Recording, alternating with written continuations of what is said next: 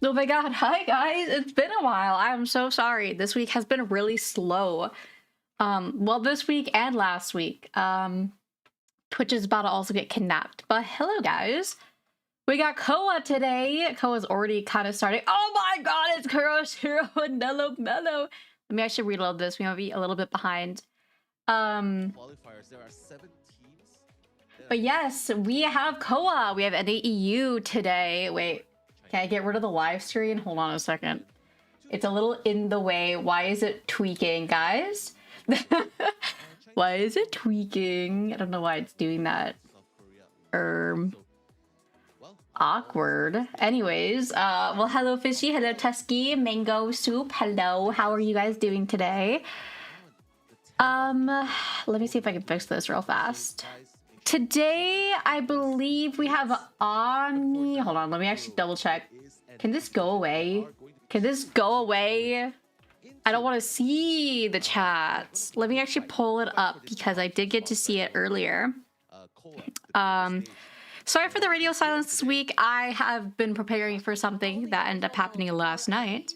Let me see. So day 1, we have JB into USL and then Omni into PR. And then after that, it'll depend on the results. But let me reload this. Hold on. I don't know why it's glitching. I think it just won't show me the YouTube chat and I can't hide it. Because, theater mode? Nope, that doesn't fix anything. Hold on a second, gamers. It's being... Hello, Mask. Hello, hello. It's being a little weird. Okay, this is whatever. This is fine. It won't even let me reload it. What the hell is happening? Let's try this again. Hold on. Okay, there we go. Get rid of that. Boom. Okay, we're good. Better. I could put that in better quality too while we're at it. But anyways, some of you may not be aware of it, but we had our debut last night, which was really, really fun and nerve-wracking. But of course, I am going to still be keeping them, mainly for IDV purposes. So here we are, some good old IDV. Yes, I had such a good time. I also did it a little bit drunk because I was nervous. Liquid courage, as they call it. But yeah. Oh, here are the brackets for those of you who were asking. So we have JB into USL going up first, and then Omni into PR, and then whoever wins that will be going into each other, and whoever wins between those two will advance. Place your bets and all that. And I will also say, for those of you who may or may not want to bring it up, we are only going to be focusing on any game commentary, game-sided commentary. We're not going to be talking much about the players or anything like that, because I know that there's been some controversy going around lately, and we're not going to really talk about that here. Not today. So hello, Figure. Hello, hello. Yes, game commentary. For what's happening in the tournaments. Future. Oh. Yeah, uni even I ended up having to do like I think like 20 quizzes in a day. It was great because I joined a little late.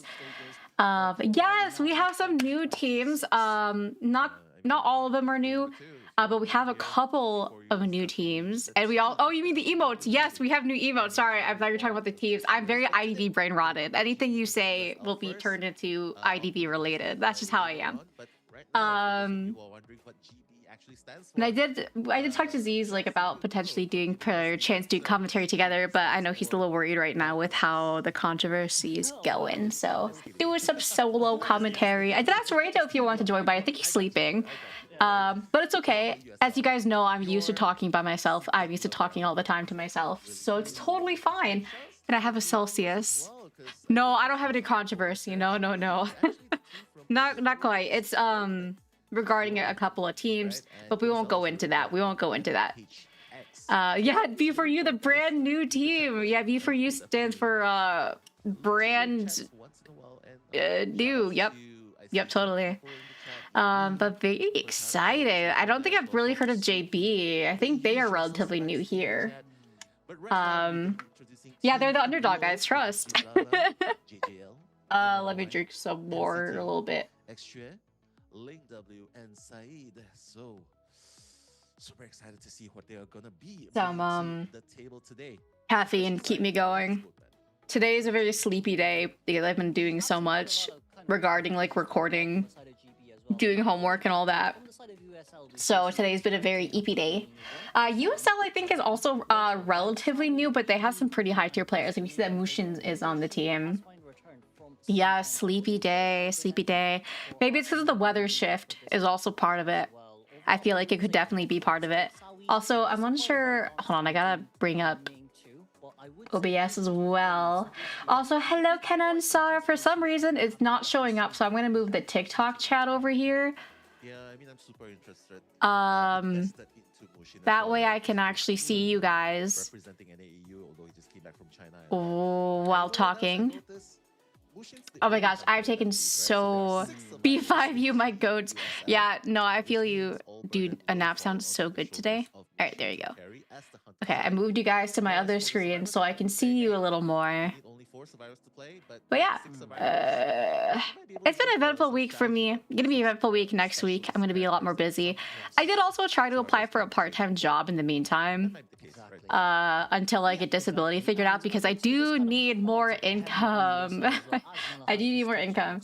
IDV is like my only source of income right now, which, don't get me wrong, I'm very much appreciative of that alone. Being able to play IDV for any amount of income is honestly like already crazy. But I definitely need more income. In this society, we need money. Yeah, it's definitely not enough. Like, it's enough to just barely cover my bills.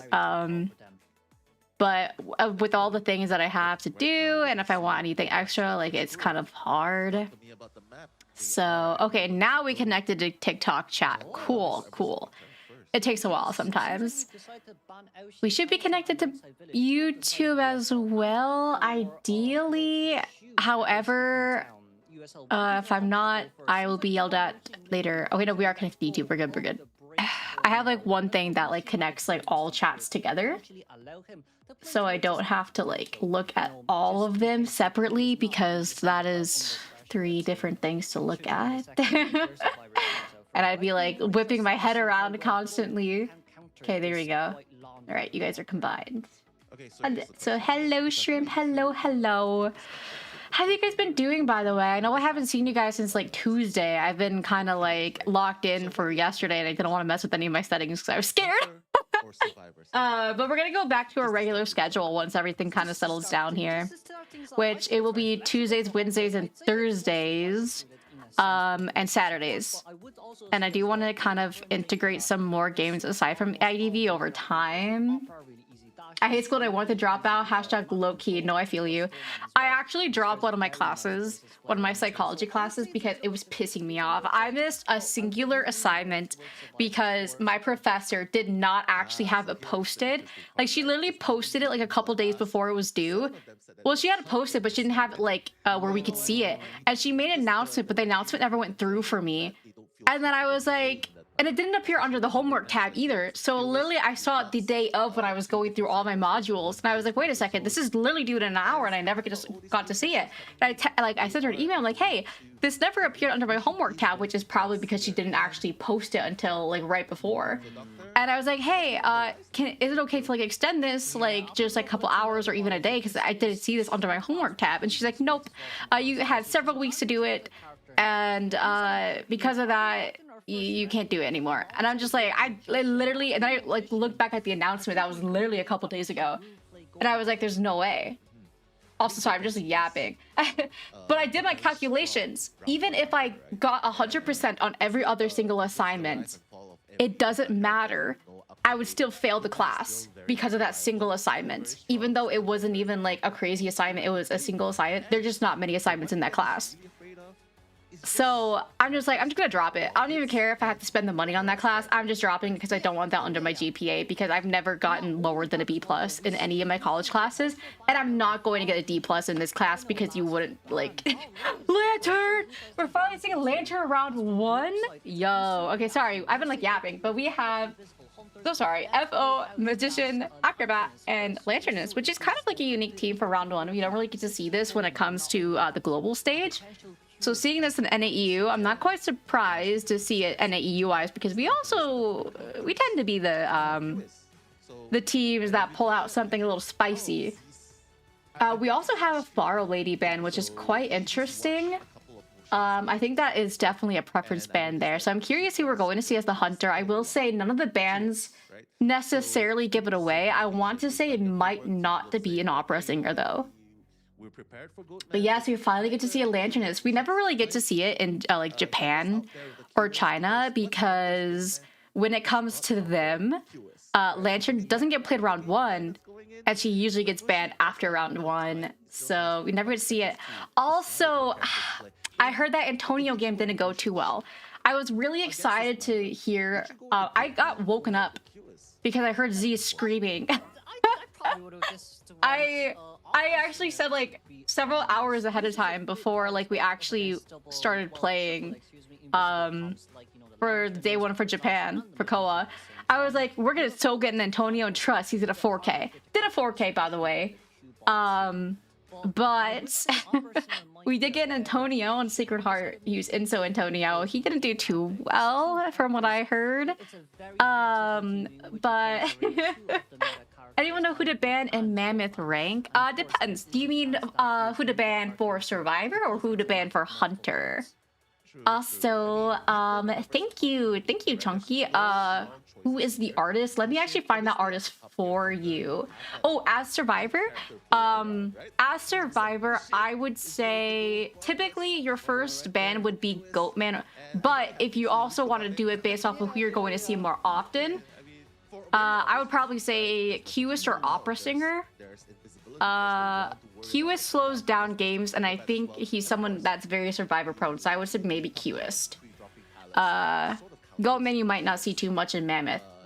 And let me also find that artist for you. Sorry, give me one moment, Lotus. I can send that link for ya. It's a VGen link. And then I will go ahead and send that in chat for ya. 1 second. Sorry, VGen is really laggy. It's taken a moment. Yes. Oh yeah, there are some Smurfs. Typically most people who play Goatman or Hullabaloo in lower ranks are Smurfs. This is an interesting spawn. I can't say it's like a really good one, but I see what they're going with it. I think they're a really strong team in general, so it's more so they get to have their pick of the litter. Now let me find that link here because it finally loaded. I've never seen it, to be honest. It's really interesting. I don't know if that was a mistake or not. Okay, sorry, I'm trying to find. There it is. The username is Mugi. Let me just grab that and send it to the YouTube chat. This is their VGen if you're interested. And if you are ever interested to see any other credits I may have, I do have a credit document linked on my Twitch account if you are ever curious. Oh, it was no flywheel, Amanda. Also, this goes hard, by the way. Holy. I will say, I think this COA is my favorite aesthetic by far. I'm a big fan of like the angelic abominations, like creepy aspect of it. I think it's so cool. Like, I think it's my favorite. All right, so we have Mushin. Mushin's QS is really scary. I had to deal with it last season in COA. Holy moly, it was bad to go into. But it looks like we are seeing triple tie turner, which seems to be the meta for this COA. We are seeing the no flywheel on anyone actually, which is quite interesting for a team with a lanternist. But we are seeing a QS round 1. Which is definitely interesting, but Mushin tends to play QS and Geisha. So I believe the QS round 1 is a pretty secure pick for him. The triple tie turner with, it looks like we are running Sui on Magician. But let's see. Yeah, it definitely feels like it's a tie heavy team with all those tie turners. And ironically enough, it's their one tie turner that is getting, or one non-tie turner that's getting chased. And we do see Blink for that first hit, which does make sense considering he is Insolence. So that just gives him that first presence there, so he gets to use that ball. Oh, very good tracking from Mushin, or I guess more of like yeah, more of like an assumption there. That was a really good guess. And I will say, I think the ciphers are actually in pretty good position. It was almost a 3 cipher kite. They just need to catch up just a little bit, but unfortunately now they're kind of losing some here because of the good old Qist block off. But in general, I think that was a pretty decent kite into Qist. This is definitely going to be a tie game, honestly. As long as they play this out without making any vital mistakes, this should look like a tie. Maybe even a win, depending on if there are any mistakes from the Hunter side, or even if, with Lantern Global Support, if she could last even a little longer to support one of those ciphers, she may even be able to bump it up to potentially a win. Unfortunately, it's a little risky having First Officer here. First Officer is decoding next to the Lantern Kite, which is a little risky. And we are seeing it down on the First Officer. And yeah, he's gonna slug here, which is very much the correct decision because that means you have one just left on the ground. We also see, was that a Magician? They're trying to push that cipher, which I think is going to be a little bit of their undoing, especially because you already have a survivor down there, but you also have Lantern on chair. I think their best bet here is to start Island with FO. Yeah, they're getting a little greedy for that cipher, and unfortunately, it's got no progress now regardless. Yep, and he knows that they want to start Island because that's really their best decision here. I will say Magician has a decent save into Qis because of the fact that he can dodge the cue ball. But does have to be wary. Ooh, does get that hit on Lantern. Unfortunately, no body block. Which is a little unfortunate. They are missing a whole cipher. Yes, that hitbox manipulation was very good. I think Magician did get a little nervous wanting to save before Lantern blasted off, but maybe could have baited a little bit just to assure that she wasn't going to get farmed. But that was a really good hitbox manipulation from Mushin. Unfortunately, though, they have to play this extremely carefully now. They do have all 3 ciphers started, which honestly is a really good idea into a Qist. One really difficult fact, especially with how the spawns were, is the fact that they didn't get to do middle. So middle is just, ooh, Acrobat barely dodging that blink. Does get cue-balled, unfortunately. The ciphers, though, are moving along pretty nicely. We have one already at 78%, almost 80. However, he is going to be rotating out. He's going to have to make a decision here, though, between FO or Magician. And it looks like he's going to be dedicating himself to Magician. But FO does have that second cipher already at 80%. So this definitely should be a tie here for survivors. While there was like a little bit of a rough middle game for the survivors, a little bit, they are definitely catching back up because they came through for the end game with their decision making. And now it pops. Magician is no borrowed, but luckily since he didn't go down, he is still up. At least I believe he's not borrowed. Let me double check that. Yes, that is correct. Also, hello Bob. Hello. That reminds me, I want to do a movie watch along one day. That could be really fun. But yes, that is going to be a tie for the survivors. Very well played from both survivors and the hunter.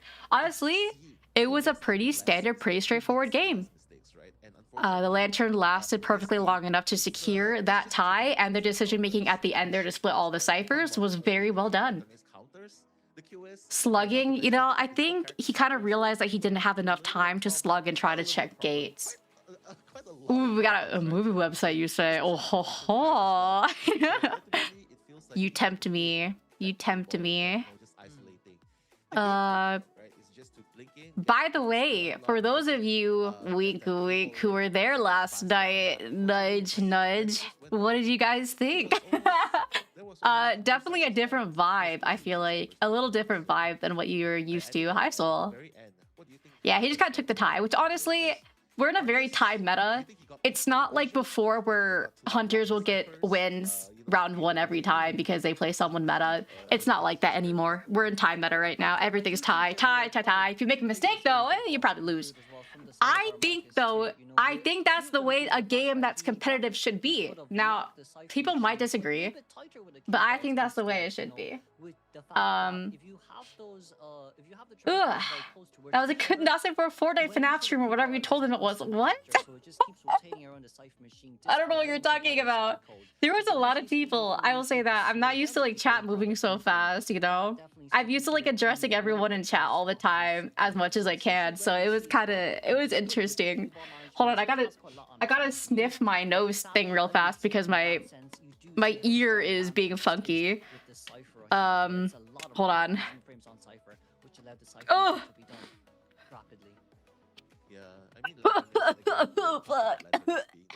It's like doing cocaine, but not really. I'm not doing cocaine, I promise. It's those nose things. It's like those nose things that it clears your nose a little bit. I don't know what it's called because I took off the wrapper because I didn't like it. It was in the way. It's like put it in your nose and you sniff it and it clears your sinuses, right? Yes, it's like that because I have like, it's not salt, but it's kind of similar. It's because my ears always get clogged because I constantly have sinus issues all the time. So I use this. I also have Flonase that I take daily.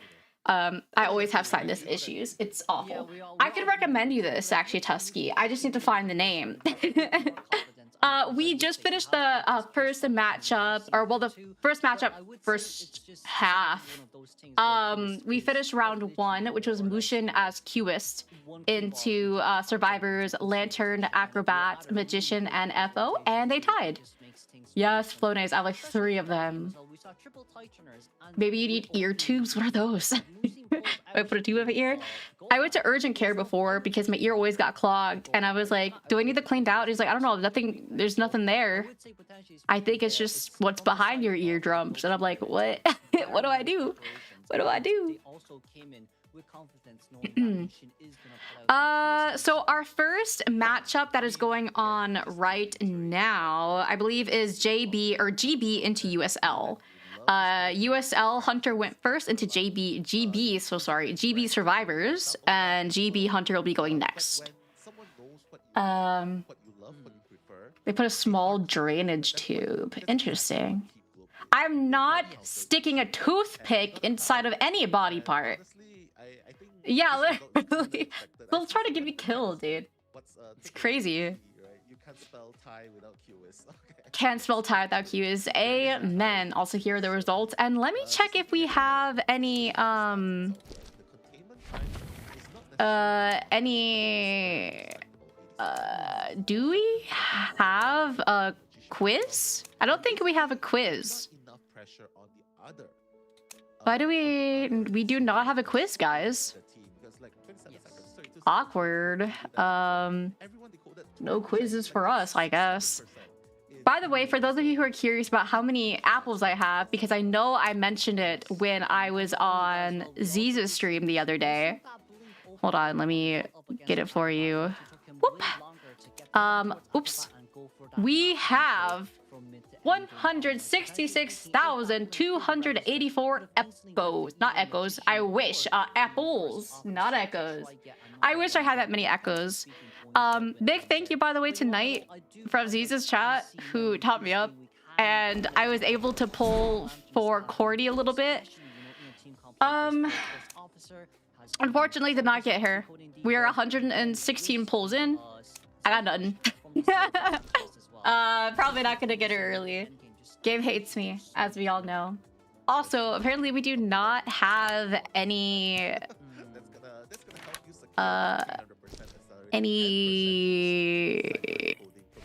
quiz, I suppose. It's because it would be under events, wouldn't it? Yeah. So I guess we don't have any quizzes. Yes, Conan. We're short and stout. Look at him. IDB gotcha is so rigged. It really is. Look at him. He looks a little funky. He's like probably the best part of the collab. I wish he was like an actual character we can play. It would be great. Unfortunately, no. Okay, let me pull back COA on screen. How does Embalmer get a second coffin? If he gets rescued off of chair by someone else, he gets an extra coffin. There also used to be a glitch where he would have like 99 coffins or something like that. I forgot how that was triggered, but they definitely patched that. But yes, that is how he gets an extra coffin, is if he gets rescued. Let me drink some.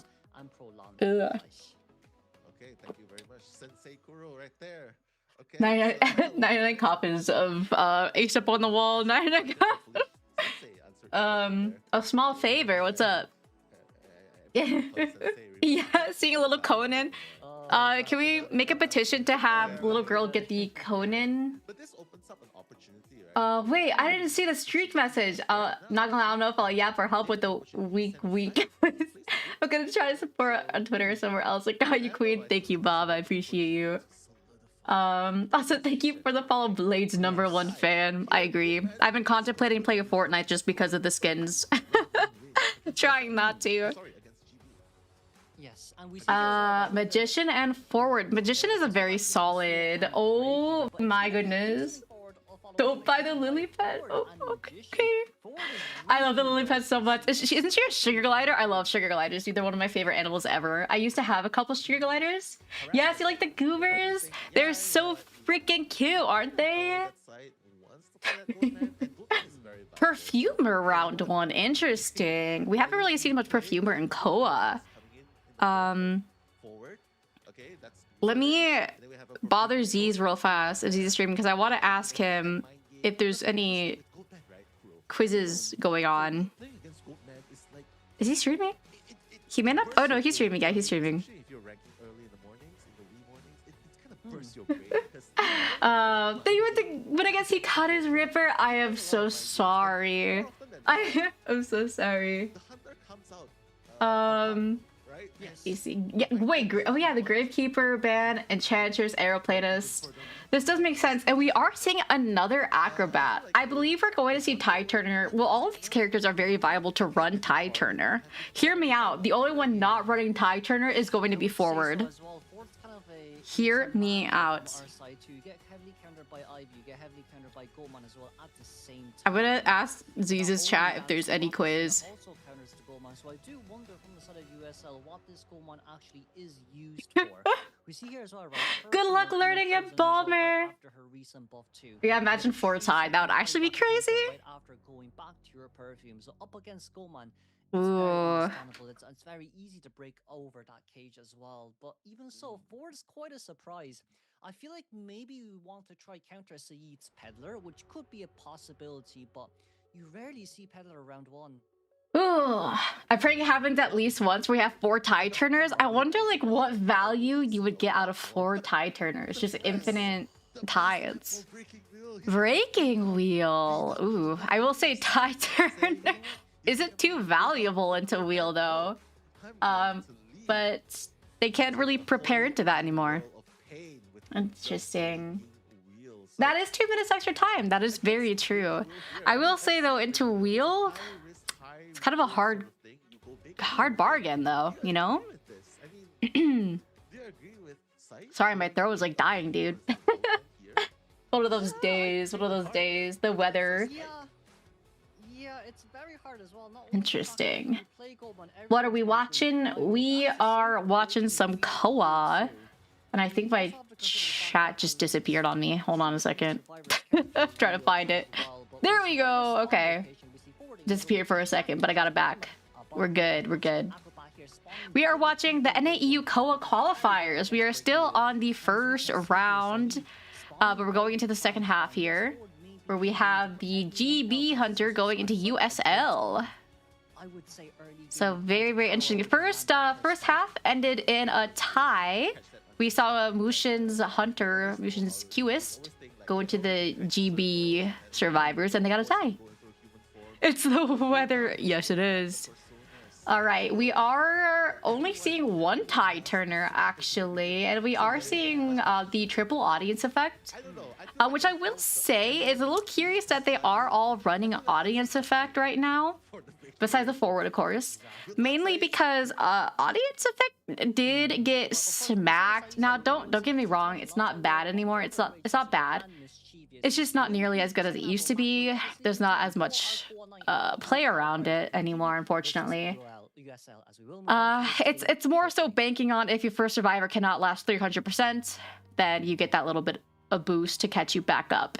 So it's not bad, but that is also assuming that your first survivor is not going to last 3 ciphers, which is the ideal. Obviously, will that always happen?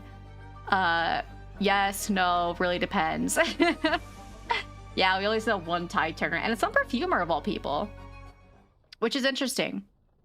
We are seeing Magician get that first kite. Oh, and he gets hit by the tram! Oh, luckily he does manage to make up for that with that wand. Also, welcome back. He's very lucky he managed to kind of come back from that, because that could have been a free hit if it was anyone else. Oh my goodness. Also, to know, I want to point out that the Perfumer is Sui.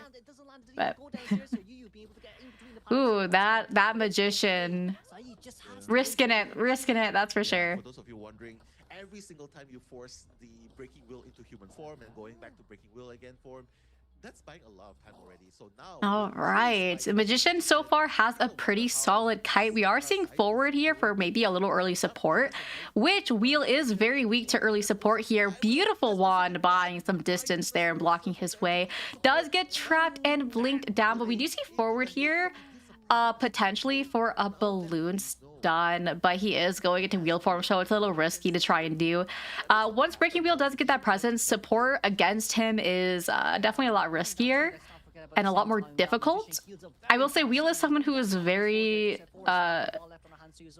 it's very risky trying to maneuver around any stuns or supports as a wheel, because anytime bot is really dangerous for you. So he has to respect this forward here. And Magician does get it. Ooh. Unfortunately, doesn't get the stun. And now he is going to take the chair for Magician instead, because he doesn't have to worry about anyone trying to support or stun in forward stead. That's unfortunate. That's unfortunate. Yeah, I think it was an interesting trade-off, especially because Magician only has one wand now, and someone else is going to be forced to go to the rescue while Magician is getting harassed here. So that is two people, well, three people off ciphers, trying to block the Perfumer from getting it before half, but of course she does since she did come in fairly early. We see the Tide Turner come off. This isn't really risky now because we have 3 injuries across the board.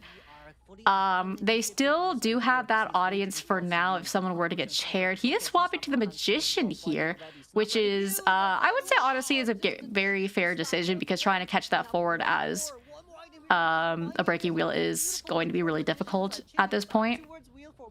Oh, he's actually leading. All right. It looks like forward is going to be trying to get healed up top, but he read that pretty much like a book. Yes, the flywheel was really good. Yeah, the swapping is a little interesting here because it is allowing them to at least attempt resetting. In fact, I believe Perfumer and Magician right now are resetting themselves. They could always, in case they need to, just straight up solo forward if they have to. However, I will say forward is a pretty decent breaking wheel counter when he doesn't have snap. But of course, snap is back up and he got snapped down. So speaking of snap countering forward, he did get snapped down, unfortunately, despite playing out that trap. They are ever so slightly behind on ciphers, but they are fairly reset now. Magician is just kind of dedicating himself to that cipher all the way across the map, so he is pretty safe. It looks like they are going for a sell potentially here, unless Acrobat is... Yes, Acrobat is moving in now. I was going to say Selly when he's right there. It's a little interesting. Does have to be a little risky here for a potential double down if he tries to support. Blocking off... Ooh! Ooh, a little unfortunate that they didn't get that body block there. Very well played from that wheel with that patience, trying to get forward down. Forward is now out of the game.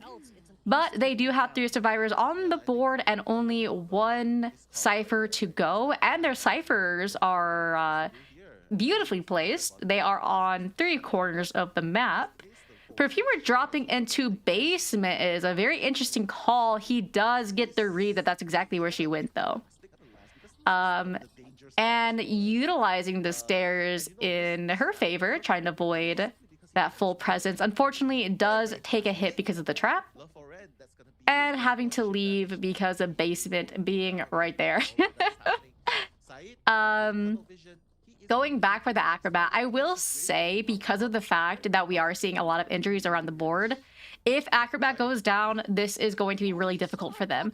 So him playing this as slow as he is going to work out for him. Very nice ball. Holy dodge. Ooh. We do see that blink down, and now we are in a position where it is definitely favoring the breaking wheel. What they have to do here if they don't reset is they want to... Oh, I was going to say they would want to prime a cipher and send someone in, but Magician did have a syringe in his pocket there. But does have to be wary that if he gets full pres, he's a little cooked. So Wheel is just going to go for the Perfumer, though, who is a chip away from death. So honestly, he could just snap. But Perf is trying to use that to her advantage for the stairs, but doesn't quite gain enough distance to keep that. And that's basement on top of one of their last ciphers. Luckily, they do have a backup cipher started. It seems Acrobat will be the one decoding, which I want to say is a teeny bit risky in case Breaking Wheel wanted to swap, but it looks like Magician's already here, so he kind of just has to respect it. We are probably going to see a snap down. Ooh. Ooh, very risky, but luckily because of that wand, he doesn't take it down. And it does look like that this is detention wheel. I will say Perfumer is very, very lucky that she wasn't the one who was down there, considering she is no BT. Yes, it's very good that she was not the one that took that down. They are splitting gates here. He's going to leave the Perfumer slugged, so we may potentially be able to see her pick up and potentially a tie. This is tieable, but I think this does lean more into Breaking Wheel's favor. Very lovely dodge by the Magician, who is just kind of breaking his ankles here. He does go back to the perfumer, doesn't really want to risk her getting up, and that is going to be a tie for the survivors since that chair is going to give them just enough time to get out. Very well played at the end there by the survivors. I will say it was a little scary for a bit since it was definitely in the favor of the wheel for a decent percentage of the game, especially with all the injuries on the board, but they played that very well, very well. So we're kind of tie for tie right now, which is definitely commonplace. Is the hunter cooking? The hunter is definitely cooking. I will say though, both teams are cooking for survivor and hunter right now. So it's honestly really interesting to see. Oh,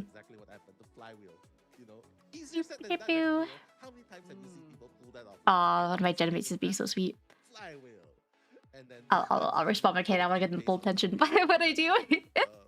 But honestly, both teams are playing their way around it like very well. Like how they adapt to almost every situation that they're being put in is what you would expect from our top teams. So I want to say I'm surprised, but they're playing very well, and honestly, that's to be expected.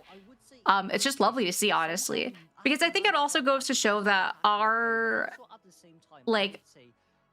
server is not like behind necessarily. Like, sure, our strategies maybe sometimes not as advanced or up to date as maybe like China or Japan, but I think a lot of our players are on par when it comes to that adaptation. Like being able to get used to what's going on in the game and trying to figure your way around like the hardships. I think that is a very big portion of it, and I think they're doing pretty well. Especially considering the circumstances, and I mean, considering our server, I think they're doing really well. I'm really excited to see who's actually going to go into past qualifiers, you know? Yeah, we definitely don't give NAEU enough credit. I will say there are definitely some things that may kind of give us a disadvantage over some other servers, whether it be just because of we don't have enough attention, maybe not enough support, maybe not enough time, resources, etc., etc. But I still think our top players are still the top players for a reason, right? So, yeah, do we definitely have some challenges in exchange? Definitely, but I think we make do. We make do. My nose is giving me a difficult time right now. Holy, little bit of a longer game there. But let me drink some more caffeine to get me talking.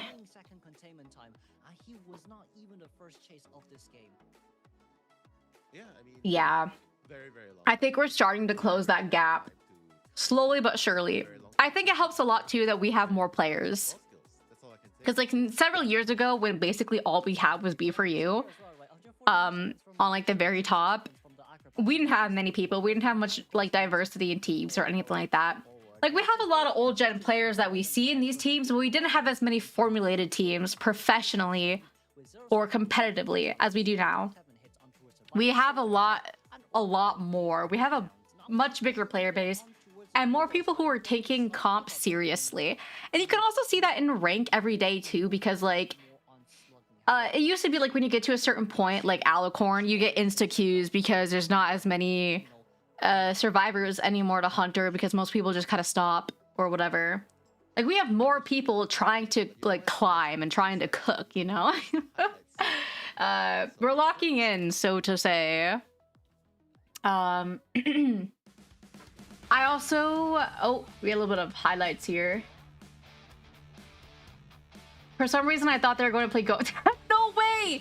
No way they show Magician getting ran over by Tran as a highlight! Dude, that's evil. That, I would quit comp if they did that to me. I would cry!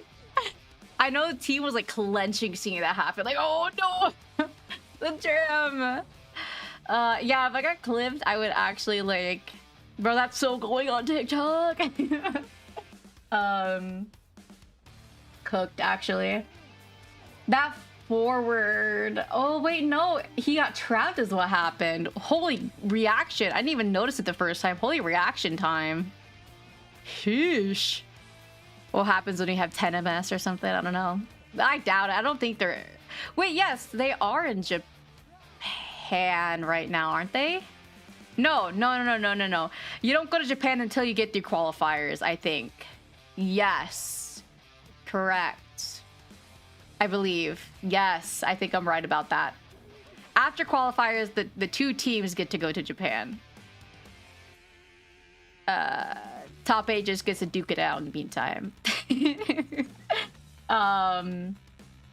I'm very curious. Who do you guys think will be our top 2 teams? I want to say B4U probably definitely has like the best chance just because they always happen to be the ones to go past the top 8.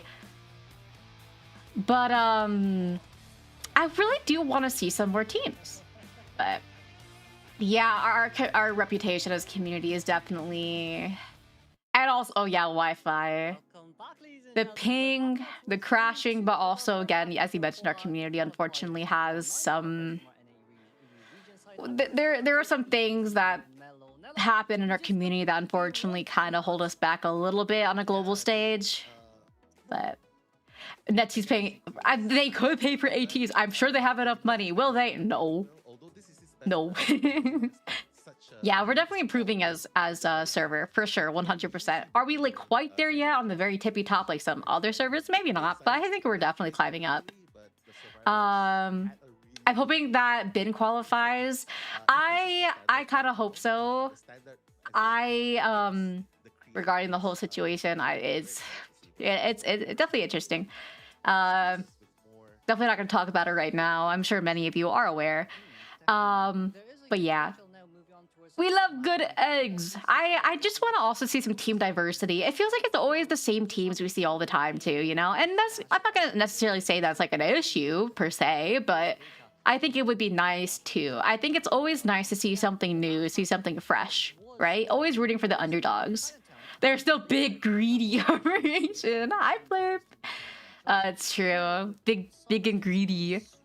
Yeah, see some variety, some fresh teams. Throw them in. Just to kind of see what they offer, even if it means that they don't win. It's always nice to see, right? Because I think it's fun to see like some baby face teams getting tossed in the mix. But then it's kind of like throwing them into the wolves because like a lot of Asia teams are like really old gen players that have been around for a long time or have played since like middle school or something. And they play professionally for a living. I will say too, I think one thing that would definitely give us more of an advantage is if we actually had dedicated teams that played this for a living. We don't have that opportunity. Like others do. Like B4U, I think, unfortunately, don't have their sponsorship anymore because they were called rivals for a bit when they did, which is why they're B4U again. So it's like it would be nice if we did, you know, throw it to the wolves. Ah, wink, wink, nudge, nudge. Ooh, I would like to see PR advancing because they are recently formed, actually. Like, I think they formed, like, probably like a month or two before COA really started. That could be fun to see. I also know a couple people on the PR team, so I think that would be really cool. Honestly, I think it would just be fun. Globe or Bin, I do agree. I would like to see them. I recognize... You hear a lot about Globe occasionally because they have some really good survivors that you see in top tier play. Bin as well, but PR Bin advances. It's just like, it'd be so nice to see like teams that you don't like that are either new or you don't hear much about be like progressing, you know. But regardless, a lot of the teams, you know, all the teams, they're working hard, right? So we'll definitely see what happens. Definitely don't want to underestimate any of them. Because obviously they're top 8 for a reason. So we'll see. We'll see what happens. Yeah, I think it's definitely B4U and Omni are the biggest obstacle for the other teams. And I think like if they happen to pass one or the other in their given brackets, it's probably like a big breath of relief. Like at least I can get top 2. Like PR going into Omni first. Oh, brand new team into Omni. It's like, oh god. Yes, they all work hard to get here. They twisted. They know how to perform well in a pro setting. Yup. Nuclear warhead versus coughing baby is crazy. I mean, honestly, that's a good comparison, actually. That's great. Do we get our freaking quizzes yet, or no? Are we forbidden from having pop quiz? They just hate us, guys. Let me check. I'm double checking just for us. I keep clicking on the wrong things. We don't get any pop quizzes. They hate us. They hate us. I guess we have to finish qualifiers, or we don't get any until main COA. I don't know, something like that. Blah, blah, blah. Who cares? Who cares? I had a hiccup. All right, they hate us because they ate us. Yeah. NAEU, thumbs down, something like that. Dude, I've been like genuinely considering moving to like Norway or something because of like everything that's going on right now in America. Also, my health is really bad, so somewhere with better health care would be great. But I'm scared of the ping. That's like my main concern is like I don't want to go somewhere that has like really doo-doo ping too. Yeah, you recognize them from matches because you're in like a peak there, you know. Important judging life-changing question, or how I see you. What do you think about Brout, the new grass starter, and the new Pokemon game announced? Hello, Lonnie. I actually need to Google this. Hold on. Because I don't think I've properly seen them. I just keep hearing about the Pomeranian everywhere, dude. Hold on. Brout Pokemon. Give me 1 second. Oh, it's so cute. Why does it look angy? It reminds me of a Furby. Do you guys remember Furbies? That's what it reminds me of. It reminds me of a Furby. Yes. It's very. I stole your AirPods case. Sorry, my bad. Dude, Furbies are kind of scary. I used to have this one that even though it didn't have a battery, sometimes it would make noise, and I was like terrified of it. It was also super dirty at one point. Doctor. Oh yeah, okay, they're cooked. That's. Yeah, just but oh, gambling with apples actually sounds so fun. Instead of like you don't really lose anything, because that's all we really get for gambling. Yeah. But I mean, if this is the standard, evil doctor, get it away.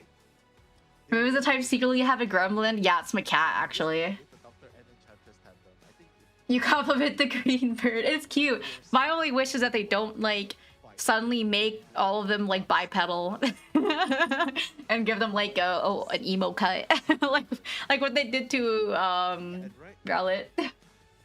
Ooh, okay, this is a pretty strong team actually. We have Doctor, Enchantress, Gravekeeper, and Meteorologist. Very steady team here. Definitely annoying.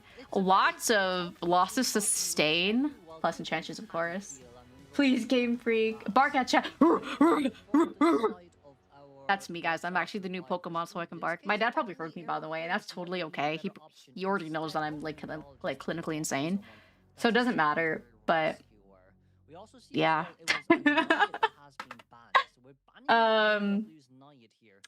But anyways, Naiad ban, very interesting. By the way, did not even see that. I was so busy yapping.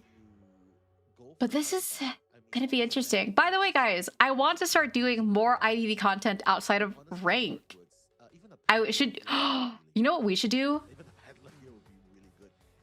Copycat tournaments. But I have to do like background checks on people.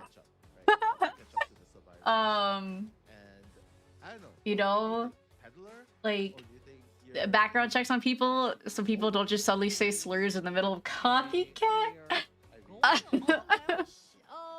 Tara, oh god, is this Robbie? Where's Sarah? Hold on a second. Ooh, tarot tournament would be crazy actually. How would you win a copycat tournament? That's a good question actually. Taro would make tarot. Sorry, my boba brain rot. I guess. Hear me out. Final blowout. Ooh, wait. Final blowout tournament. creator copycat could be fun. I actually kind of want to set up a creator copycat. Someone comes around a corner and says slurs. Yeah, literally IDV experience, dude. This is why like people are always like, you know, voice chat would be nice in a rank, and I'm like, you know what? It would technically be nice and could be helpful, but do consider this is IDV. But anyways, we have Robbie on Dark Woods for our second round here, which is lovely. I actually closed my chat again. I gotta hold this up here. We are seeing, it looks like we have a Sui doctor and Sui meteorologist we have a double tie with one of the tie turners on Meteo. We are running double audience effect on Enchantress and Meteorologist, meaning that Gravekeeper 90% is going to be their first rescuer for whoever happens to go down. But yeah, calling these slurs, yeah. I'm beefing with people in League, like did not bring VC into. Oh yeah, wait, League has VC now? Oh lord. Yeah, do not add voice chat to rank. It would be awful. It would be good for communication half the time, and it would be used to call people names the other half. So do with that what you will. But anyways, some Robbie gaming is very entertaining. We do not get to see this ever anywhere else, so. Rachel just woke up. Good morning. I said good morning. 20% of the way to be VIP. Maybe I should do more gambling for you guys. We should have like gambling things. I think I actually do want to set up a copycat, creator copycat for people. And like whoever wins gets like however many gift subs or whatever, or gifted memberships. Like the winning team. No, okay. I guess more so the survivors, because the winning team would be like 8 people. But then, oh wait, that wouldn't make sense either. Ugh, I had to like think about it. Do you think you're winning this match? Yes. And it's just no. Every vote, no. Looks like he is going for the Gravekeeper first, which I think does make sense. That way getting the strongest rescuer out of the way, especially if you're going to depend on a double down or a scuffed rescue. Unfortunately, Enchantress is also in the area, so they do have to be a little careful here. Enchantress could always, of course, take a hit for Gravekeeper or even just take kite from him, but Robbie is just kind of gonna just... Okay, wow, these flames are very nicely done. Already 2 flame hits on the shovel, and unfortunately Gravekeeper is now left with nothing to his name, and the ciphers are a little bit behind, mainly because Enchantress was pushed off of her kiting, or not her kiting, but her cipher area. This is most likely going to be, I'll say, probably another 10 or so seconds of kiting time here, meaning that they will be able to finish about 1-2 ciphers, but the other one is a little behind. Beautiful shot here. It does look like this should have been a dodge, I will say, but also, hi Reito, hello, hello. This Robbie flame snipes are very, very good. Text to speech. Oh yeah, we played bets on everyone else doing stuff. But then you guys will just like hack it. Okay, it looks like though that is about a 3 cipher kite. Enchantress was able to catch up fairly easily, but it looks like they are going in for a double rescue just to make sure this doesn't fail. Ideally, they want Meteorologist to be able to get that rescue off. But since Enchantress is here just to kind of guarantee that, does miss the flywheel, so now Enchantress is here for that rescue. They have to be careful that it's not going to be after half. We see Meteorologist go down, so this is going to be a double down and not a tied rescue, so Enchantress is going to try and take a hit. Unfortunately, this does put the survivors in a really bad position, unfortunately, since we do have we're gonna have 2 people down. We have 3 off of ciphers, potentially 4 if Doctor goes to heal that Enchantress. We do see the blink down, so we are finally getting out that trait for that second chair. It was before half. Unfortunately though, Meteorologist is on the ground. Doctor is going to go pick her up, and Enchantress is most likely going to push for the second save again. Also, hello, this is identityv. It's kind of like Dead by Daylight, but we have a competitive scene. And it's a little more interactive than Dead by Daylight because we have a lot of abilities to kind of go through. But yes, Enchantress is here. Luckily does miss that flame, so she does have a pretty safe rescue here. Just needs to make sure she does not get terror shocked, especially because we have to consider NAEU ping. Very good bait from the Enchantress. She is now going to have to try and support the Gravekeeper, which is going to be a little difficult, all things considered, because it is a Robbie. And there are quite a few flames around. And because of that addiction, it does make this a little hard for the Gravekeeper, but he's not really going anywhere regardless. Doctor comes in, takes an unnecessary flame hit and a down while also using that flywheel. Very unfortunate. He is actually going to take the chair on the Doctor into basement, meaning that Enchantress and Gravekeeper are most likely going to reset. I will say though, because of all the supporting here, we are at a position to where it is a little bit of a standstill for the survivors. Meteorologist is going to have to push in for the rescue, and it is a basement Robbie. He is going to camp the Doctor, knowing that Enchantress and the Gravekeeper will have to reset some way or another. Meteorologist is using a cloud, one of her last clouds, to try and heal the Enchantress, but does have to push for this rescue unless they sell.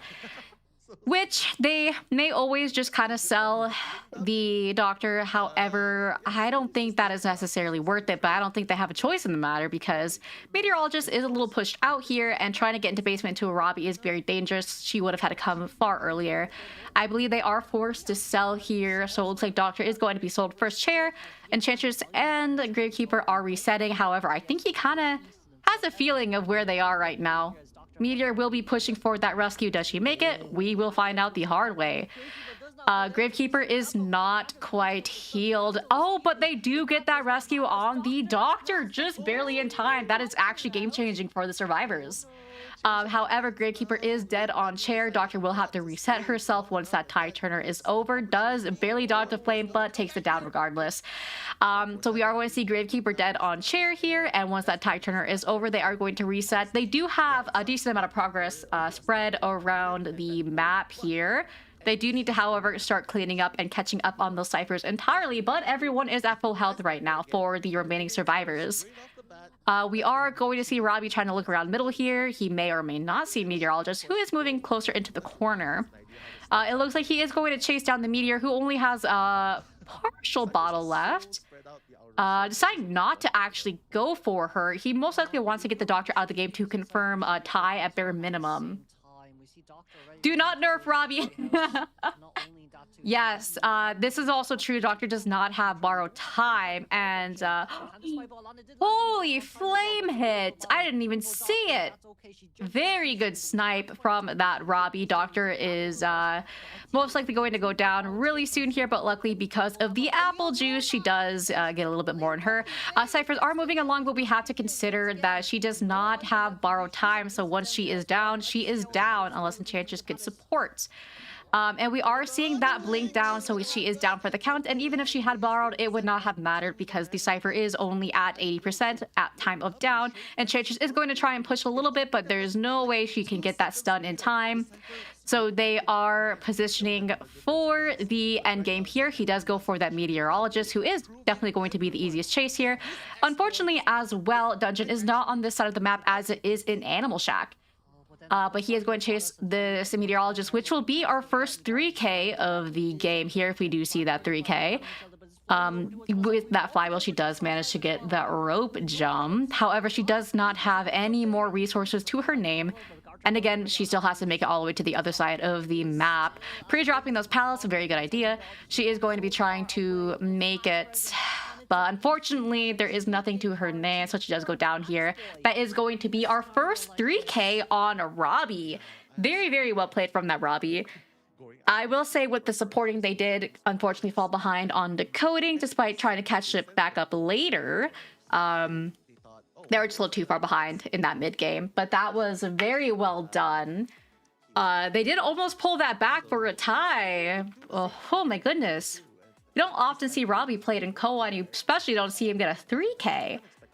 Very, very well played. But oh my goodness.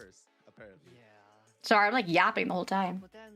I know, yeah, first chase with the Gravekeeper. He wanted to get rid of that safe rescue, which definitely makes sense for someone who's very camp dependent. And it worked out in his favor too, because they had a double rescue where he still managed to down a Meteorologist in the meantime. But yeah, so that does put GB in the lead. USL Hunter will be going next. And we will see what we have in store. It may be a Michiko that we get to see. Unless they ban Michiko, of course, because Mushin is well known to play Michiko. So we will see what happens. Of course, some teams may prefer to go into Michiko rather than someone else like an Opera or whatnot. But, and the great first chase epidemic. I'm sick of this. Let me hit, please, please, please. Oh my gosh. What we're hitting is we're bonking hunters on the head. Alright, let's see. I will say, if this ends up being a draw, like Nella was mentioning, which typically most matches do tend to be a draw when these teams are pretty evenly matched, it will keep GB in the lead ever so slightly. So we will see, because they are 2 points ahead as of right now. Rubs my hands together. My favorite pastime. If the hunter needs prize or is unaffected by tanks, he's always like a dangly fruit for hunters. Yeah, especially if it's a Wu. Wu get really hungry for presents and they have an evil hitbox, so shovel doesn't matter. They just go for you and kill you. Yeah, that mid game was very chaotic, and I think that's kind of what threw survivors back ever so slightly. The support there. Well, we had the one down, and then Enchantress was trying to support while Doctor had to go in and try to heal everyone back up.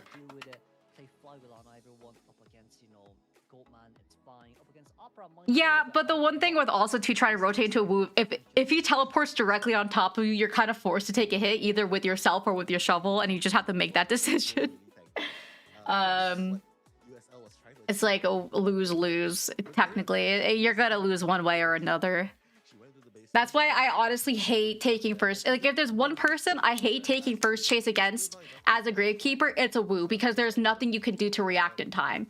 Like, if you know it's a Wu, the best thing you have to do is hope that you're in a spot where you have a pallet that you can use to go under and leave immediately.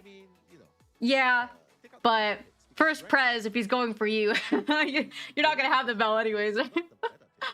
Yeah, the decoding fell behind a little bit. True, his rescue is really good. I would say his rescue is actually best in the game. Like, Mercenary can guarantee a rescue, but honestly, I think Gravekeeper is also like 99% close to guaranteeing your rescue too.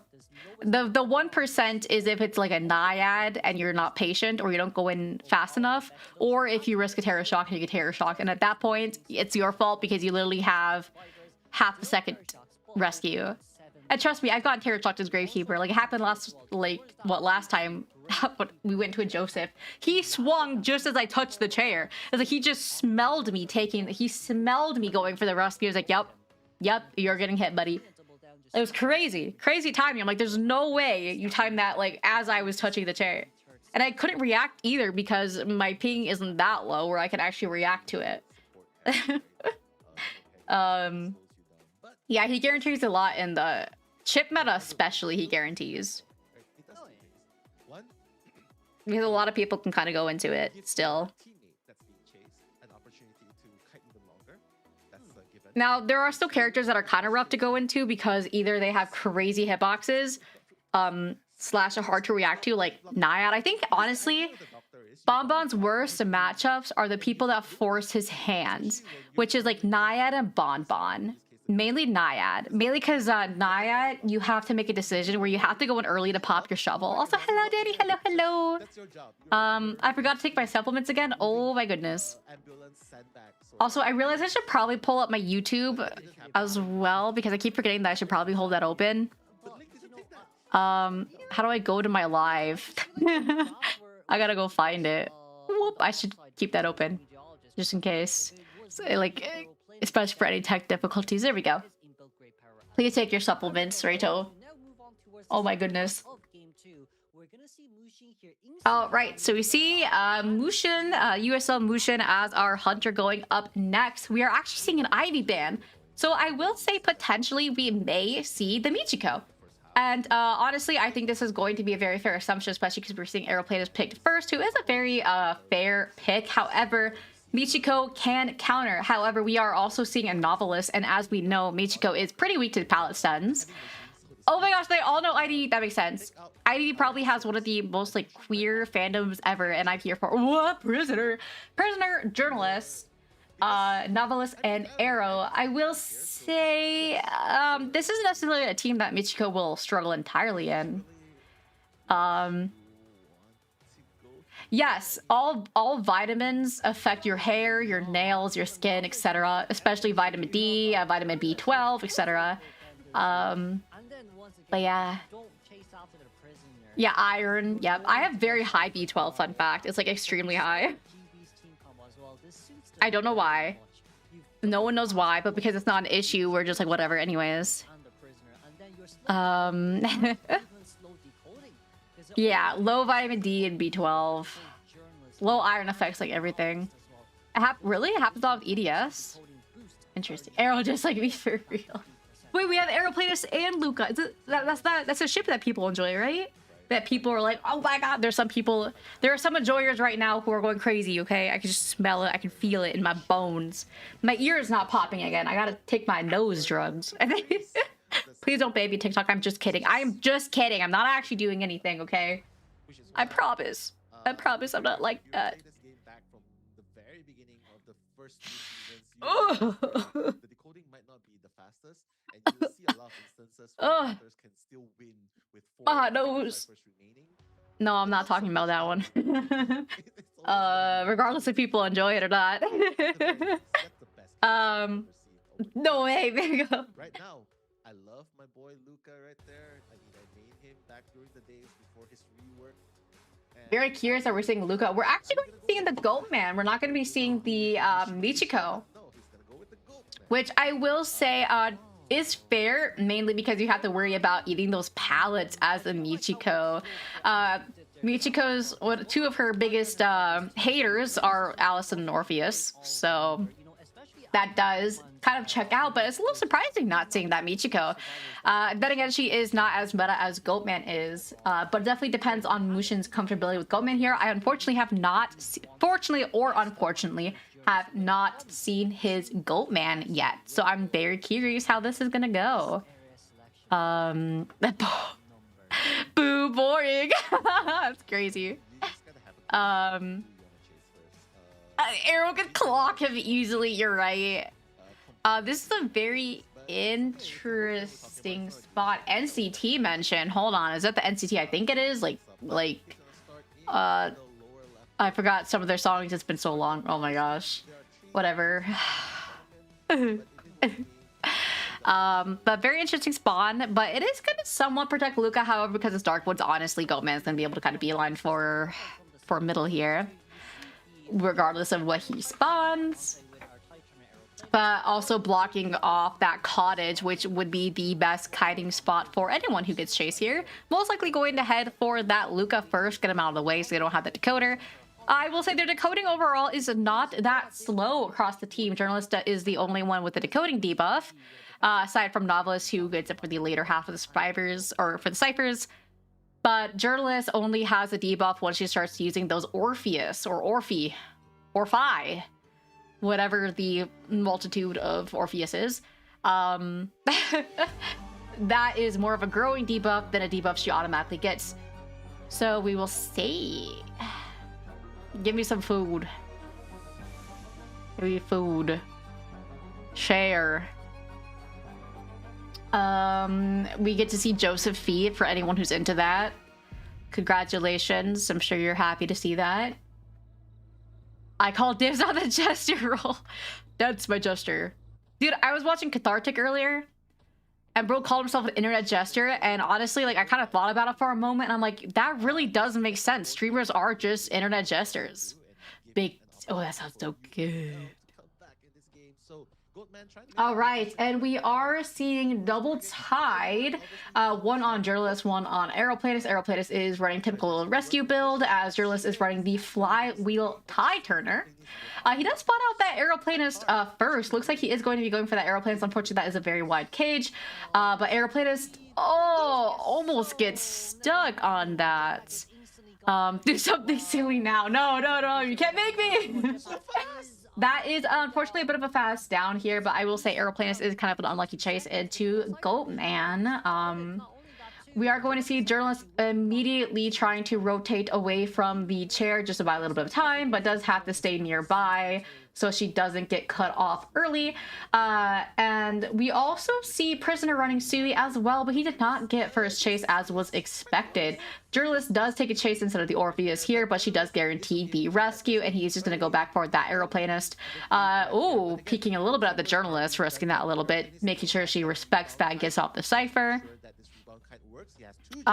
Yes, it's a little hard matchup for Goatman into Arrow. Doesn't miss the cage ever so slightly. Aeroplanist doesn't manage to break the cage quite in time. That was very close, so kind of made me a little nervous for Mushin there. But we do see him go down just barely after tide ends, and moving back towards the bonfire, Cypher pushing Journalist off and cherrying Aeroplanist. Journalist is going to have to respect that cage there and move far, far away. We do see that Luca did not connect to that Cypher, which is a very smart decision, so that would just put him back on a cooldown. Novelist is moving in a little early here, using the journal to actually move in there. Using the flywheel to guarantee the rescue. Unfortunately, that does lead to a farm for Aeroplanist. I will say I'm not quite sure if I agree with using the book there. However, I think that was his only chance of really making it in safely to that rescue. Novelist is going to be the second rescue here. I will say I think Prisoner and Journalist are going to have to reset a little bit here to even come close to guarantee a tie. But looks like they are trying to rush those ciphers instead. Which is a fair decision. However, with that blink still up, we do see Novelist go down. Bob is threatening to leave because his boy Aeroplanist has perished. Yes, the ciphers are unfortunately pretty far behind due to the length of those. Not only do we have the fast rescues, but also the fast downs, which is Goatman is performing very, very well. And luckily, because he was able to hold on to that trait. Oh, and we see Journalist goes down here. I think she wanted to push him because she still had that rescue Orphe. However, since she got caught out and it is a Goatman, she does go down. Prisoner is now the only survivor on the board and is forced to rescue. Yes, this is definitely going to be a 4K. We do see that he swapped the peepers, so he's going to leave a peeper on the Journalist and just Slug. Gonna go ahead and go for that Prisoner to guarantee a 4K instead of letting the Prisoner try and find that dungeon. He is just kind of cornering himself, which cornering yourself into a Goatman can be a fairly dangerous task here. So he is going to take that hit. Unfortunately, barely misses the flywheel. Most likely a ping diff there. Ooh, resets that hit animation, and we do see Goatman going back to the Journalist to go ahead and pick her back up. This is 100% going to be a 4K for the Goatman. Oh my goodness. Very well played from Mushin here. I will say at this point, this is definitely going to be guaranteed 4K. We are going to see a little bit of a struggle here. Unfortunately, there is not much that can be done at this point unless Journalist can basically 3 Cypher kites. This Goatman, she is waiting in a fairly good position because of the Orpheus. Trying to go ahead to use that hitbox manipulation, but unfortunately does not get it. Very good Orphe block there. Playing very patiently into this Journalist. Oh my gosh, the Journalist is doing very well playing around these Goatman cages. That is about 2 cages, 3 cages now being used. However, she is going to go down here, and she is now slugged. And especially the peeper on top of it. There's no way she's going to get back up at this point. Prisoner is still on the ground, trying not to give that tinnitus. 5 p.m. Oh, so you're CST, right? Trying to find where that Prisoner is. Prisoner trying to stay on the ground for as long as possible. He does pick himself up now, seeing that Goatman is already on the way. Unfortunately, I do not think Prisoner can do too much in this situation. He was forced through. Ooh, and does take the down. Going to have to consider that Journalist, yeah, they just kind of surrendered there, which is very, very fair. But that is our first 4K for Hunters here, and of course it's on Goatman. But very well played from Mushin there. His patience definitely paid off on that Goatman. So we went from 2 ties, a 3K and a 4K, and I believe that does put a USL, I believe 2 points now over GB, because instead of 4 points, they should be able to get 5 points from getting a 4K. So very well played. They brought back a lead. They're kind of going neck for neck here. Coatman clocked their T. All right, buddy. Get out of my chat. Dude, time zones are a load of bull. IMO. I hate time zones. They're banned of my existence. I think they're stupid. Mainly because I hate them. Everyone else is always at like massively different time zones than I am. It's evil. Evil and mean. Oh, they're 3 points ahead. I lied. 3 points ahead. Yes. Wait. Wait. Oh, yes, because it was 3-0. Because survivors... Wait, survivors get no points if it's a loss? Oh, wait. My boy did nothing wrong there. Wait, no, I'm doing the math wrong. Sorry, my brain, dude. Brain be braining. My brain does not work. Anyways. I just read it wrong. It's just... My first streamer 9-hour difference. That always sounds about right. It's how it always be. Dude, my favorite streamer was an Aussie, and he would stream when it was like midnight for me, and I would just be going to bed. It was when I still worked at the funeral home though, so I would work late anyways. And I would just go to sleep to his streams, and I would hear him screaming. It was great. Shout out to Luca Kaneshiro, bro. I was trying to find people with narcolepsy to follow because I like follow creators who educate on conditions I have, may have, and this girl I found. Uh-oh. What am I about to hear? I'm nervous. Are you about to tell me something really sad? Oh, the pipeline! The pipeline! It's like so crazy when it happens. Like, what? I guess it's the money. Because I think like there's like a certain pipeline that honestly like pays out really well, and it's crazy. Treadway, yeah, there you go. There's a VTuber pipeline that's very similar too, and it pays. It's because it pays crazy. It pays crazy. Like it's like a sad witness. Like, it's sad to witness because it happens quite often, you know. But you know what? I agree with you. Oh, I gotta break my neck real fast. What if I did that? You probably make a lot of money, but do you want to do that? And it's also, you know, with the fact that it was US health so they actually got all the advantage point they needed during the yeah, but yeah, kind of how it's crazy how it goes. the head start up against USL, who got this map on first. However, with Mushin's Yeah, I don't know. I can't see you like that, Rito. I just feel like it's just not you, you know. There's like an alt-right pipeline that VTubers go down sometimes. For like, I don't even know why. I don't know what happens. It's like they get canceled or they get controversy one time, and then suddenly they become like mega right-winged, and then it's just like, it's because like, yeah, the grifters, and then they suddenly just get like a bunch of money from people because people are like, oh yeah, what of us? And they have like major fans who like suck on their toes basically. It's crazy. Yeah, they make it like their whole thing. Like, I'm not gonna judge you based off your religion, but I'm gonna judge you how you treat people and what your views on human rights are. I'm of the belief that human rights is not political, and if you make it political, you're a piece of poop. But I guess that thinking alone is apparently leftist, supposedly, which is kind of weird to me. I don't know why people think that, but I don't know. It's confusing. Life is confusing. Yeah, this doctor play, like, that was interesting. I know, right? I promise, cross my heart, I won't turn conservative Christian when I get canceled. I don't know if I believe you now. You're making me nervous. I don't believe you anymore.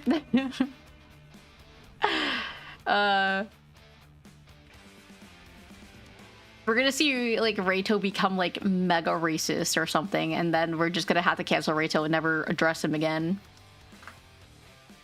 Like, that'd be crazy. That's kind of like, isn't it like the IDV pipeline too? I don't know, man. You know what they say about Norwegians? I don't know what they say about Norwegians. I'm just making shit up. I don't know what they say about Norwegians, guys. Make something up just to be mean to Reito. I don't know. Wait, that doesn't really help because isn't that xenophobe? No, xenophobia is something else. Imagine you're real to lie about my race. Uh-oh. What do they call that? Isn't it RTCA? RCTA? RCTA? RTCA? I don't know. I'm gonna have lunch. Give me some. Give me some. Y'all getting food and you're not even getting any from me. Like, I think that is really mean. Don't be cancelled, Reito. Apparently getting cancelled or controversy or stuff like that is apparently pays, supposedly. Also, thank you. Thank you for the Girth Demon. I love the name. Girth Demon is beautiful. I actually really like that name. I just realized I forgot to update my my alerts again. No. Does it give you clicks? Wait, what does giving clicks do? Oh, oh, true. I mean, a lot of people I think start controversy intentionally because of getting clicks, which is crazy. I mean, I get that bag, I guess, but like, I don't know, just be more entertaining, I guess. But why is everyone talking about food now, guys? You're gonna get banned. I'm gonna ban you, actually. I like Kurl's little smile. I'm too anxious for that. To start controversy, it's okay, we'll have imaginary beef. I need to start imaginary beef with Z's. I joked about it before with him. My duo did what? Oh yeah, clickbait. My duo got cancelled. I'm canceling my duo. Yeah, Kurl's like nice. Yeah, pause, hashtag pause. Dude, sometimes when I use hashtag pause, or not hashtag, or slash pause, people are like, you're calling me a piece of shit? I'm like, no! That's not the point. Oh boy, here we go. We're going into, this is, I believe round 3, first half. The doe eyes, yeah. I like your smile, bro. He's got a killer smile. It's like, it's so gentle, and then he's like really evil. Shout out to Kuro. Nah, he's a good guy. He's just like, he's very nefarious. Nefarious? Something like that. Yeah, he looks all sweet and gentle, but then he's very like, he says he's gonna lock people in his basement. It's really scary. He threatened to kidnap me once. Saying this without context is like really bad. I know you're gonna be able to see an explorer, right? But if there's a good map for explorer, this is looks like a cinnamon. Oh yeah, that looks like a cinnamon roll. Is a cinnamon roll. Looks like it could kill you. Would kill you. Looks like a cinnamon roll. Could kill you. Jesus, that looks like a cinnamon roll is a cinnamon roll. He's so like gentle, bro. I would like feel bad if I ever did something mean to Z's. I would just feel really bad. Like I would cry if I did something mean to Z's. What's the spectrum? There's looks like a cinnamon roll is a cinnamon roll. Looks like could kill you, would kill you. Looks like a cinnamon roll could kill you, and looks like could kill you is a cinnamon roll. I think those are the 4, right? Yeah. You is looks like a cinnamon roll could kill you. I'm all of them. How do I manage to be all of them? Just depending on the mood. That's crazy. Antiquarian. Whoa, Antiquarian is loose around 3. Whoa. I'm a cinnamon. Are you sure about that? That's what you think. Toy merchant. It is Leo's memory. So we are seeing the toy merchant come out. We're gonna see a tide merchant. Propaganda on me. This is false propaganda. Gravekeeper. Whoa, Gravekeeper out round 3. Wait a second. This is a little interesting. We're seeing another Pharaoh band. Pharaoh Archer. Wait, are we going to see Michiko? I think Michiko is going to be a little risky into this team though, because we have the Antiquarian. However, I will say Michiko can catch up to people like Gravekeeper. Kurt! Explorer! Where's Lonnie? Someone send a screenshot of this to Lonnie. We have Kurt, Andrew, Annie, and Chishi. Exciting. Very exciting. Patient ban. I think this is actually a Michiko. I think we're going to see a Michiko. I see a shining feather. What creator looks like could actually kill? Rachel's gassing himself up here. Don't listen. I would do 2 people on that team. What do you mean doing? What the freak? Get out of my comment section, you weirdo. Anyways, God. Good God. I don't like you. I mean, one of those two will Ew. Weirdo. it's pretty good for them. Anyways, yep, here is the Michiko. Shout out. So shout out to you. I feel like Zeus definitely has looks that could kill because he looks like he's like done half the time. He looks like he's tired of everyone's shit, which honestly is really fair. But like, I feel like when you actually like know him on like a solo level, he's pretty chill. He's like he wants to act like he's an anime villain, but he's not. He's not an anime villain. Like he wants to like plot like he is, but then he's actually like really chill 99% of the time. Yeah, he's really easily rage baited. It's like it's like he always gets clipped for like crashing out, but it's just because he just crashes out. Yeah. He just gets bullied, I feel like. His chat likes to bully him. But also the people who don't like him also like to bully him. He just kind of can't win. We are seeing the triple tide turner here. We are seeing no Sui aside from the toy merchant. So they are kind of baking on lasting to that end game. Silly, not scary. Let's see. Triple tide, we have tide on toy merchant. So we do have that tide merchant. And then the typical rescue builds on explorer and gravekeeper. Gravekeeper being our primary rescuer. As we do see the audience effect on everyone else. All right, Reito, shut the fuck up. We are also seeing the trump card DT on Michiko, so we're probably going to see a blink into teleport here. For those of you who may not be aware, fun fact, Michiko actually has the fastest teleport animation in the game. It's basically instant. Yeah, we get the Joseph Grippers. I told you, we see Joseph Grippers. For any Joseph enjoyers out there, I hope you enjoy it. You get to see the Grippers. Lady 13! We are seeing Lady 13 in play here. Yes. I mean, hey, if you're going to have access to all the skins of the game, you may as well go for the prettiest one. Feet reveal. What? No, I mean... Oh, wait, no, it's not a feet reveal. What do you mean 10 followers? Lady 13 by How about this? Feet reveal at 10k, okay? Okay, 10k. Good luck, guys. I'll see you in like 10 years. Anyways, we are seeing getting a teeny bit lost here with that triple pallet area. However, toy merchant does go ahead and use that catapult to get to the next area. Michiko just kind of waiting out to see where the Annie's going to go. I do believe that indecisiveness there is going to cause that toy merchant to take a hit using that flywheel, unfortunately. Revealing that flywheel here, Mushin can go ahead and take a guess of what she may also be running. However, since we are not going to see the tide turner in effect, we may not... Ooh, we are seeing that blink down here for that chase. I will say ciphers are pretty average here. Definitely could be a little bit in a better position, but they do have audience effect to go ahead and bring that back up, upwards to that 300%. Going ahead to break that catapult. Unfortunately, we are not going to see any more catapults in play here as toy merchant no longer has any. Gravekeeper is going to be moving in potentially, or is that Kurt moving in? No, that is Kurt moving in for that first rescue. We see Mini Kurt has to be a little wary here with that drop down. Luckily does not get drop down hit. Has to be wary of a TS here as that line is very close. Very good patience from that explorer.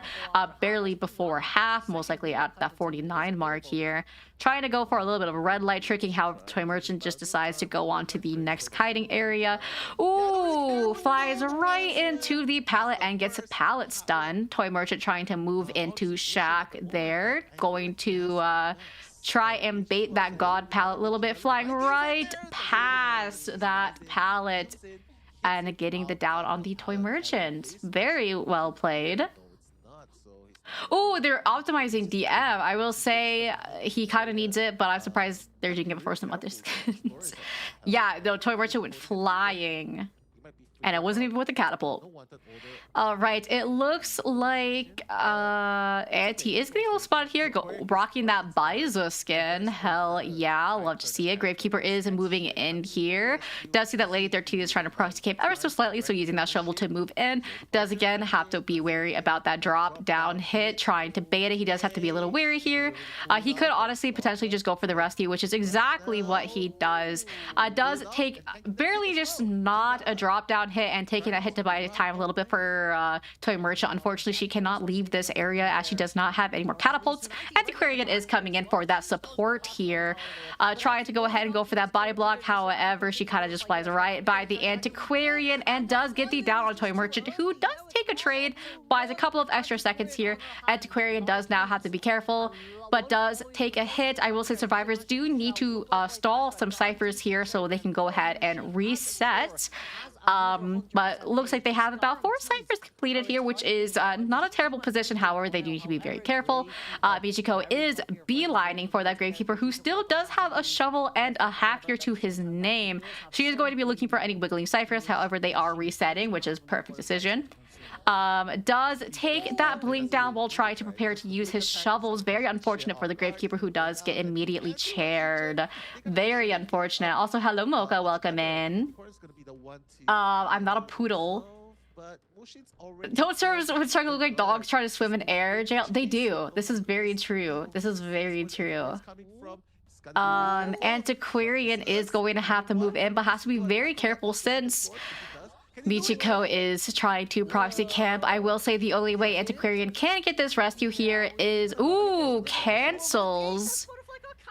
I saw someone's mouse moving in the top left. Which streamer? Who is streaming right now? I see their little mouse. Beautiful flywheel from that Antiquarian, and Michiko looks like trying to swap onto the Anti, as she doesn't really want to chase that Gravekeeper, who again has a full shovel and a half. Oh my goodness. That cipher is miraculously primed since they were holding on to those Kurt pages. And they do decide to go ahead and pop here. They're going to split gates. It looks like Gravekeeper is actually taking chase here, which is very lucky. Oh, whoa. Gravekeeper does not manage to get into shovel and takes the down. The survivors are now in a very unfortunate position, as Michiko does have TP up in 15 seconds. And the Kurt still has yet to reach the gates, and she is just going to wait for that Gravekeeper to go ahead and perish. She can honestly just wait a couple seconds to go ahead and TP to the other gate, which she does do now. This is looking like a 3k for the Hunter at the least. Kurt is trying to hide it out here. However... Come on. Oh, no way. This is why we love Kurt. Oh my god, she is trying to bait it out a little bit, but the Kurt is not buying it, and she's going to immediately go back to the gate because she figured that he was just trying to hide it out. And yes, this is going to be a 3k for Michiko here. This is all right. Okay. Yep. Okay. Oh, doesn't get the hits. Kind of figured that was gonna happen, and unfortunately finally loses that mind game. Alright, that is going to be a 3k for Mushin as Michiko as Lady 13, and I'm going to screenshot that for my friend because they love Michiko. So I'm going to send that to them. 1 second here. Lady 13 3k in COA. I sent that to them. They got mad at me earlier because apparently in the Q&A they said they're going to release another limited Michiko skin, and I did not know that because I didn't see it. So yeah, I will say no, unfortunately it was not CC, it was someone else. But I could also just CC. Yeah, unfortunately, Gravekeeper not getting in that shovel in time at that end game unfortunately turned the tie into a loss for survivors. Very unfortunate, but honestly it could just be ping diff because that does unfortunately happen in NAEU. Ping hurts, even if it's slightly over what we see it as normal. Send it to CC. I can send it to the group chat. Let me find it. The minimum. At CC, Michi 3K in COA. Get a one-man escape, and that's gonna tie the game.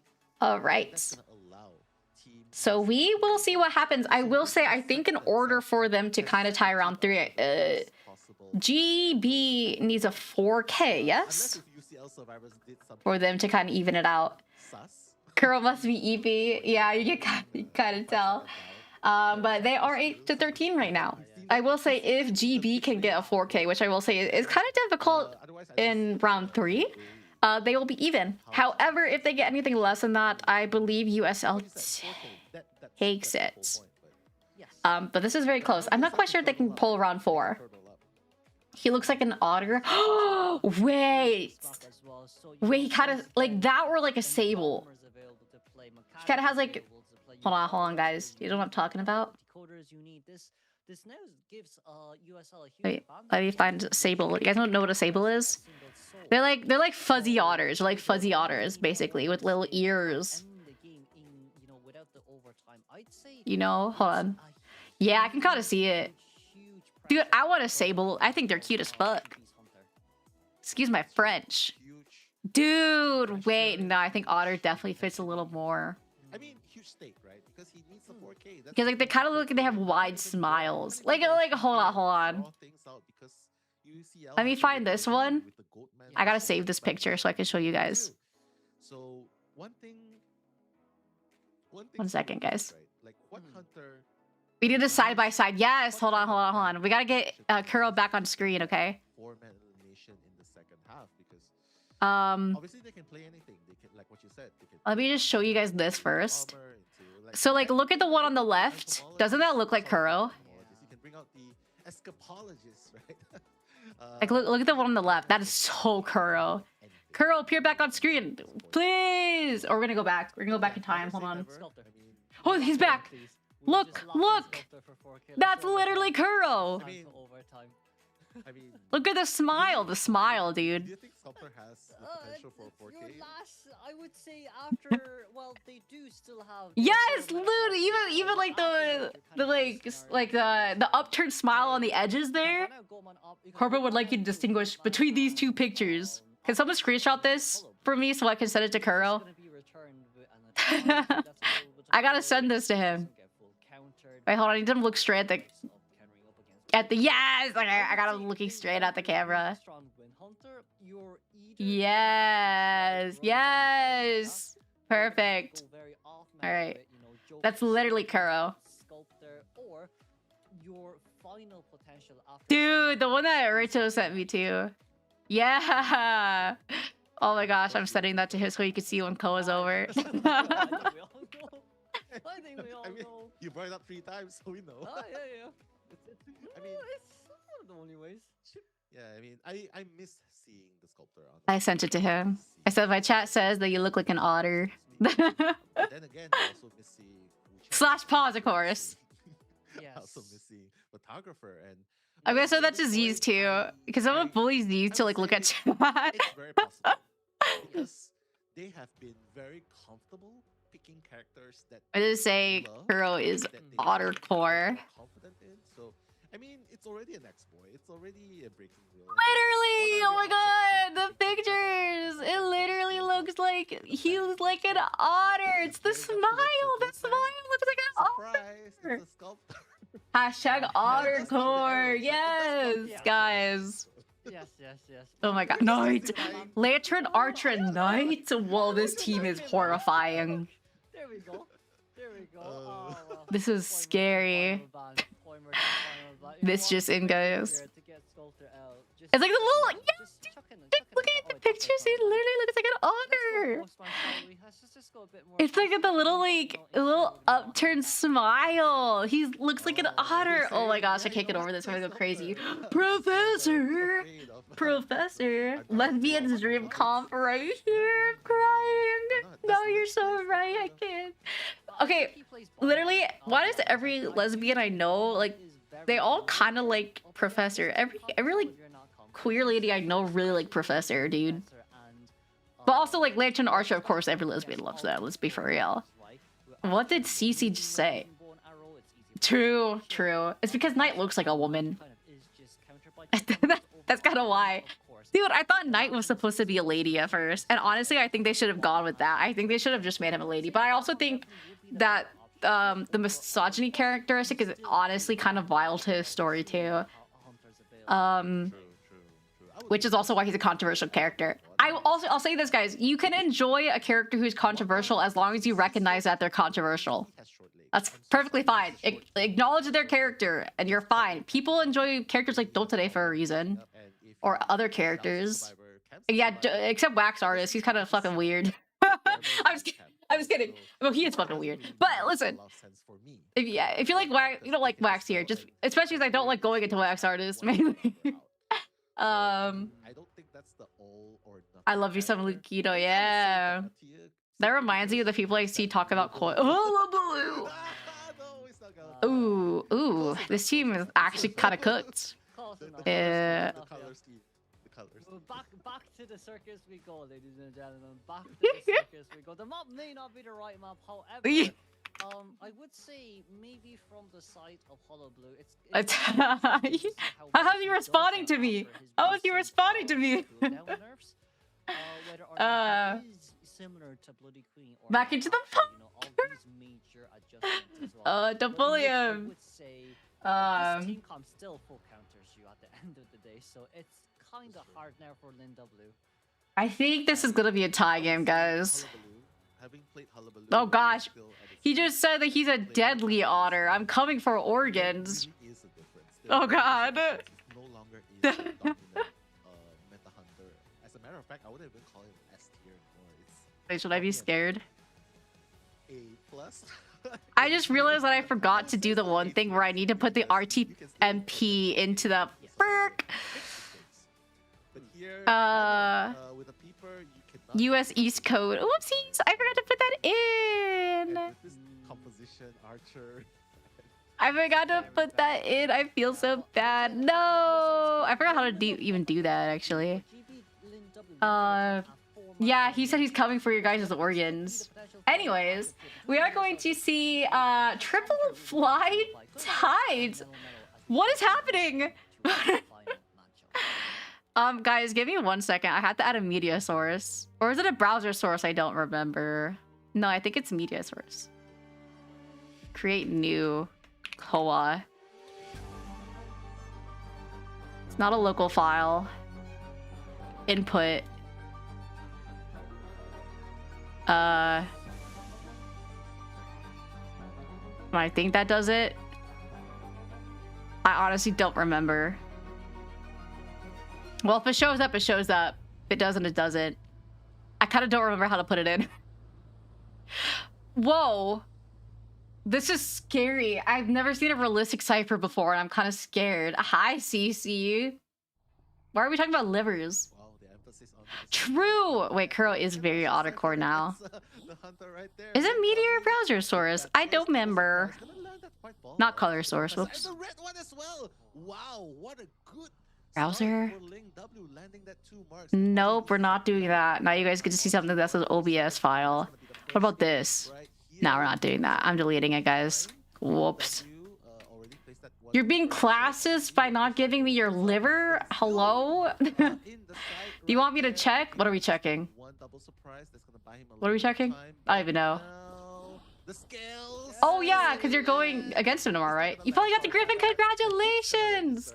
Oh, I'm just putting the COA media in. I think it's just being weird. Is that a local file? Input format? I don't know if I even did it right. Yes, you're going against him. I wish you luck.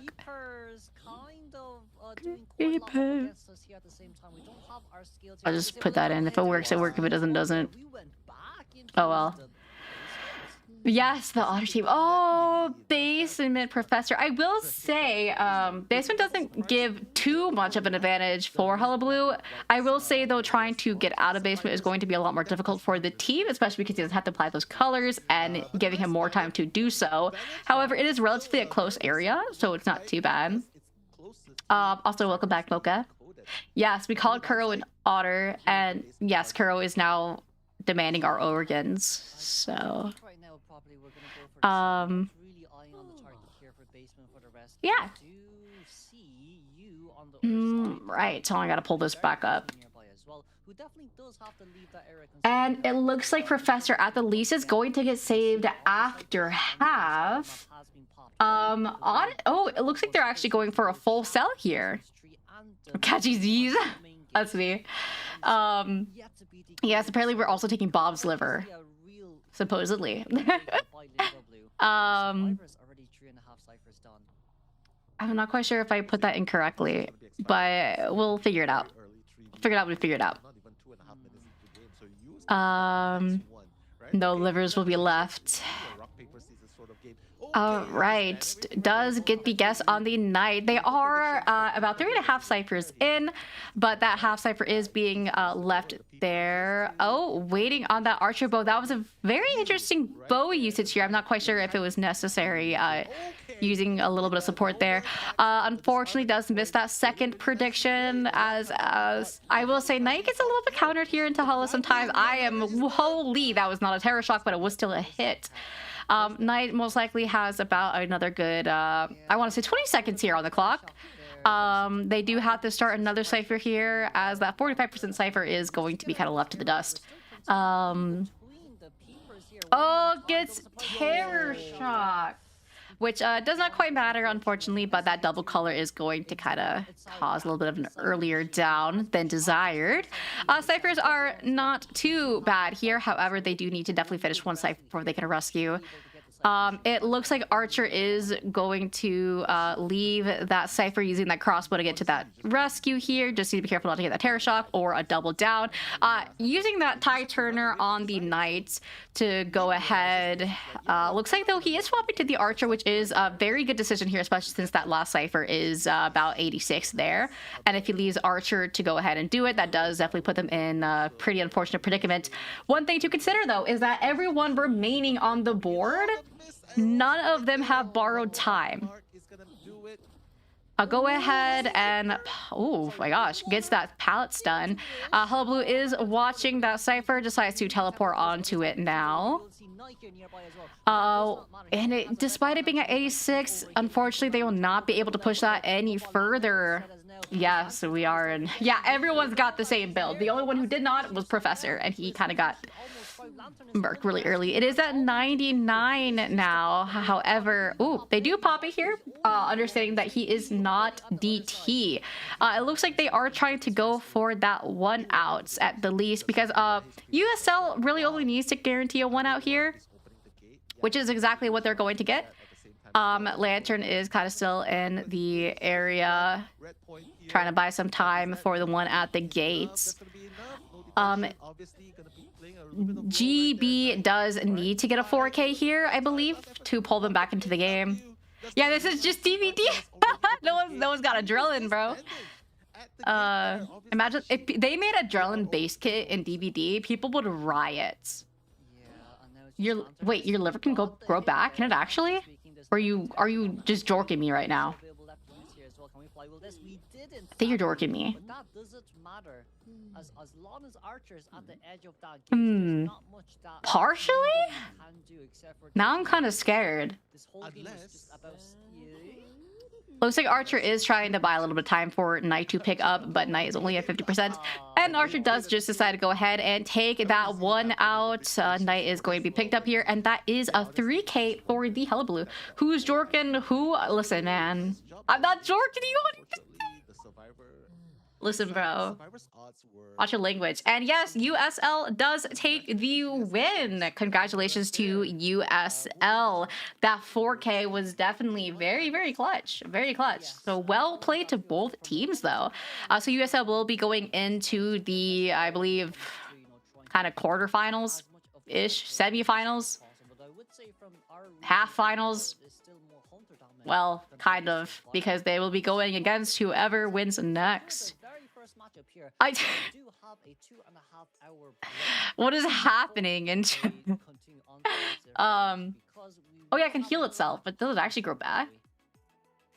of course. Interesting. And I cannot not see Kuro as an otter now, bro. It's just in my brain.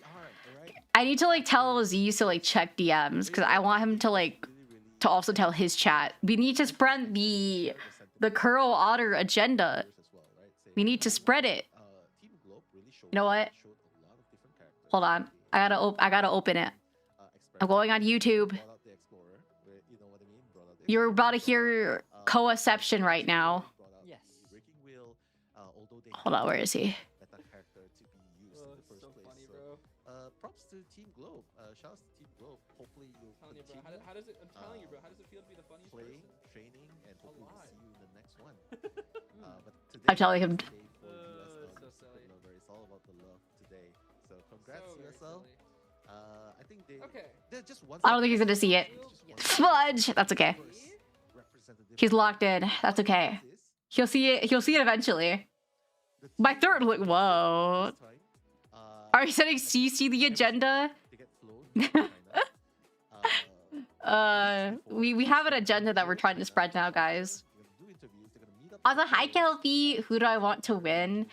I want to see some new teams. I want to see some new teams at the mix winning.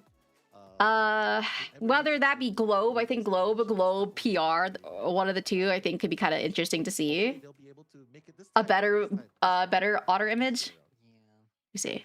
Is this his persona? That's crazy. But I like the one that I put up because you can literally see side by side like the little smile, the angled smile, you know? It's crazy.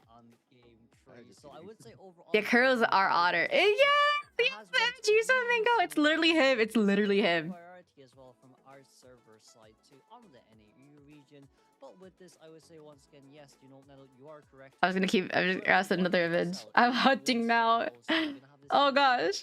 Who will be our second finalist before nominate our first team in towards the qualifying stages as well. But I would say, you know what, with this, it's also kind of a. And then I believe we have Omni going into PR next, which starts in 5 minutes.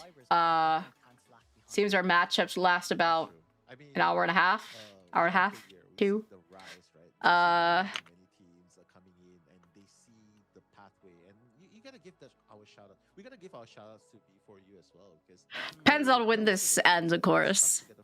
I need more caffeine. I'm not gonna be able to sleep tonight, guys. To COA every single year, and now they're up there, right? And even the best performance so far, the best achievement so far, is Oh yeah, caffeine. Doesn't he look like an otter? It's that little smile, bro. What does CC say? Oh my gosh. I am in the book of VTuber. They posted about me here. Did you see it? Holy, look at all that decoding on the lantern and Archer. Why bother? Oh, my nails are being funky. I could actually share it with you guys. I'll send it in the Discord after stream, maybe. Maybe after, maybe before. We'll see. I sent it somewhere. I could just send it to media. Let me actually. I think I sent it.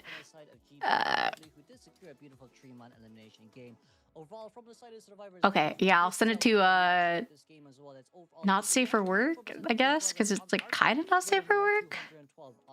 Yeah, sure. There we go, exposing myself here. There you go, guys.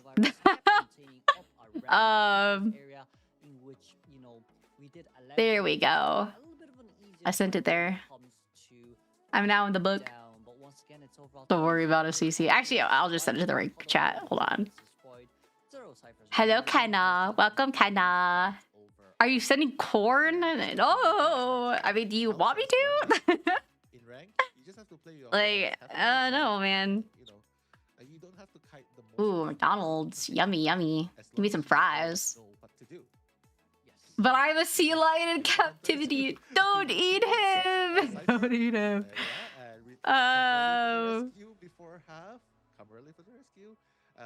Why did it? Oh no, that was just kind of delayed. Woof. And you pretty much secure the minimum a draw.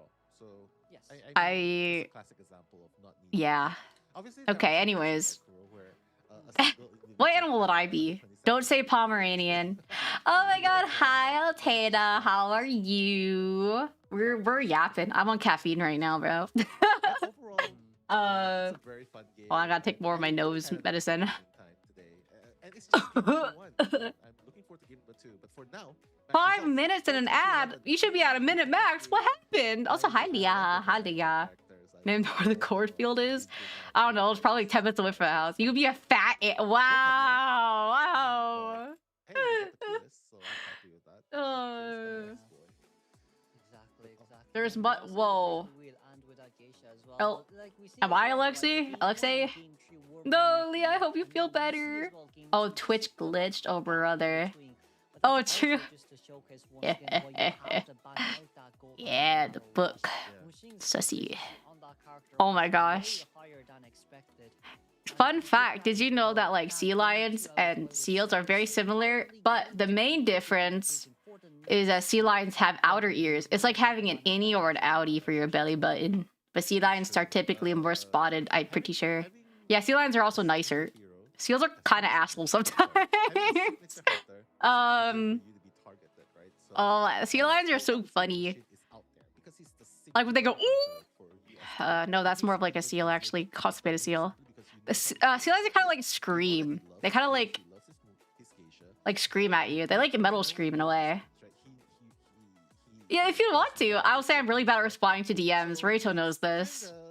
Rachel's probably one of my closest friends, and not even Rachel gets a reply half the time. Egg. I heard that apparently VTubing tracking is best when you look like an egg. What the hell is happening? Seals are kind of dicks. Sea lions are sweet. So if you ever see like a bald sea creature, make sure that the ears are outies, okay? If it looks kind of slimy. I'm sorry, I'm not intentionally trying to ghost. I'm just really bad at responding to DMs, okay? Yeah, I ghost my closest friends too. If Soul was here, Soul could also tell you. Like, I don't even know when I last replied to Soul. I don't even know where her DM is, actually. Oh, yeah. Here, I'll like... Let me like send you guys Soul's DMs with me. Like, oh god, this is really bad actually. Now I feel kind of guilty. Soul straight up asked me a question, I didn't even reply. 400 turns. Oh my god. Hold on, I gotta show you guys this. Image 2, because I don't name my OBS stuff, unfortunately. So these are my DMs of Soul. For record, the one above the one she sent is also a message she sent. As you can tell, I don't reply. Even though she sent me a question, I didn't reply. Yeah. Guys, if you know content creators, I think, and if this is something in your jam, they're talking about content creators. Turn it up. Tournaments doesn't have to be the biggest prize pool ever. Just make more. Make a buddy. Is that what he's saying? Grassroots tournaments. That will allow them for more tournament experience, because that's Yay! right now. Scrims does not equate tournament experience, and if you're only gonna turn up for the qualifiers once a year, that's hardly enough experience. Oh, we're talking about experience for tournaments. Against top tier players. So That's... if you can have more of that, I think that will help a lot. And Kuro, you should organize your grassroots tournament. Oh my god, Rachel glazing himself right now. What was the last time I sent Soul a message? Oh, it was a couple days ago. Okay, it's not that bad. Not bad. For after when COA ends, since everyone's quite busy. Yay! With what you said as well, yes, it is definitely true. Oh, my ears. You know, our region not having enough tournaments too. But Why is there ads coming? Top one ID. Sooner or later. Oh, Leah? Leah, I'm scared. From our senses as well, but now Jumpy, a fever dream. Yeah. We should make the #1 IDV content creator. My ears feel so bad right now. Ah, Ah. Ad block. Ah. Looks like we're slightly delayed for starting. Well, I gotta drink more caffeine, guys. 4K Hunter Mushin, congratulations. That's the. Oh my god, Rachel getting banned from IDV. Yes! Finally! Right there, so congrats, very well. You know that one meme of like Roderick like cheering? That's me IRL right now. I even did like the whole facial expression and everything. You just can't tell because I'm not live 2D right now. Let's come and give props to Mushin. Definitely showing I need to drink water. to be feared. And from this point forward, no doubt you gotta Delicious. even when you're up against Mushin and his favorite Curious and Geisha. My ears. And of course, with this I'm gonna need some Flonase. I'm spraying my nose. Oh, in my nostril. Oh, why are you guys dancing? Oh god. Oh, my nose. What did I miss? I feel like I just missed something.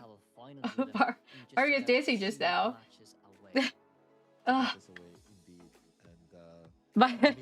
Did someone like fall and I just didn't get to see it? What just happened? Wait, I don't look at what am I? I'm looking at you. Oh, my nose is funky. I'm about to taste Flonase in a second, guys, but I'm not gonna like it. Oh gosh. What is happening in chat right now? I'm horrified. Oh, we reached a sub goal. Wait, who subbed? What just happened? Why is Twitch so delayed? Oh my god, Reito, thank you for the subby. Sorry for saying yay to you. 3 months in a row. For some reason, that was like 5 minutes delayed. I don't know why Twitch is like this. Okay, it's not my fault. Can you glaze me for those 4 bugs? Oh my god, Rachel, you are like the best rescue player I have ever seen. Are your ears innie or outie? I don't know, they're kind of, if you look at them, they're very outie. Is this bribery? Yes. Why is that bird so animated compared to everyone else? Holy. Don't lie. When people ask me to compliment them, it kind of doesn't come to mind.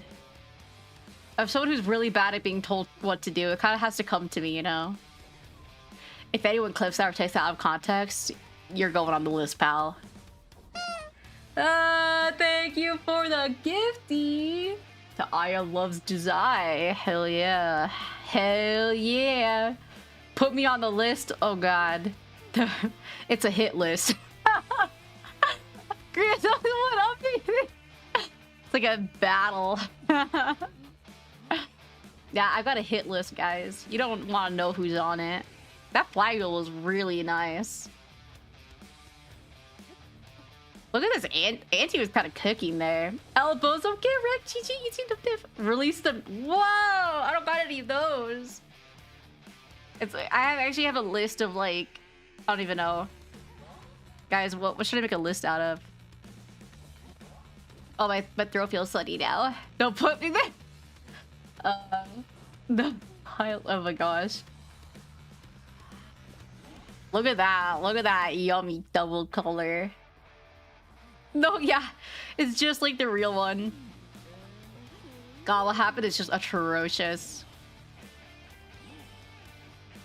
It's like crazy too. IDV files, bro. We basically get that like every week. Honestly, would I put it past someone to make an actual IDV files of like every single person who's gotten exposed for stuff like that in the community? I wouldn't put it past the community doing that, like, honestly. Like, someone will actually do that. Hi, Tusky. Welcome back. Like, I could think of like 4 people to put that on. Or put on that. Whoops. When are we getting to it? 6 minutes. Why are we late? Why are we late? Oh my god, we're singing. Oh my god, it's me! Guys, is he tweaking out right now? Is anyone in his stream? Report back. Is he tweaking out seeing Melly? I'm gonna go check for myself. Observe dreams with their compound eyes. Streamception. Break free from constraints I gotta see. with their wings. Like I wanna He's not even looking at her! like the person 40. He get the skin! But the most interesting thing is with Cordy's profile. I'm so mad right now. Her having identity switch could be really cool. I think that could be very, very cool. I think that could be very, very cool. Ooh, if you can hear me typing, don't worry about it. I would be interested in a. Aw, snap. Okay, 4 minutes. I'd be interested in a Cordy identity switch. I think that could be super. 120 pulls in, no Cordy. Oh, I'm sorry, Mimster. You definitely need Cordy because you play Cordy all the time. You definitely need Cordy. Sorry. With their stingers. Oh, Detective Orphe would be cool. That'd be a third identity switch for him. That'd be crazy. If they put in Detective Orphe, that'd be. Okay, sorry guys. No way I tuned into his stream and I see he's got Cordy. He probably went to 190 though. Okay, I guess that's whatever, man. We're all in this struggle. I just snorted. So I was trying to snip and I got floaties in my nose. Ow. I'm never doing that again. That gotta hurt. Yeah, I'm gonna go threaten Z's. I got floaties in my nose right now, so I tried to like sniff and I sounded like I just snorted. I'm not snorting anything. Yeah, my floaties. Yeah, my bad. Good God.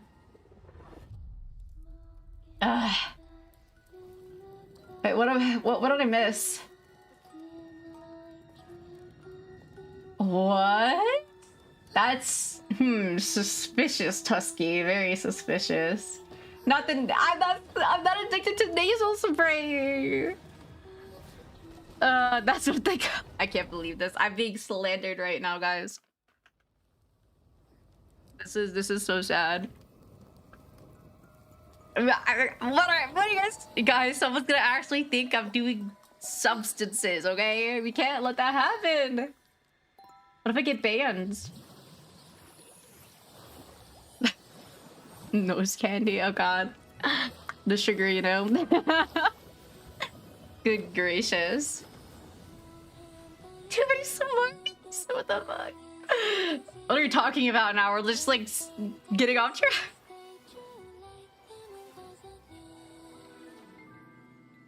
Yummy hype trade. It reminds me, oh my gosh, guys. I used to go to this one church when I was younger, and we'd occasionally have like mall trips. And we'd go to the one candy store, and like they would have these like sugar cigarettes, you know? Like you guys, I don't know if you guys remember like the candy cigarettes. And I remember wanting one because I didn't realize that they were actually cigarettes. And I got in so much trouble, like, no, we don't do that. We don't get those here. And I was like, what? I was so baffled. I bought it anyways.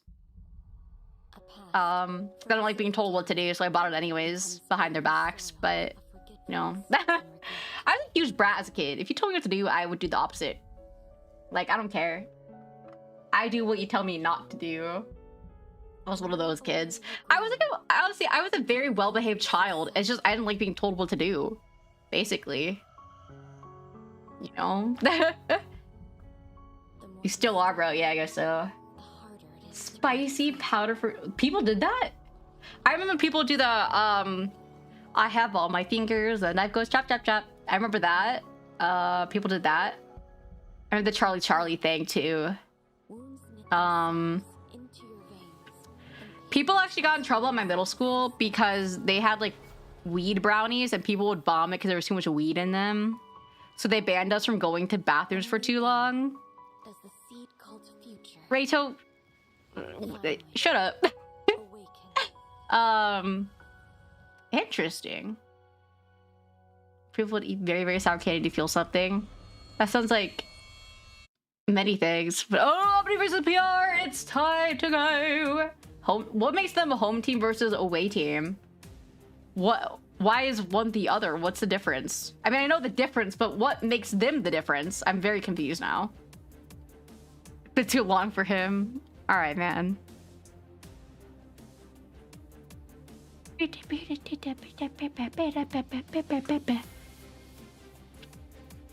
order for me to feel something, I play IDV. Playing IDV immediately makes you a masochist. Only because Omni went to COA last year, maybe? Maybe? Maybe. Or the other teams have a home team? I don't know.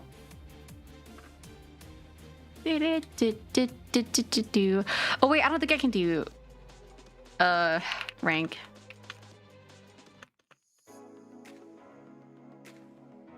Welcome back to day number 1 of the Call of the Abyss 9 qualifiers for NAEU division. I'm Nello Mello, that's Kuroshi. We'll be your commentators again today if you just tuned in. Just want to give a quick shout out because obviously I really want to Mr. Bald? Wait, what do you mean? Did I just miss Mr. Bald? Amazing. Let me see if I can do it. Mr. Bald! Guys, oh, I think my stomach growling just caught on mic. If you heard that, that is so embarrassing. I can't do it. Hold on, I gotta get a granola bar or a protein bar. I'm gonna take my time, Carol, for sure. Please, guys, if you heard my stomach growl, pretend you didn't. Dark chocolate cherry, cranberries and cherries. Is he a Mr. Bald? All right, Team PR. We have 17 Chamber, Javik, LSR, Numer, Psyche, and I cannot read that. It's all letters. I did it sadly. Oh, thank God. All right, I'm trying to open this. Hold on. I can't open it. The winner of that. All right. So PR into Omni. Going to be very curious seeing how this goes. I wonder if PR will win. Let's not underestimate PR here. Now, while Omni is definitely more of a well-known team, especially considering that they've gone to COA before. They've been top 8 before, and they also have people who were on other teams like B4U. Let's not underestimate our new team PR here. Never want to underestimate the underdogs. Because again, all teams are here for a reason, right? So let's see how this will go. I'm very excited to see what this happens. What? Cece! What are you sending a DM? Guys! Oh my gosh. I don't know about you, but I'm ready for some valid reaction, CC. You guys. Right, you know what I mean? Back and forth. We'll say rank while watching, bro. Today as well. What do you think, I can't. What the hell? Don't mind it. CC's being CC. Hashtag cancel CC. Oh, my stomach growling. I'm gonna munch on this real fast. You guys don't get to hear any ASMR. Round 1, as PR decided that their survivors will come out first against. And you don't get to see me eat either because I'm not in 2D today. But with this, I would say, right, I'm quite interested. Mainly because I got too lazy to swap my sweatings last night. Between the 2 hunters that Omni has. And also because this is going to be like a 5-hour stream. And one of the two, right, for sure. 6-hour stream, and I don't think I want to be on live TV that long. Couldn't get any more balance than this. No, my settings. Your individual skills, your dexterity, your tenacity, your passion, your drive, whatever. Yeah, we definitely cannot say what CC said. I will get banned. I feel like both of them, they are very suited to play BO1s or the rest. But here, if you want to go, sounds good. Okay, I'm kind of like, I kind of don't like this granola bar. It's kind of really mid. Go man first. His stopper can definitely take the reins from the very beginning, and if he feels comfortable to move on from there, he can definitely continue. We all need some chocolate right now. So yeah, I mean, anyone got some chocolate? Yeah, exactly. And like it's and you know what? It's we're banning your sister. Lakeside Village too. But seems like we're gonna move on towards Bampik. We have PR survivors going first into Omni Hunter. It looks like Pit will be going first. As the first 2 bands, Seer and Enchantress being locked in. Why are you asking me what? Yeah, I know they have Javik. I mean, Why are you asking what girls' mains are? You can always check the server. We are going to see Puppeteer and Magician first up for those picks. Very, very standard picks. They do have to be wary that Pit Stoppers does have the Meta Hunters, which is exactly what they're preparing for. But yeah, Sculptor is his #1 main. that's a counter. I will say you should definitely be wary of Kuro, because Kuro on good ping is terrifying. Yeah, he picks is crazy. He has Sculptor. Ooh, we're going to see a Pharaoh pick. Interesting. Pharaoh round 1. We are seeing Antiquarian, Enchantress, and Seer bands, as well as Gravekeeper. I'm going to say this very much seems like Goatman bands here. Which Pit most likely does have a Goatman in his arsenal. So that is one thing to consider. And we are having FO as that primary rescue pick. We are most likely going to see a double or even triple tide once again, as we have been seeing. At the least, I do see them running a double tide turner. Of course, FO running that tide, and Magician and Puppeteer both have potential to run tide turner since they are very strong characters. Yeah, we literally have, okay, we have an Arcane Enjoyer amongst this team, so I'm rooting for them as they like Javik. Why is Javik in chat? Look at the team. Look at the team we're going into. Yes, this is Psyche's team. I will say they also have Numer. Numer is a very strong kiter. From what I am aware of and what I've seen. Numer was like one of the first high tier players I ever actually became familiar with when I got back into IDV, and as a yes, Numer's scary good. And as a content creator, he actually joined some of my early community days. And like from then on, I kind of like always looked up to him and like glazed him. And then I actually like saw like a lot of his clips and a lot of his kites, and he's really a really good player. Like he's goated. But yeah. And we are going to see that Goatman come out to play. This is very standard round 1. Round 1 picks here. Definitely a little different from what we saw for the first matchup, since they were a little spicier in terms of picks that they went. But we are going to see that Goatman coming out for round 1. Right, on Lakeside. Shout out to the LGBTQIA+. Yeah, looks down at Javik. Right. God, I'm kind of hungry, but this gorilla bar is kind of shite. Chocolate! Yummy. Okay, we are seeing... Oh! So we are seeing Magician on Big Boat here, with Pharaoh taking... This is... opposites a little bit. However, I will say I think this works. The reason why I say that is because that spawn by Big Rock that rescuers typically go is a little bit of a weaker spawn, especially for rescuers who have a little trouble transitioning.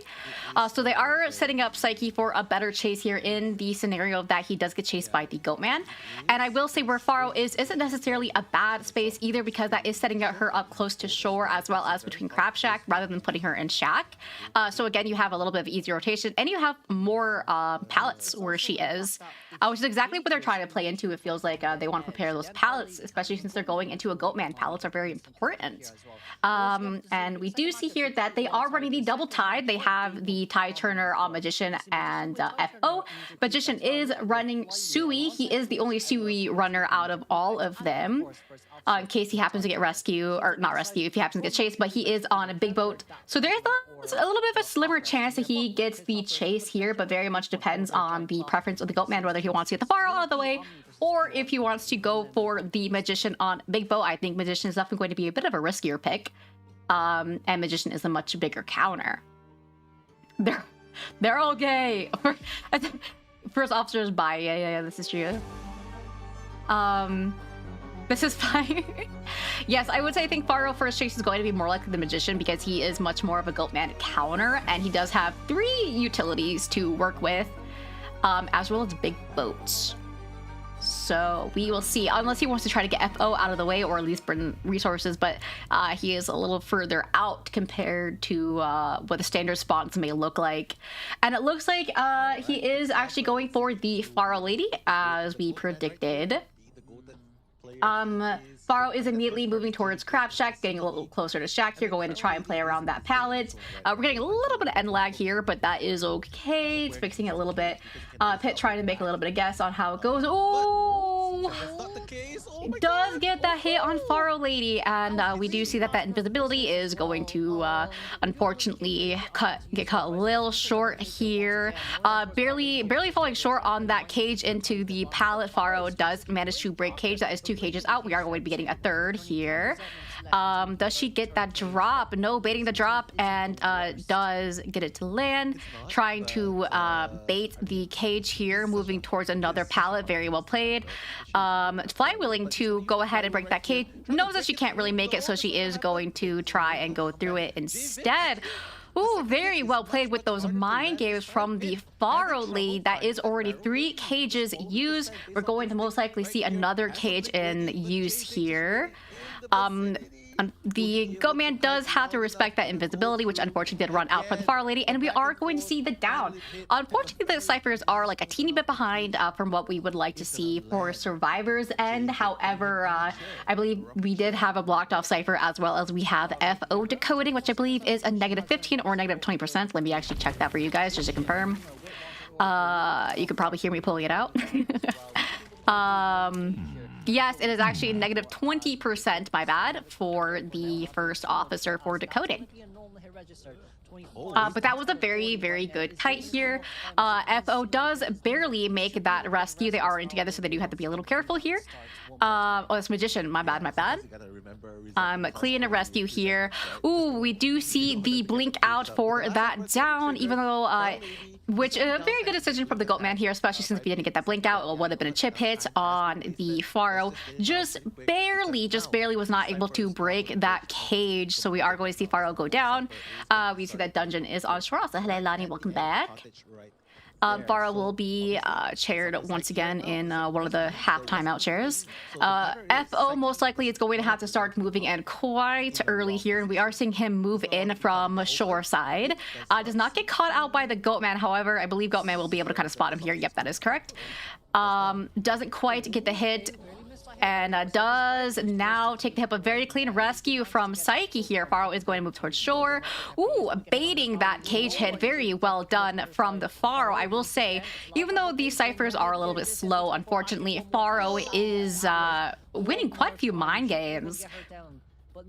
Which is probably why Faro is seen being played, because honestly, forcing some mind games into Goatman, using up a lot of cage and resources is very useful. However, I will say, based off of where the ciphers are looking, and they are now going to stall to try and heal, it is a little unfortunate with how far behind the ciphers are, which is a little shocking to see. Ideally, you would want 2 of the last ciphers at around half here. We are going to see a cage used for some distance. Magician, unfortunately, was not healed up, but he does have 2 wands to work with. Goatman is going to kind of read that Magician is staying in the area, trying to see if he can see any of the trails. Does not see it, but does know that someone is in the area. Trying to get a hit on whoever may be here. Doesn't quite see the trail. A little lost. Oh, does just barely catch the trail for that Magician. We are seeing that 4th cipher is finished now. They just need 1 last cipher here. We are going to see... Ooh. Oh, getting a little risque here. Puerto Rico. Yeah, Team Puerto Rico. We are going to see... Also, hello, Crown. Hello, hello. So sorry, I'm like yapping. We do see the down on Magician here. He does have 1 wand to work with. I will say, unfortunately, we do not have any more tide turners in use here, and we are going to see Puppeteer on that last cipher. And unfortunately, Goatman does have direct line of sight of that last cipher, which is only at about 40%. He is deciding to go ahead and pressure that cipher while watching the chair, seeing that first officer is going for that rescue, trying to stall the chair a little bit. He has to make a decision here, which unfortunately he is in a pretty good spot to kind of keep an eye on both here. Magician does get a rescue, and it's a free rescue on the Magician here. They just have to start another cipher, which is it's a little hard to see where the ciphers are located right now. Also, hi Cobb, welcome in. that pallet at the same time too. Let's As now, see trying to here. buy on the price here. Already have 2 Lewises down. Using a backstep to not quite put a cage down though, so that is okay. We are seeing a Lewis for that hit there for the cage, making the cage oops, like an even hit there. That's very smart play, right? Against And unfortunately, there is no more Lewises on the board, and the puppet will be going down. Thank you for the follow, Kov. don't forget, And he will be chaired shoreside. However, Magician is healed up, starting up a new cipher around log area. We are going to see a chair near the middle of the map, as Goatman is going to want to try and have as much pressure around the map as possible. However, I will say this makes it a teeny bit awkward in terms of Goatman, because he is again forced to make a decision between the cipher or the rescue. He is going for the Magician, who is all the way in the corner. Both ciphers are around 45%, meaning survivors here are able to make a choice between the both of them. Most likely FO is going to go for that rescue, and they are going to force the cipher all the way at shore. They can't really stop for a heal since it's Puppeteer. You can't really heal a puppet unless you're getting healed. So kind of cooked in that regard. But yes, this is definitely tough for survivors. Also, thank you for the lurk comment as well as a compliment. I appreciate it. Goatman is again forced to make a decision between both of the ciphers, and they are making sure Puppeteer stays hidden here. Especially because Puppeteer has seen the chair, and the only resources he has got is himself. So he is staying near Big Boat. Goatman is watching all of these ciphers. He is going towards Numer now, who is on that corner cipher. Numer is going to commit to the cipher. Oh my gosh, Nell and I are both saying the same thing. Committing to the cipher, especially since knowing that Magician's already seen the chair and he's only got one resource left. However, the other cipher is already at about 70%. As long as Magician here can hold him for about 10 to 50 seconds, this should be...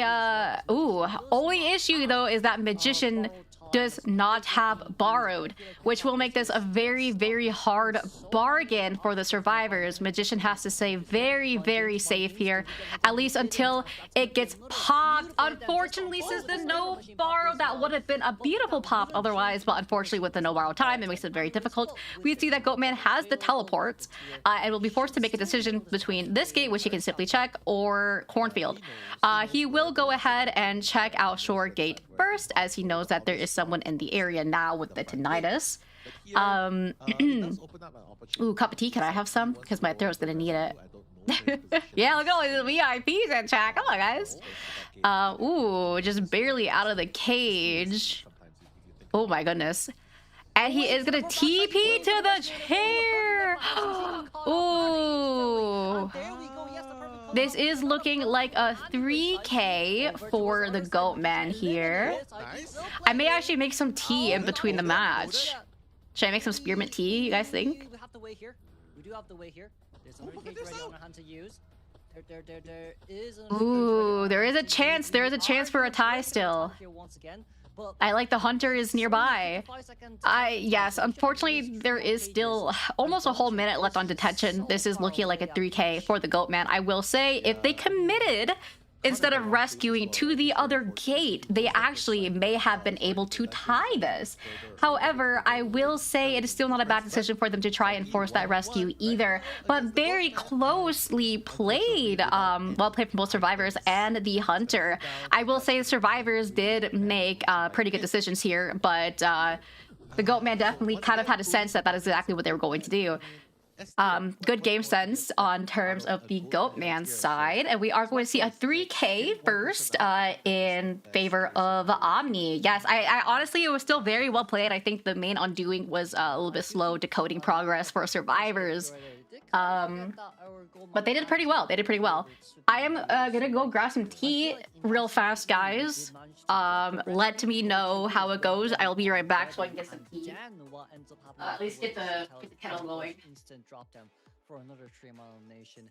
I would say in this case it was a little bit lucky with the side that, you know, Puppeteer Cipher Machine was at 80% on that exit gate, so didn't really has as much repercussion. But of course, with our first officer there being caught off guard, allowed Omni for that 3-man. Yeah, I think we've seen a few instances like this before in other matches, in other qualifiers, sorry, in other tournaments as well. Um, they know he has a teleport, so more often than not, they don't really go for the rescue. They just circle around towards where the dungeon is. You know what I mean? So I've seen this happen before personally, and the survivors did not rescue. They were already on their way for a little bit further away, going towards where the dungeon is. And when he teleported, it was like, oh no, made that wrong teleport. And this gives an opportunity for the puppeteer to open up the gate. And then the other survivor is already moving towards the dungeon. So I feel like this is just a case of like, you know what? I think it's just for the side of PR. It's like, yeah, I think we can do it. I think we can make it. He has a teleport, but I think we can make it.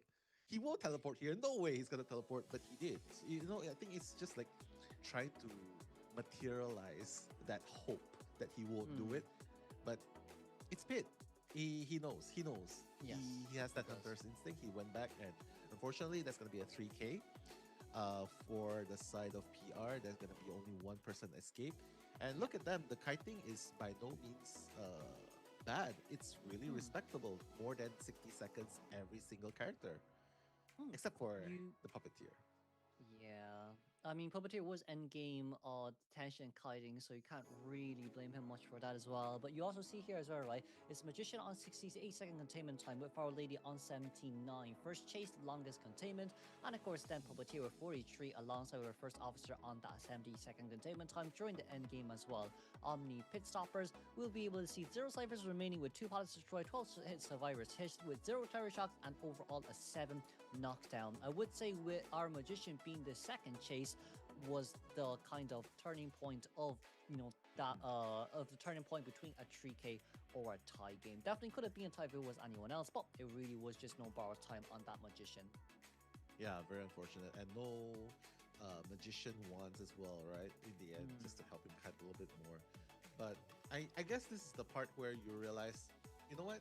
This is all part of the plan, because Pit knows you rescued with tight, and you have the knee-jerk reflex in effect. So what else do you have? You obviously don't have borrowed time. So I think that was just being caught at the wrong place at the wrong time, right? Yeah.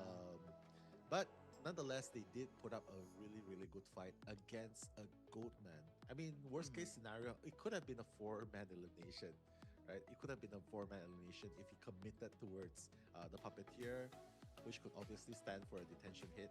But I think PR can live with this, and they kind of have to fight back in second half with their very own hunter. Definitely. And not only that as well, they still also do have their hunter available to play too. So with this new hunter coming in as well, we haven't really seen him. So from the side of Omni, not a lot of data on him right now. However, if we can see the usual meta hunters coming out, or even maybe a potential pocket pick, there is still that room for returning either a 3-man or a 4-man elimination. I would say though, from the side of PR as well, very good survivor, very stable survivor during the mid to end game. And with that as well, moving on towards the second half, we do need to return a 3-man. Yeah, you gotta return a 3-man to bring it, like, at least get a draw, right? And then you'll bring it all the way to round of the 3. Worst case scenario is the survivors get a draw, and that will put you in so much pressure to perform in round number 2. So yeah, I mean, after all has been said and done, it really is up to KXWZ to make things happen here against Hey guys, survivors. my water is boiling. Obviously, How is everyone doing? What did I miss? Fluff with a prize before. All right, looks like we're going for the picks and bans already. We are seeing Doctor and Puppet ban. Most likely this is going to be another Goat Man coming through. All right. This time around. But other than that, Yeah, we are able to see Alrighty. Doctor and Puppeteer here first two bans. So we have Omni Survivors going into PR Hunter. We are seeing the Enchantress pick and First Officer pick. Very, very strong picks for round 1, especially Enchantress. Also, hi Kenna, welcome back. We just saw a 3K from Omni Hunter as Goatman into the PR Survivors, and I'm making tea right now. where things We are seeing Lantern for that second ban, and Lantern is a fairly strong survivor, very fair to ban her. But we will see Meteorologist come through for that third pick. And let's see, for that fourth and final ban, place your bets, everyone. Seer, Antiquarian, Magician, maybe an Aeroplanist. We'll see. I'm also noticing a lot of mechanic bans. We are seeing a Gardener ban. Very interesting. All right. Microwave the tea water. Don't tell any Europeans that. We are seeing Magician for the last pick. This is a very strong and very meta team, and honestly, it counters Goatman quite a bit, and it can also handle an opera singer, I would argue. Right, I'll be right back. I'm going to go pour my tea. 1 second. Let me know who they pick. I mean, I see Aladdin. Oh my god, I just got caught with the dictator one. Aladdin. Aladdin. Yeah, I mean, what can you play here? Opera singer? I mean, opera singer's okay here, I guess, but I mean, it's good to catch people off guard, right? Yeah. Halfway. Yeah. I'd say probably Peddler here, because Peddler can counter everyone except for Meteorologist, so it wouldn't be such a bad shot, especially from the Vine side too, right? Your Vine, by technicality, bypasses that Magician's illusion, so even if he uses it, it doesn't really mean too much. You can still latch on towards the Magician and get the hit on towards him. Yeah, I mean, I would love to see a Peddler, honestly. Peddler has so many... Hey, hi, kitty cat. Right, I'll get a cat cam for you guys one day.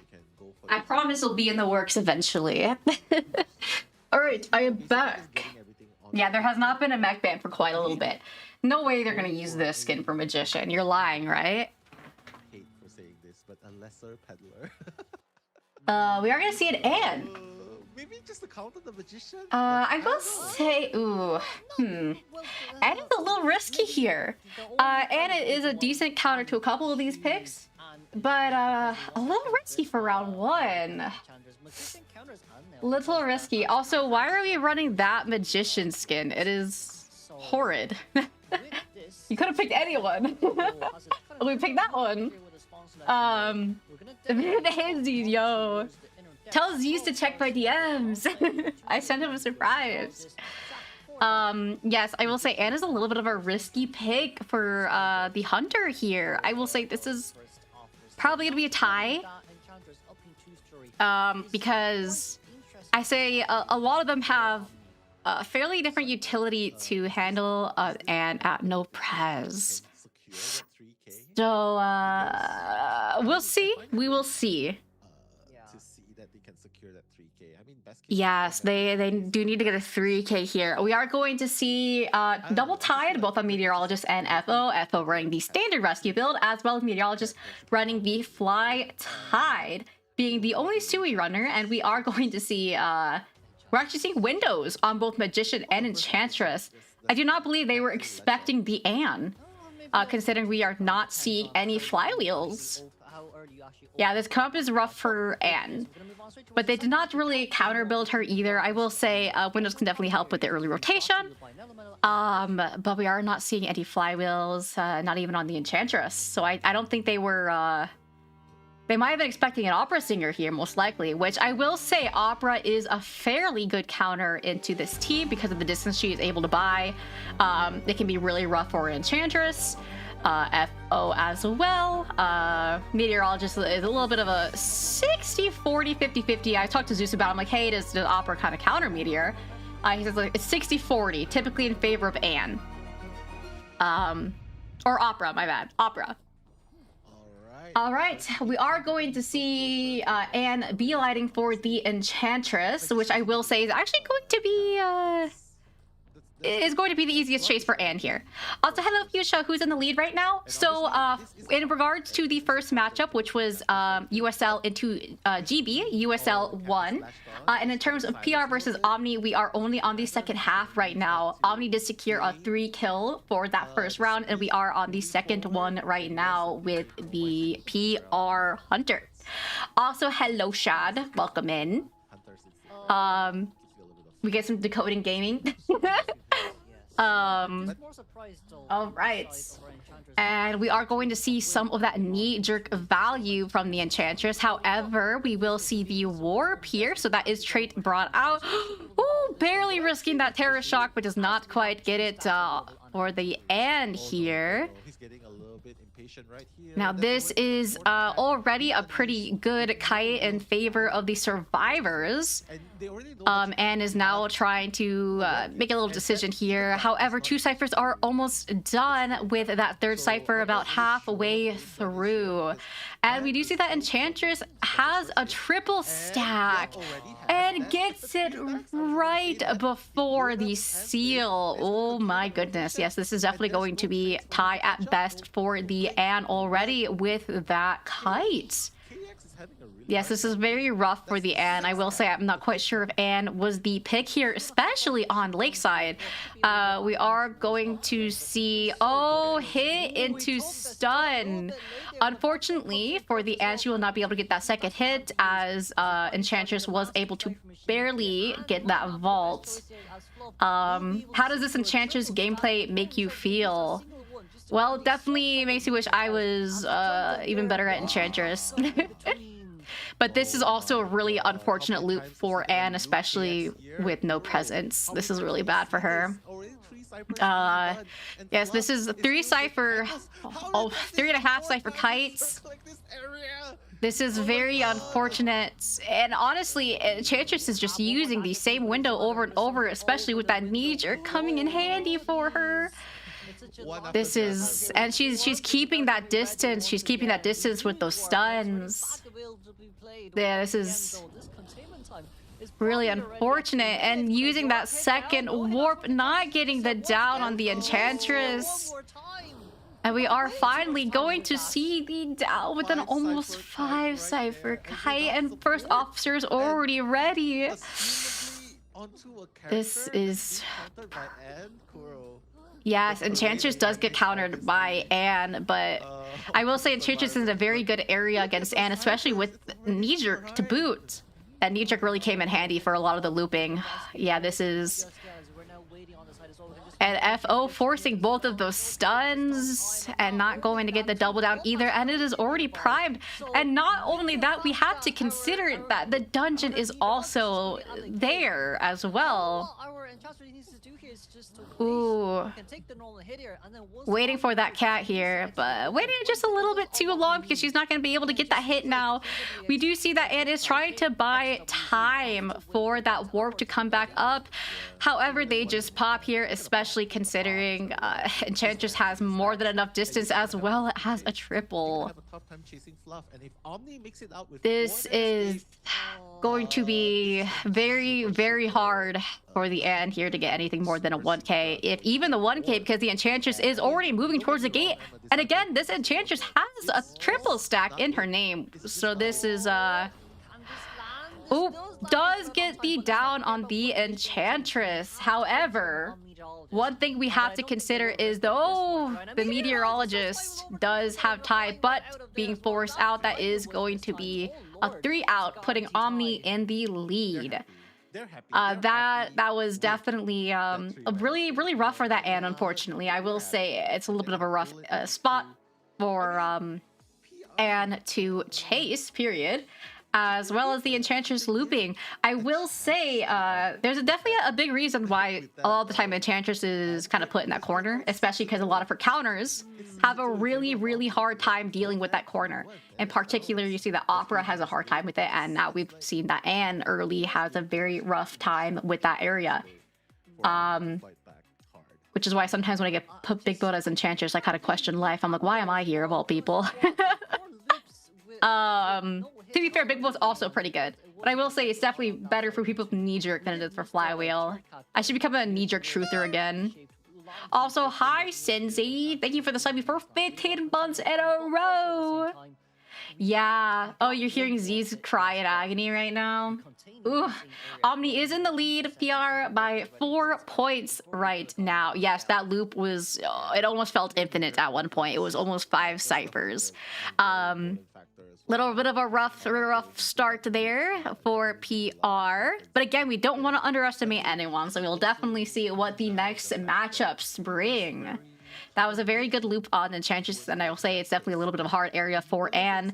However, I do not blame her for trying to go for the Enchantress first, as typically Enchantress does get a little bit countered by an Anne, but the Enchantress was able to keep just barely enough distance, especially with those high walls, keeping distance between her and Anne, so Anne could not get those stuns off. Especially like keeping away those hops and whatnot. Also, hello, Cinzy boyfriend. I know your name, but I also forgot your name. But I know your name. No, I know your name. Hello, boyfriend. Cinzy boyfriend. We're talking about IDV. If you like IDV, you probably don't. Anyways. Also, I think my tea is still too hot. I can't drink it. I'll just drink my protein shake in the meantime because I'm not eating an actual meal. Don't be like me, kids. Do not do this. Not replace your meals with a drink. Unless you're intentionally have to for some reason. Some people have medical purposes. Some people, this volume thing needs to get out of my way. There we go. He plays Daniel's World. That's close enough.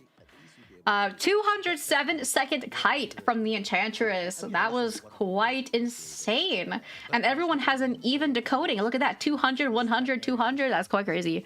It was 5 ciphers remaining. Enchantress went. Sorry, two ciphers remaining by the time Enchantress went out. So I would say 207. There we go.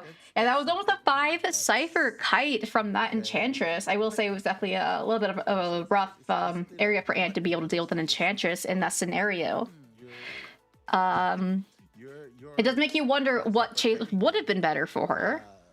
All of them have a decent way of dealing with the Anne, especially in terms of Magician, who can directly counter by leaving cats behind, as well as Meteorologist, Wind / Cloud. Especially considering Big Boat being kind of at Anne's mercy. And FO is FO. So maybe getting FO out of the way could have been a decision to make. Because that way you get the rescuer out of the way, but you do also have to consider that stopwatch is at play. Of course, and can somewhat deal with the stopwatch. Just has to be a little careful.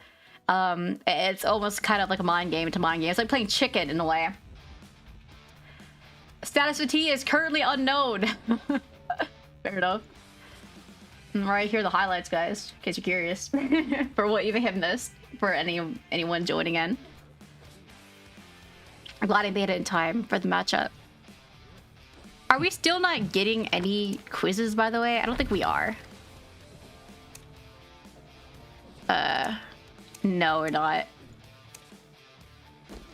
Boo. Alright. What teams have won? So far we only have the 2 matchups. So we have GB into USL. USL won their matchup by I think it was 3 points. And then right now we have Omni into PR, and Omni is ahead by 3 points right now, I believe. Or wait, I don't feel like doing the math. We'll see in a second anyways. Yay! IDV pens! Oh. So I didn't... Oh. Zeus is talking about you? Oh my god, is he shit-talking me? What do I do? Guys, go bully Zeus. What did I do, bro? What did I do to get bullied? He's talking about... Yes! We made a comparison to Curl looking like an otter. Let me show you. Hold on. I gotta find it. We said that Curl looks like an otter because he's got like the otter smile. Hold on, I gotta show you. Mib just exists. What did I do, bro? What does this mean? Bro, is she talking to me right now? Do I gotta fight Zeus? Or just because I mind my own business? I don't know. And there you have it. Alright, hold on. I gotta show you Otter Kuro. For 5 ciphers. Oh, I just realized I could just show you the otter. For a video of I don't know, whatever. Okay, this is Otter. videos out there, I think. This is Otter Kuro. How to find Look at a him. cipher kite. But honestly, it was really a mismatch. And He's gonna want to share with the class, or I'll share with you guys. character, the one that Is these chat agrees with the Otter Kuro? Yes! We're spreading the agenda! Yes! Just a 2-click sort of character. There you go. Yes, don't you see it? He looks a little bit like an otter.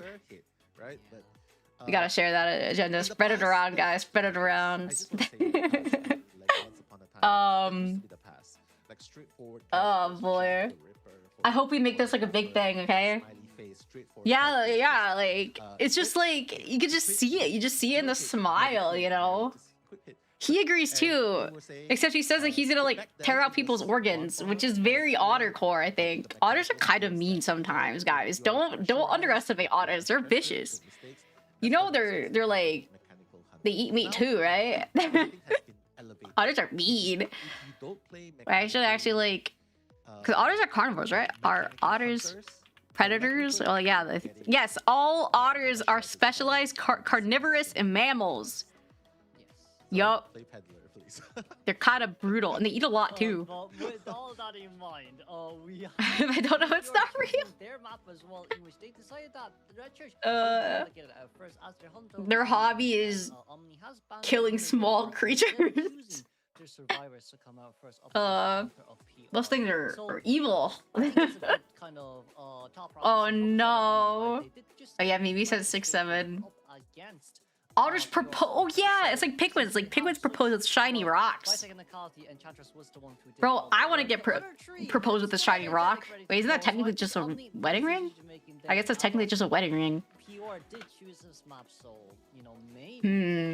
Yeah, they give you shiny rocks. Their favorite rocks. That's so cute. That's basically like actual marriage. We give each other shiny gems and rocks, you know, to like propose and stuff like that. And now showing us again what he can Wait, are we penguins? Are we penguins, guys? You're shining a rock? Oh my gosh. Pig's feet. My tea is too hot. I got a cat's tongue, so it takes like 30 minutes before I can actually drink any tea. I have to wait for it to like get like barely room temperature. A pebble nest is like a dragon. I wouldn't doubt that penguins are like secretly descendants of dragons if dragons were real. I mean, I wouldn't doubt that something close to a dragon existed at one point, guys. Like, come on. If dinosaurs existed, I'm sure dragons existed sometime in the billions of years Earth was a thing, right? Like, that's not crazy to say. That's not crazy to say. Now I sound like a conspiracy theorist, but you guys see what I mean, right? We grew... Whoa, don't say that. Well, this is IDV. You gotta be careful of your words. You gotta be careful of your words, Mangos. Loki lizards are... Yeah, I mean, there's the Komodo dragon. You know? Brush each other's hair, we'll say that, you know? Yo, I've never actually seen Game of Thrones. Wait, there's one scene I did that kind of traumatized me as a kid, which was like the finger torture scene, like right before a sex scene. It was really scary. But I've heard a lot about it. It sounds really cool. Is that Game of Thrones? I think it was. We have Gravekeeper and Lantern is for our first picks. My cat wants out of my room. Canon Gen Z event. Wait, is that real? There's prequels? Anti-Aquarium! Oh my goodness.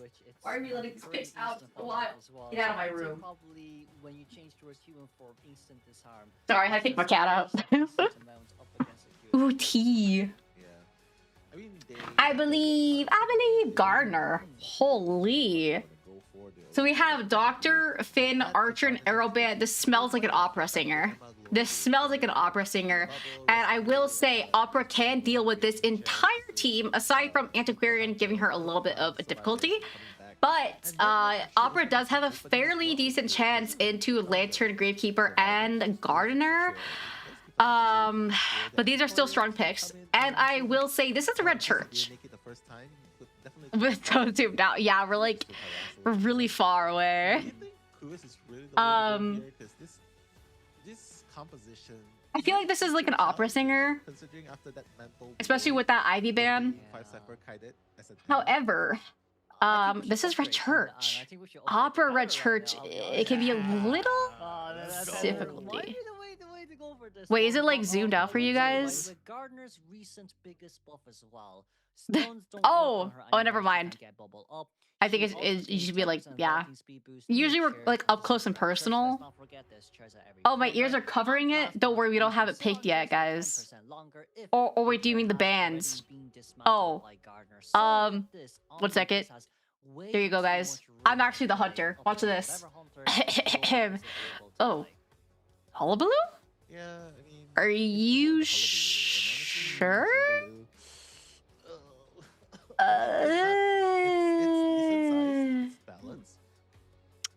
This is risky. I don't think I would have gone Hulla in this comp. Are you capable of making sure every single double surprise or most of your I mean, I'll say because that first chase is very important. If you Oof. do not unlock your skill Hulla would have to go for Lantern. by Like 100% of the time, you gotta go for Lanternist. That is the best chance you have in this scenario. You can't go for Gardener. It buys too much time because you have to worry about that bubble buying a whole extra hit. You cannot go for Antiquarian, and you cannot go for Gridkeeper because he's a direct counter. We are seeing the double Tide Turner. We have the Tide Turner on Gardener, who is going Sui because she has the knee jerk, and we are going to see standard rescue build on Gridkeeper, who is also running Audience Effect.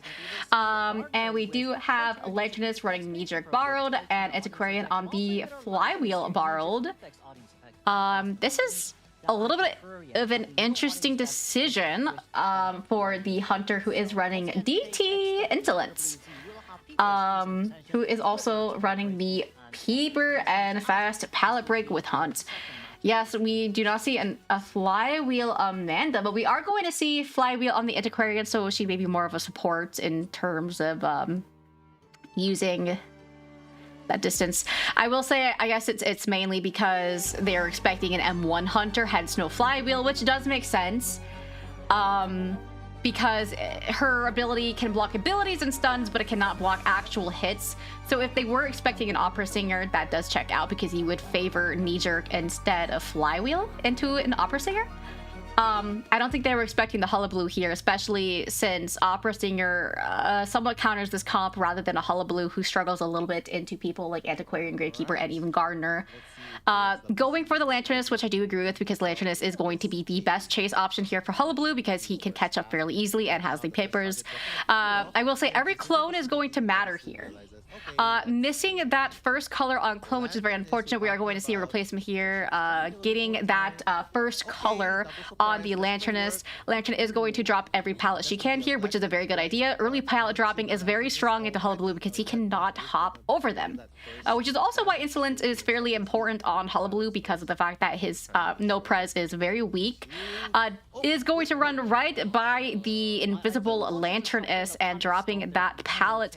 Already this is a very good rotation on Lantern here, who is going to take a hit. Insolence did come in here, so they do know now that Hullabaloo has Insolence. And Lantern does not have a color quite yet. Oh, she does take the red, and ciphers are about 60% across the board. Ooh, barely missing that double color. Trying to stay in that corner.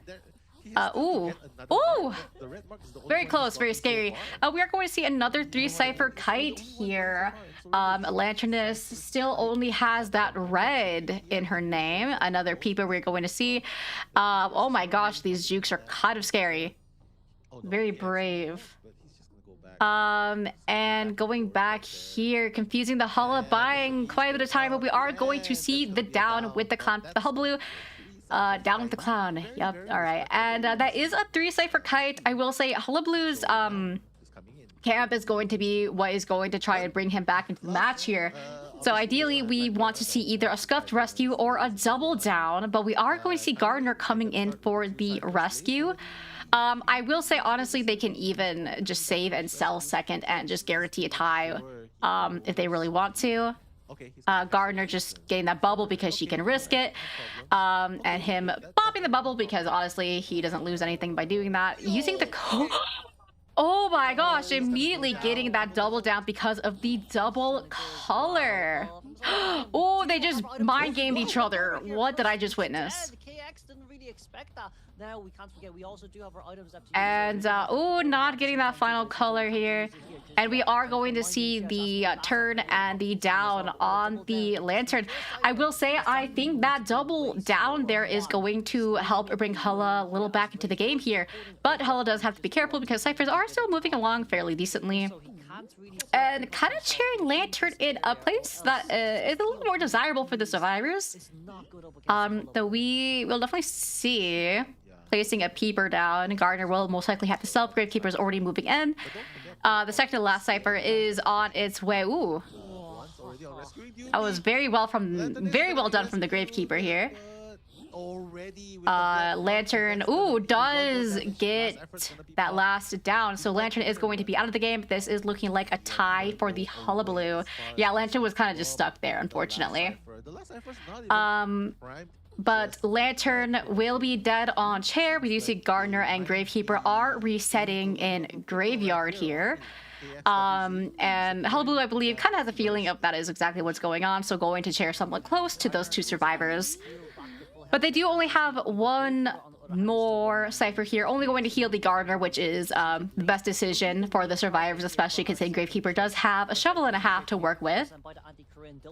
Does get the double color and gets that hit on Gardner, but the bubble should be around primed. Unfortunately, all the pallets are already down, so it may make it a little difficult for survivors here. I will say what most likely is going to happen for the... Oh! Does get the down on the Gardener. However, the last Cypher is almost primed. This is looking like a tie for the Hullabaloo. I will say, is there 3k potential? Yes. There definitely is. Mess up the rhythm sometimes, but the rescue is gonna happen really early. And I will say here, I would have maybe waited. Through the bubble, doesn't really matter. Okay. Ooh, now it has to wait. This is definitely just a tie here. I don't know why we hit the bubble there. Yeah, I was going to say hitting the bubble was not a good decision for the Hulla. Does get the down.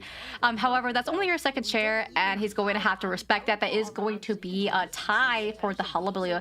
I think Hulla to this team was definitely a little risky. He's actually going to check the reception gate first, which I will say would have been in his favor if not for them doubling up at the other gate, and they are going to secure that tie. Hullabaloo is definitely a very big tie character right now in the meta, which is why it was definitely a little risky going Hullabaloo, especially on Red Church and into that comp, no less. I definitely think Opera could have been a little bit more of a stable option into that comp, although Church is definitely a little bit of a riskier play, but potentially could have worked out a little more. But we will see what we have next for our second matchup. I will say PR is definitely going to need at least a 3 out here to kind of bring him back in. At least a 3 out. Ideally even a 4 out. However, I'm not quite sure if that's possible, since that's always really difficult, especially in the current meta. But we will see. We'll see. Yes, they are 8-4 now. Let's see. I think they really need a 3 or 4 out here. And to bring him out, especially for a game 3. So we'll see. We'll see.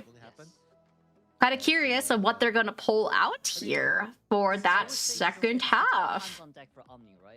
Well, a little bit of a hard matchup, definitely. Especially for a Hulla on that map. That Lantern's rotation was very well done. Praying for a 4 out. Who knows? We might. You never know what's gonna happen.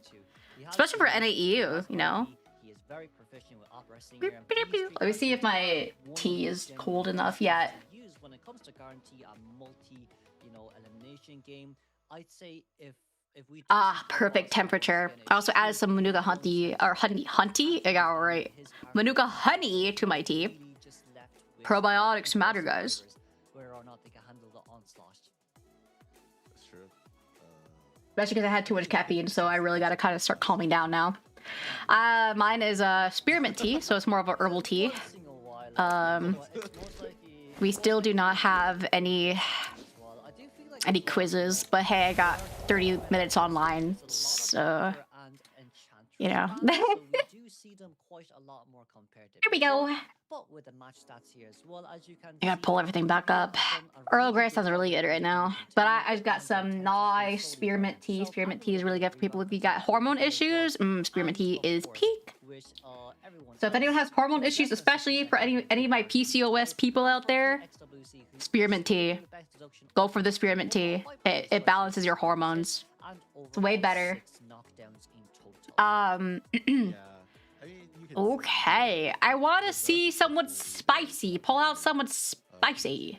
Yes, definitely go for spearmint tea if you have PCOS. Trust me. Also, there is raspberry leaf extract tea, which is good for cramps. If you got bad cramps, you should go for that. Full more nuggets. Kata, please don't pop, please. That's gonna be a 2-0 spearmint tea is really good, and it doesn't have caffeine in it. So you can drink it without fearing caffeine in case you are affected by caffeine. Personally, I like green tea, but I have to be careful with my caffeine intake now because my body has such bad regulation for anything it takes in. All right, PR survivors going into the Omni Hunter once again. Now, I will say I think PR is going to absolutely need a 4 out here. At least a 3 out. If they get anything less than a 3 out, it's going to be very, very hard on them, point-wise. And I think if they get anything less than a 3 out, it might be close to basically a guaranteed win for Omni for this matchup, meaning that Omni will proceed and go into USL.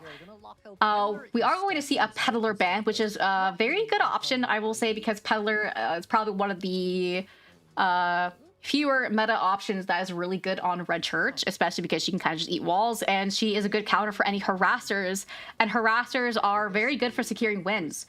But we are going to see a Lantern and Steer ban, getting those out of the way, especially Lantern has good global support. Oh, we're seeing a Psychologist and Gravekeeper, so we're getting quite a tanky team to boot for our first 2 options. Yeah, we don't often see Psychologists anymore picked in a lot of comp teams. So this is very interesting. I think they just want to make sure they can buy enough time or at least bring someone back in the game if need be. We are going to see the Coordinator ban. This is looking like potentially an opera singer. Also, hello. Hello, Pioroy. Hello. Are you okay, Leah? Wait, what happened? Are you okay? We are going to see Meteorologist for our 3rd pick. So this is a fairly strong team. Yes, we actually just saw a Lanternist do a 3 Cypher Kite into Hullabaloo. Oh, the spam. I'm so sorry. I'm giving you guys big hugs. Oh, the spam is 6-7. Oh boy. Yes, I think Presence Hungry character could be QUIS. That's interesting. I could see QUIS on this map, just because Opera kind of struggles a little bit. Ooh, this is probably definitely going to be a QUIS if they're going to go Novelist, because Novelist can give Opera a little bit of a hard time. Although, now since it is Novelist, well, it depends if they know how to counter the Ivy, which since this is PR, I assume. Oh, Numeron Novel. Okay, we're going to see his Novelist. I will say I can see this being an Ivy or QUIST. Opera was on the table, however, I think it's a little riskier now with Novelist here. Oh yeah, no, some memes sometimes kind of grow a little fast. No, I get you entirely. I will say ban-wise, because it's Coordinator and Florian, I have a feeling it is going to be either Opera or QUIST.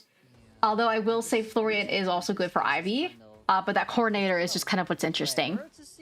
But we'll see. I wonder if we'll see something a little out of nowhere, you know? Alright, so let's see. Especially because we have to consider that it's Red Church. Red Church does offer certain difficulties for certain picks, right? Especially for people like Opera Singer. So if you have God Kite, that area is really rough on her. We are going to see an Ivy come out. I will say Ivy is a fairly good counter into people like Gravekeeper and even Novelist. However, there is a trick with Novelist. We're getting snipped! What do we smell like? What do we smell like? That's definitely By the way, I have to make sure that like I've keeping up with everything. There we go. Peppermint tea. Yummy. All right, and we are seeing Ivy. I will say, I think Ivy here is going to go for Numer on Novelist because again, Ivy is off the bat is a novel counter. But there are ways around it. Will we see that? Who knows? We might. We are seeing double flywheel. Flywheel borrowed on the Ada and the Novelist. Looks like they were expecting the Ivy or QS. Though we will see the Tide Knee-Jerk on Meteor and then standard rescue build on Gravekeeper. We are also seeing a single audience effect on that Meteorologist. Behind your potato is calling my name. Yo, give me some. You're gonna get some. Let me have some.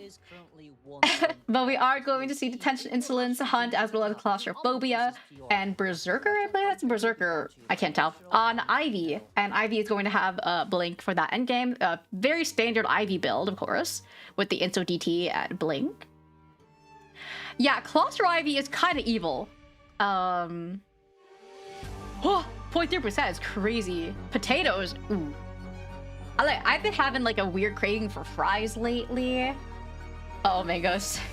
It is Berserker? Okay, I thought so. I don't know why Berserker is like a broken pair of glasses. I don't know. It's weird. I feel like Berserker should be something else. My French fry sounds so good all the time. All right, so what's interesting here is that main body is moving towards Novelist, but they do have Yith moving towards Gravekeeper. Ooh, Novelist already has a lot of distance already at Shack, sending Yith towards middle, which there is not a middle cipher. So already a lot of early rotation for the survivors, which is a very good idea. However, already being on that cipher is a little risky. Going for the Meteorologist immediately, did miss the spook on the Meteo, especially because of that win, which is already 1/3 of a bottle used.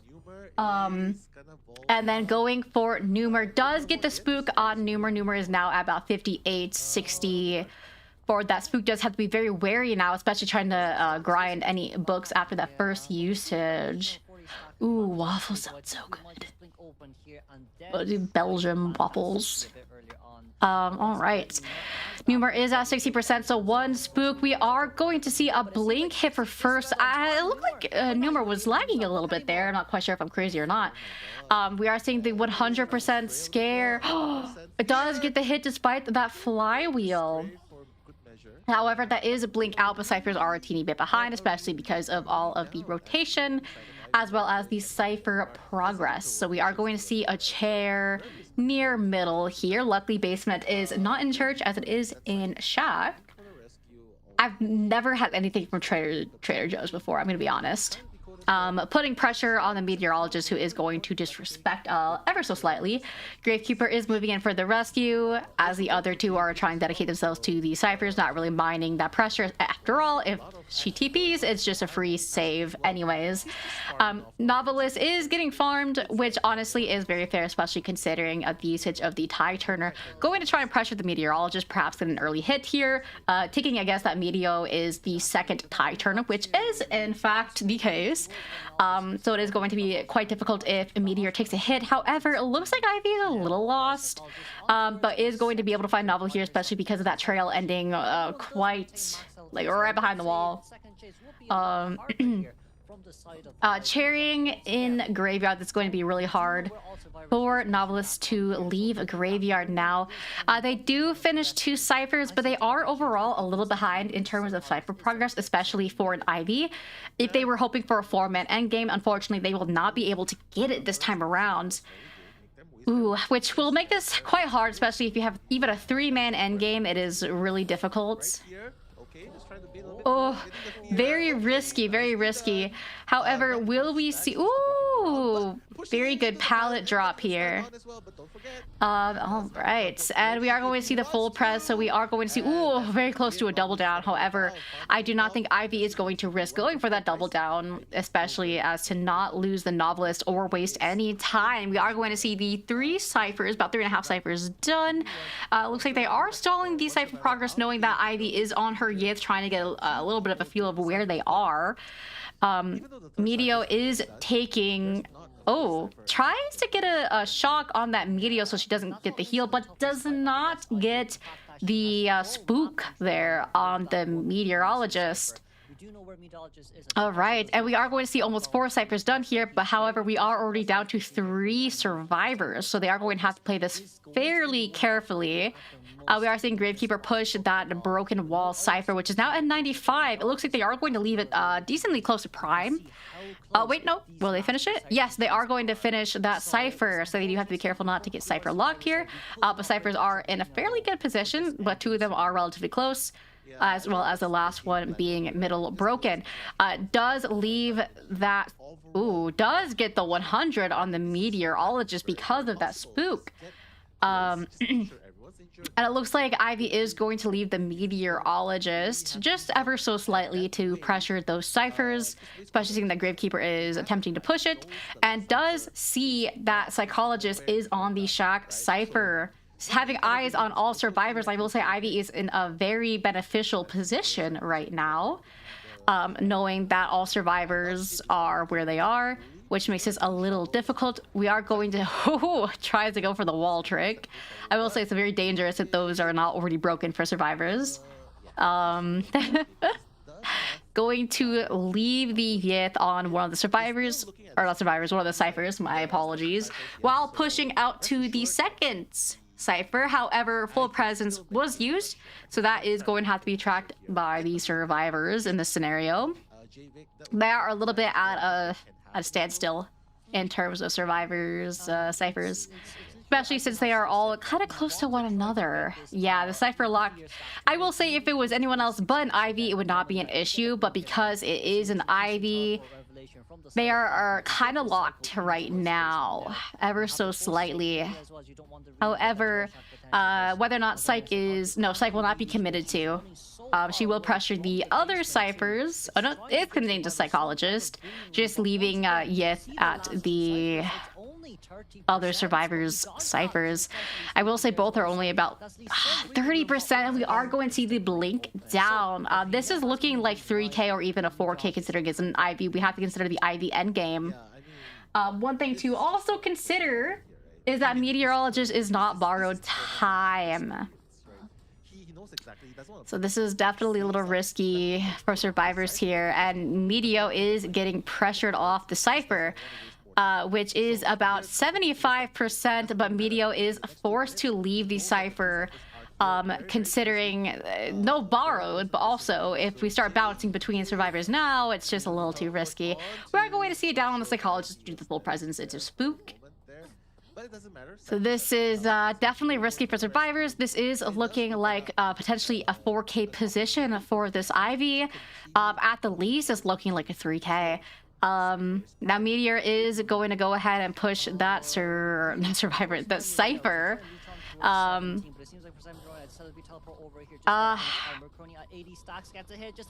And this is unlucky. Now, I will say, I believe full presence is almost up. Yes, this is that's also basement on top of it. And now they have to play an IV endgame with 2 survivors on the board. So this is very, very risky for survivors here. Luckily, barely getting out of the full pres. However, if he gets spooked, he can get spooked out of that shovel. This is really risky. He's gonna have to walk in a straight line here. Ooh, good dodge from the Gravekeeper, but still takes it. Yes, this is 3K, most likely 4K. Ooh. Oh my god. Oh my god. Yeah, that's a 4K. Oh, yeah, just that is a 4K. Such a huge deal. Very unfortunate for survivors here. I think once that novelist was out of the game, it really made it a lot harder. Three-man mid-game already is a little difficult for Ivy, but a two-man end game is even harder. First Goldman match, but Right. all is not over just We have a little bit of a chance here because Dungeon is here. Gravekeeper does have self. There is a chance for a 1-out, especially if Gravekeeper can somehow push that gate. the gate's not open, right? So But, ooh, we see the blink down on the Psychologist. Gravekeeper is going to be forced to kite here, but Ivy Yith is already on him, and she just barely gets that possession on Gravekeeper into the full pres and immediately teleports back to the Psychologist. That is going to be a 4K for the Ivy. A little unfortunate for the survivors there. I will say this team somewhat gets countered by Ivy. So I definitely see that. I don't think they were ready for an Ivy. But GG's, Omni will be the winner for that matchup. So the next matchup we see will be ESL into Omni. And whoever wins that matchup will be our one of two teams going to COA. So let's see what we have in stock. How are you guys feeling so far about the matchups? Let's take a look at IDV. I still don't think we have any anything. I can break some things. I can break my character unlocks, I suppose. Do we not have any guesses yet? I assume we're not going to have any pop quizzes until actual COA, like COA. from before. Yeah, Sag. Not only that, you can only teleport to that Most likely it'll be Omni B for you again. But we'll see. Who knows? Who knows, honestly. but in the hands of I want to see it. Spice it up. Spice it up. wasn't enough to stop him from getting the 4. I think COA organizers purposely didn't set Omni against B for you because they wanted it to be Omni and B for you going to COA. Probably. I will say I think that is going to be the case. Because last time they had B for you and Omni go into each other like immediately, I think B for you ended up steamrolling. So that's probably why. And they probably especially because Omni into B for you means you get a lot of PR. Not the team PR, but you get a lot of attention, a lot of like people talking. Because like Omni and B for you kind of have like a rivalry in a way, I think. So yeah, that is true. Omni is definitely more seasoned in terms of competitive tourney play, but never want to underestimate. But very well played from both teams. I think it was just a little unfortunate with some of the matchups, you know? My ear's not popping once again. Gotta take my nose meds. Yeah, the tournament play. The thing is, rank and tournament play are far different from each other. Super entertaining. You rivalry or whatever it's called. Despite everything that's happening up to date. Yup. You have to remember, Do they kiss, guys? Omni was Ice cream is slapping. What kind you got? the second Are you gonna share? representative before you, right? And Share with the class, to say that, please. oh, you know what? We just have to fear pits. The Beep, survivors beep, beep. are- Also, for anyone ranking, good luck with rank. Otherwise, You got that this. would be I will not be ranking because we are going to be watching this. So sorry to the people I rank with. really well. Both factions did Beep, really beep, well. beep. They did not do amateur mistakes. They My nose feels weird. made mistakes. And that's the mark of someone that Beep, has, both- beep, beep, beep. has gone through. Oh, why does my nose feel weird? Right? So if UCL wants Ugh.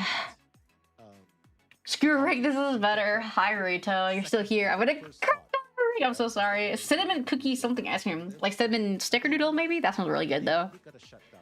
They gotta shut down pits. Hero rivalry is what is NAEU's B for you and Asia to Zeta. True. Of the survivors we've seen. God, they really have like a long rivalry. Verse and stuff like that.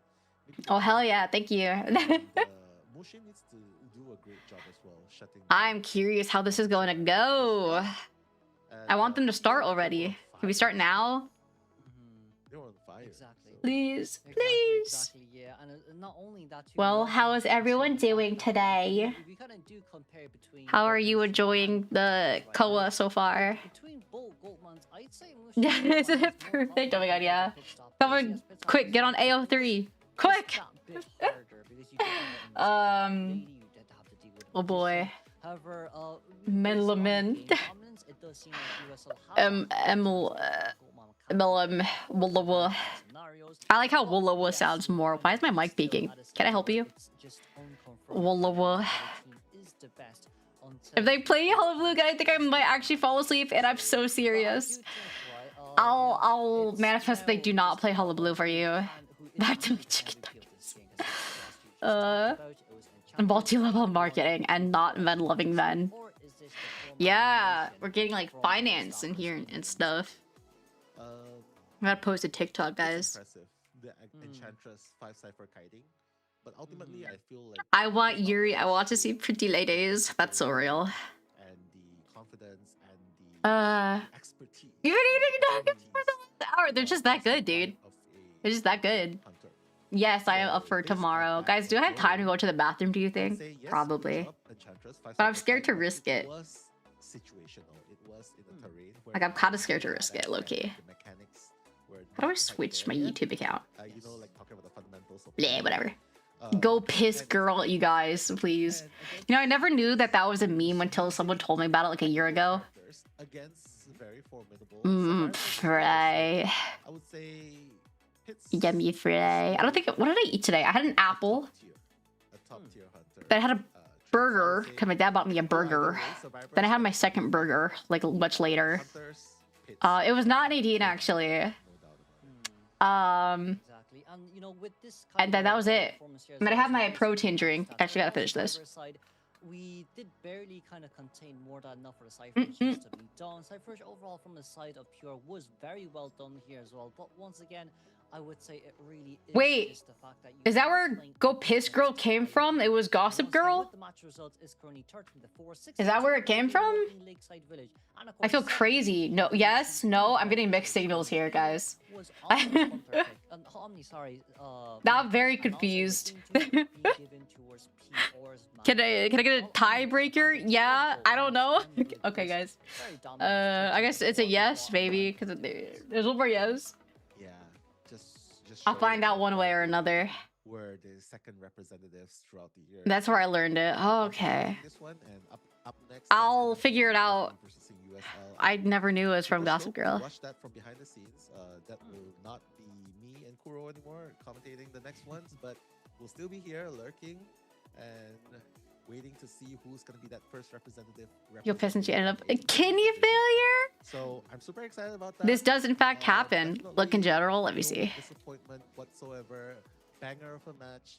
Just love. Go to see Piss Girl, yeah. First from Team Globe, Ice Hero, hello. USL, and now Okay, that top makes sense. Meta, top tier meta hunters from Pits as well. I love to see that. I love to see that. And hopefully, like what I said, hopefully there's going to be more tournaments. I mean, Zeus, if you're watching this, throw a tournament. you. Too, you know? Conduct a tournament. Conduct a tournament. Okay, maybe I do use the bathroom. I'll be right back, guys. Tell me what happened. There's Don't die or more don't cause trouble, okay? people watching right now in stream as well. Hopefully there will be LAN events for NAEU as well. I mean, that would be a great opening, right? If there's one, that would be great. You know, can be I do considered. wonder. I do wonder. A lot of teams are to reach you from the summer side as well. So we're gonna do maybe some sneak peek sooner or later. But Hopefully. yes, I would say right now, it's not the end just yet. It is definitely not the end just yet. USL and Omni being able to move on forward towards the finals as we will be starting in around a good half an hour, because you know, from both sides as well, the teams still do need to rest up, especially from the teams that just playing, you know, 2 BO3s in a row, especially in a tourney setting like this, is definitely very stressful as well. But as we are talking and waiting in this scenario too, best deduction still has yet to come out from the side of our analysts too. So I think while we are waiting to think who is the best deduction of this game, it's also kind of just a recap here once again that, you know, both teams have definitely done really well, really well. And even though PR, yes, they didn't do as well as before, they still, you know, performed with their best possible scenario. And once again, best deduction given towards Omni Pit. Yeah, I mean, very well deserving, right? A 3K in the first game. As if that's not enough, there's a 4K by Ivy in the second one. So definitely props given to Pitts. Congratulations. Hope he continues that dominance as well. Congrats, Omni. They're gonna move on, meet up against your secret lover. So who comes first? We'll have to stick around. You guys have to stick around and find out after this. So right now it is the time. I was gonna say interview, but I realized that it's not. Yes, It's not we gonna don't, be- we will yeah, not have we that don't until have the final matchup, in which that will be left for our next two casters here from our side as well. But I would say as well, in that sense too, it's kind of now more or less just, okay, how much more can we get from this? I would kind of like to see a bit more variety as well from the side. I would like to see Omni, Killer Boss being playing out here as well, and you know, I would say, right, Omni, once again, they've been into COA like 2 times now, if I'm not wrong, last year and the year before, so they definitely do have more experience compared to the previous few teams too. But overall, I'd say there's still a lot of cards hidden, I think. I do think, you know, from both teams, we've only played the meta for now. There hasn't been much pocket picks just yet. True. I mean, that's the beauty of the game, right? It looks cute. There's something to cater for everyone. If you like lores, there's the lores. Right. Have you seen What? the Why is the animation? cat man? Insane What cat animation. boy over there? What the fuck? So you know what? I think All that's right. our time. Hello, So guys. goodbye. I'm back. What did I So miss? thank you Did for anything having us, happen? guys. You guys have been Are we amazing. started The yet? love that's been Tell them to get shown. started already. We're going to the highlights, going to a short break. Hopefully we stay What? for the finals of day 1. Thoughts on tall So then, women? I'm Mellow Mellow, that's I Kuro, like all women. Shiro Gaming, Sensei Kuro. Yeah. We'll see you in the next one. Kata's See ya. tall? I don't know if I trust that. The bald goober. Oh, you're right. I actually should add that. No, wait. I should add it as a Fugi. I'll do that for next tomorrow. I don't know if I believe you, Ken. I'm side eyeing you real hard right now. I don't know. I gotta fact check with this Nadine. I gotta fact check this. I don't know if I believe you. I gotta go find Nadine later. I gotta fact check this information. Anyways, I think I'm like 5'2" or 5'3", one of the two. I don't know. It kind of swaps depending on who's measuring me. The guy. Why are we showing that part? Oh, we got 5 minutes. No, never mind. I lied. It was just the. Yeah, whatever, man. For the same, oh my god, twinsies. They'll come to my defense. I hope so. Well, you want to find out? Shorter than other men, but I have decent height. I don't know. I am. I'm super tall, guys. I'm actually 6'7". No, wait, no, I'm like 6'5". I didn't intend for that to be 6'7". No one say it. No one. It was not intentional. I realized it the moment I said it. No! Anyone who says it will be getting banned. You're being put in timeouts. We're gonna have one of those Kenji streams where he just bans everybody who types anything. I'm putting you all in timeout right now. Hold on. Alright, how do I put people in timeout from here? You gotta stop talking! Mute? No, that's not it. Sorry, Master. I did, by the way. I should have said hi earlier when I literally saw you type. I didn't say hi. You guys are lucky it's not letting me put you guys in timeout from OBS. Oh, we got 20 minutes until the day. 20 minutes. Bro, what do we do for 20 minutes? Alright guys, what else is on YouTube? Alright. Wow guys, look what's on YouTube. NAEU qualifiers. NAEU qualifiers. Ask chat to join. I'm scared to ask anyone to join now. Keji. Yeah, guys, we can just watch Keji. Speaking of Keji, dude, we can watch these ones. More Kenji. More Z's. Guys, what do you think I watch, guys? Get me out there. Guys, what do you think I watch? IDV? More Kenji? More Kenji? Aziz? More Kenji?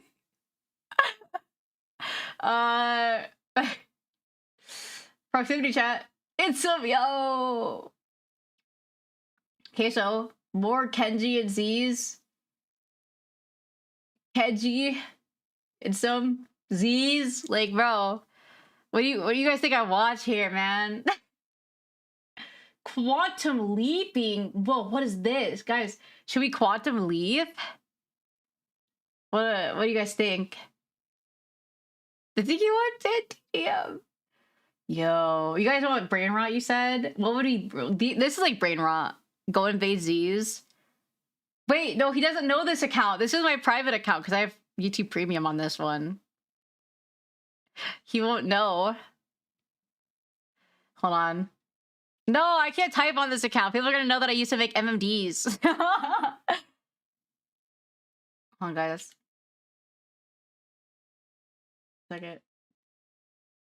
What is he watching right now? I can't even see the chat. I'm literally being censored. I can't even say anything. I see S plus, but no. I hear Zeus.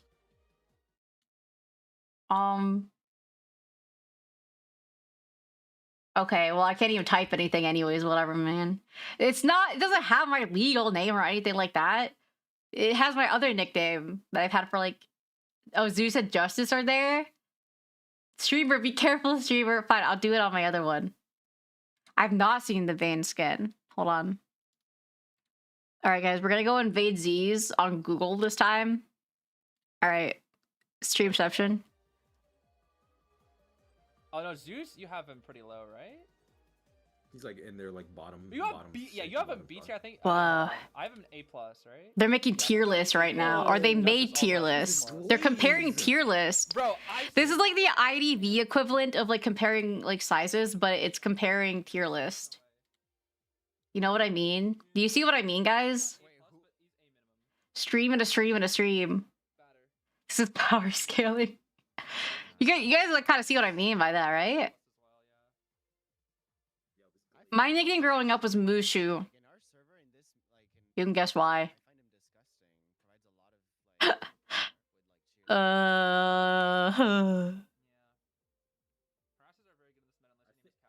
What? Oh, I gotta judge and witness these tier lists. Rip Wildling in B tier. Ah, yes, Graven, that S plus. Heck yeah. My grave enjoyers, rejoice. Yes, from Mulan. I'm actually surprised, Justice, that you have on stream. Wait. Yeah. Oh shit. I'm surprised, Justice. I'm surprised they're all there. That's like As the worst survivor. scary. Oh yeah. I'm Wait, hold on. I gotta say. I think one thing that Zeus and I both agree on is that Thief is so fun. So did you like my Autocurl comparison? Thief is better, guys. You Little just don't girl see his cannot- potential. You Little just girl- don't see his potential. I'm gonna ask him if he liked it. I don't know if he's gonna see it though, to be honest. Yeah, we got both Zeus and I have Thief as the worst character in the game. I see Mind's Eye and Thief are like consistently the lowest tier for them, which does check out. They're kind of. Lucci Lou is in the chat. He knows. You should know Thief is. Yeah, at least the Thief broke. At least the Thief broke. Yeah. Thief Chad is really mad about the Mind's Eye hate. Opera singer, basically I don't know what to best tell her. singer. It's Mind's Eye. Mind's Eye is good, mind you. Uh Do you guys have oh. who you think is definitively the best in the game? And we're getting sniffed. All right, I'm closing that, guys. If you want to see Z's, you gotta pull him up. We're not gonna steal his stream. Don't let Shad meet Cece. Okay, so we need to introduce Shad to Cece. Is what you're telling me. 14 minutes! Alright, guys, we gotta find something to watch in 14 minutes. Because that's a lot of time. And I don't have someone to call with me. I'm all alone, guys. Besides you, of course. Ooh, I like this person a lot. I'm muting it so we're not actually stealing content, guys. Chat side. Alright, look at this. I love watching this. I love watching this lady. Oh yeah. Every time I think it's bland though, I have to remember that it's like a child eating this. But to be fair, I'd probably eat it too if I was hungry.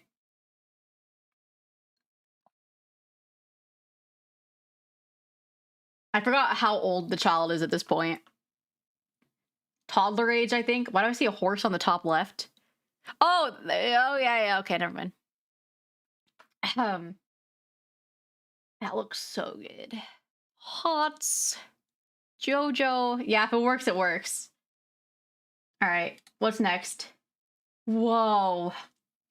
That's a lot of saltine. Whoa. That looks good. Oh, I'm gonna get hungry. There's a new Gorillas animated video. Rich people. Dude, this all looks yummy to me right now because I really haven't eaten much today. Oh, is that brisket, bro? Oh my god. Sorry, it's like dead silent for you guys. One meal for the homeless. There you go. In Memphis, every time this video got shared. Hell yeah, based. The best kids meals for adults. And tonight we went to Best kids meal? Culver's, hands down. Go to Culver's. Best kids meal, bang for its buck. Culver's kids meal. And a drink. Sometimes when you're ordering a kids meal at a sit-down restaurant, the drink is not guaranteed. That's not the case here at the Apple. It's true. Yeah, Culver's is peak, guys. If you're not in the Midwest, go to the Midwest to get Culver's. Okay, that's actually a pretty good kids meal because you get fries, a cheeseburger, and some drink. Because that's a pretty big cheeseburger, guys. Fresh, the bun was soft, and the burger felt substantial. For kids meal number 2, I got a chicken quesadilla with mozzarella sticks. Okay, that's kind of mid. A lot more mid than the first one. I go with the cheeseburger and fries.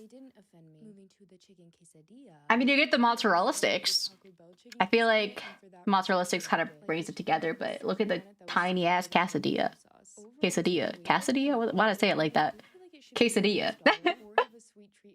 Applebee's, you're coming in third with an 8.90. Ooh, Texas. Oh, Texas Roadhouse does have pretty good kids meals. Like they're very well sized. Don't do this with your baguette in Paris. First up, don't get a baguette from a grocery store. That is for emergency. Why would I ever get a baguette in Paris? Why would I be in Paris? You still need bread. Instead, listen. No one said I could speak, period.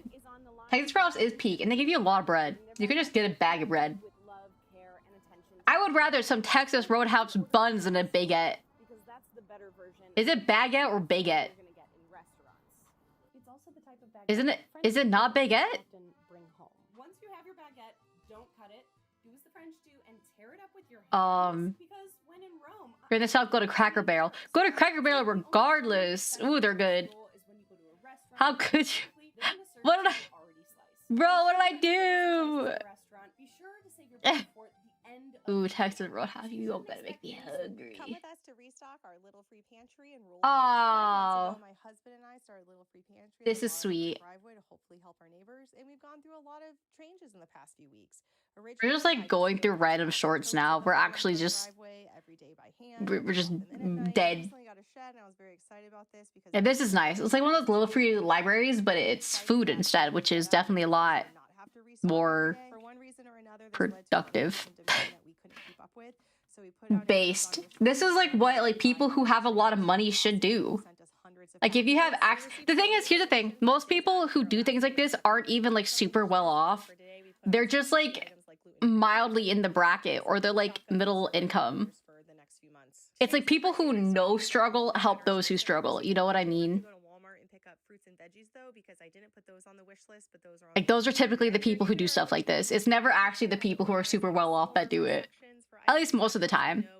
Not to start getting into socioeconomic politics and all that, but For example, we Ooh, did I see some Chef Boy RD? They know peak. They know peak. Tooth cleaning stuff. Some people have Yeah, asked us why we like don't walk the shed. This is because there are a number of people in our town who work. We live in one of the poorest towns in the state of Vermont. And we're still coming up short. And so this allows folks to stop in whenever this we're is so on a sweet. schedule, which helps us fill a gap that other food pantries are unable to meet when they're only Dude, open for I will say like kids meals are like Folks kind of share peak, some of the just in any frustrations regard. we've had since building the shed of folks But coming some in places, and yeah, some places won't let you order off kids meals in general, folks have suggested which is putting weird. cabinets underneath. Which I guess I kind of get. No, I don't get it actually. These are smaller portions for smaller price. Doesn't that make sense? Near us a few years ago, they have a similar setup where people come in. It was honor system. Came in with like a crowbar and busted up their cabinets. And I Where's the wanted green that. beans? And then also for my own You guys tried to expose me by picking sushi for my wife. I don't know how to make this, and if she rates it under a 7, I have to take her to the Good most way to expensive clean sushi rice. restaurant Remember to in the clean your city. rice, guys. Plates I'm are begging you. $500 per person, and you guys already cost me over $1,000 in flights when you picked alligator gumbo. So I'm Oh. my bank account depends on it. I don't know my wife's favorite sushi roll, but I do know she loves tuna poke. So Yeah, like I can't even eat a full kids meal myself. Like I can't eat it. Ice cream taco. No, I know what you're talking about, and those things look good. Along with my credit card. I just found out you're supposed to remove the cucumber seeds. I didn't do that. So now this roll might get watery and fall apart. I don't That's know if I'm okay. supposed to cut Just the eat it cucumber fast. for sushi, but I know this is wrong. But I don't have time to worry about that because my wife just texted she'll be home in 12 minutes. And I haven't even started the hardest part. Rolling the sushi is an absolute Is that nightmare. sticky rice though? Has It the better sushi be. bursting out of the seam. I can't serve this to her. I'm trying again and Oh. I finally get a good seal. But when I go to cut it into pieces, I completely Oh. rip it apart. She walks into the door to a defeated husband with nothing to show for dinner. I keep trying. You need stickier rice, my guy. Look like a complete disaster. Yeah, we're making sushi right now to wait for COA. He needs stickier sushi rice. Listen, how many minutes? We got 7 minutes. All right, back to sushi, guys. Chinese people are obsessed with one thing only: money. My parents wanted Oh, me to become okay. a doctor, even though the last thing a Chinese person will do is go to the doctors. But it's because they wanted me to make money. Quick commercial break, yeah. Because both This is my a commercial break, guys, as we wait. didn't have a lot growing up. So imagine what they thought when I said I wanted to be a cooking content creator. Anyway, I feel like in general, money makes a Rugal rat or something. Okay, someone kill Shiro. they look like good bars and symbolize money. So if you're trying to get your money up this year, go Get your money up, not your funny up, guys. people are obsessed I know, they look really good. How much is 26? Two something years. 2 point something. Which I peeled the skin off of and then cut chunks off around the pit and added them to my mashing bowl with half a banana. These are 2 fruits he actually will. Ooh, I want some sticky rice. Yummy, yummy, yummy, yummy. I mashed them together until smooth and then added 2 Weetabix to a bowl of hot milk. Dude, I would fuck this up. I'm gonna be so honest with you. For lunch, I added some cooked cauliflower. What's Henry's kitchen? What's that? Together until it was smooth and then got a mixing bowl. Poured the mixture I'm scared to search that. We got 40 pounds of strawberry mousse, 40 What pounds of the Oreo cheesecake hell? mousse, That's 40 pounds of humongous. cream frosting, and 50 pounds of chocolate fudge, which means yes, I will be crying myself to sleep. No, I need to watch this. 2,500 cupcakes, which is David our Delight. order to date. Me and Gabby, we're scorping like a chirping like a bird, scooping all this batter to filth. My oven can bake 250 cupcakes at a time, so that's like a lot of batches. I'm mesmerized. I can't listen to people talk about I want that mousse is what I want. but I after love that, we're mousse. flipping them right out of the pan again and again, sacrificing the tips of our grubby fingers because these are hot, hot, hot. Then we just kept scooping and stacking away. I'm tired of doing this, but that's too dang bad. Bah. If we stop baking now, we'll never make it to nationals. Okay, my racks are loaded, and I gotta put these out to make a game plan. Every square inch of this ice. Oh my god, that looks good. And cupcakes, counters, tables, just me questioning my life choices. Let me pull up Henry's kitchen link on the side. We're decorating them tomorrow, but I'm just like super grateful, like beyond words, probably because my brain is short circuiting. Is it the old man? What I got us into, but we're in this together forever, baby. And yeah, I'm definitely putting. Is that the right one? Is it the old man? We got 40 pounds of strawberry mousse, 40 pounds of Oreo cheesecake mousse, 60 quarts of buttercream frosting, and 50 pounds of chocolate fudge, which means That's who came up. I will be crying myself to sleep tonight, but we're making 25. That's who came up with Search Henry's kitchen. Cupcake order to date. Me and Gabby, we're scorping like a chirping like a bird, scooping all this batter to filth. My oven can bake 250 cupcakes at a time, so that's like a lot of batches. I don't know. I can't listen. Delicious chocolate donut recipe. Or is it Henry Phillips? right out of the pan again and again, sacrificing the tips of our grubby fingers because these are hot, hot, hot. I'm just gonna copy it. Copy one of them. That's too dang bad, okay? If we stop baking now, we'll never make it. Yeah, we're in a break right now. We have 4 minutes. Is it this guy? Hello everybody, and welcome to Henry's Kitchen, where today we're going to be making Henry's spaghetti and meatballs. This dish is very filling and not too difficult to make. This is what I imagine when like someone like socially awkward makes a YouTube video. To be fair, I'm socially awkward. Is this what I feel like or seem like? I'm putting it on point something, mainly because COA was about to start. So the ingredients that we're going to be using for today's recipe are 1 onion, 1 garlic, 1 can tomato paste, 1 box rosemary pricks, 1 box fresh parsley, 1 stone ground mustard paste, 1 cumin, 1 salt, and Cumin? 1 red pepper. That's how you say that? It's not cumin? Cumin? Stroked paprika. Am I crazy?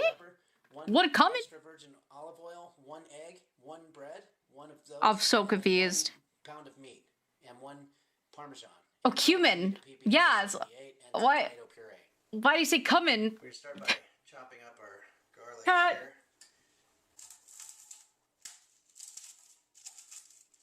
Oh my god. Going everywhere. This is a lot harder than I'm making it look here.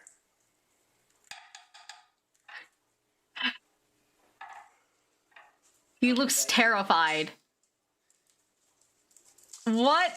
Shiro! They say that if you want a successful restaurant, you have to serve some kind of food that you can't make at home. And you look at Starbucks, and they pretty much just make coffee, and everybody can make coffee at home. That's probably why Starbucks has never really been very successful. So it's time to start. Well, I think he lied about that. This is 4 years ago. The ingredients that we've gathered and pouring them in there. So we've got our onions. That's big ass fucking onions to go into spaghetti meatballs. Oh my god. And I like to add just a little bit of stroked paprika. What? I'm gonna add in breadcrumbs, and this is just. What do you mean stroked paprika? What is that? I'm so scared right now. Crack in 1. Oh god, Big looking to send me. What is a paprika? About being in your 50s is you could be reasonably sure that all of your preschool teachers are dead. Why is it stroked? I'm so scared right now. I'm literally gonna take our meat and I'm gonna form it into meatballs. Okay. One of the areas where people really screw this kind of thing up is they make 10, 20 meatballs, and the problem is you can't fit them in the pan. Even the largest pan in the world isn't going to fit 20 meatballs, so those are big ass balls. size. Excuse my language. Okay, so now we're just going to put these on the stove and then we'll start working on our pasta. Why does he have 2 giant balls of like just meatballs? Spaghetti, I got something called a China de PP number 78, which is actually little balls of I'm a little scared.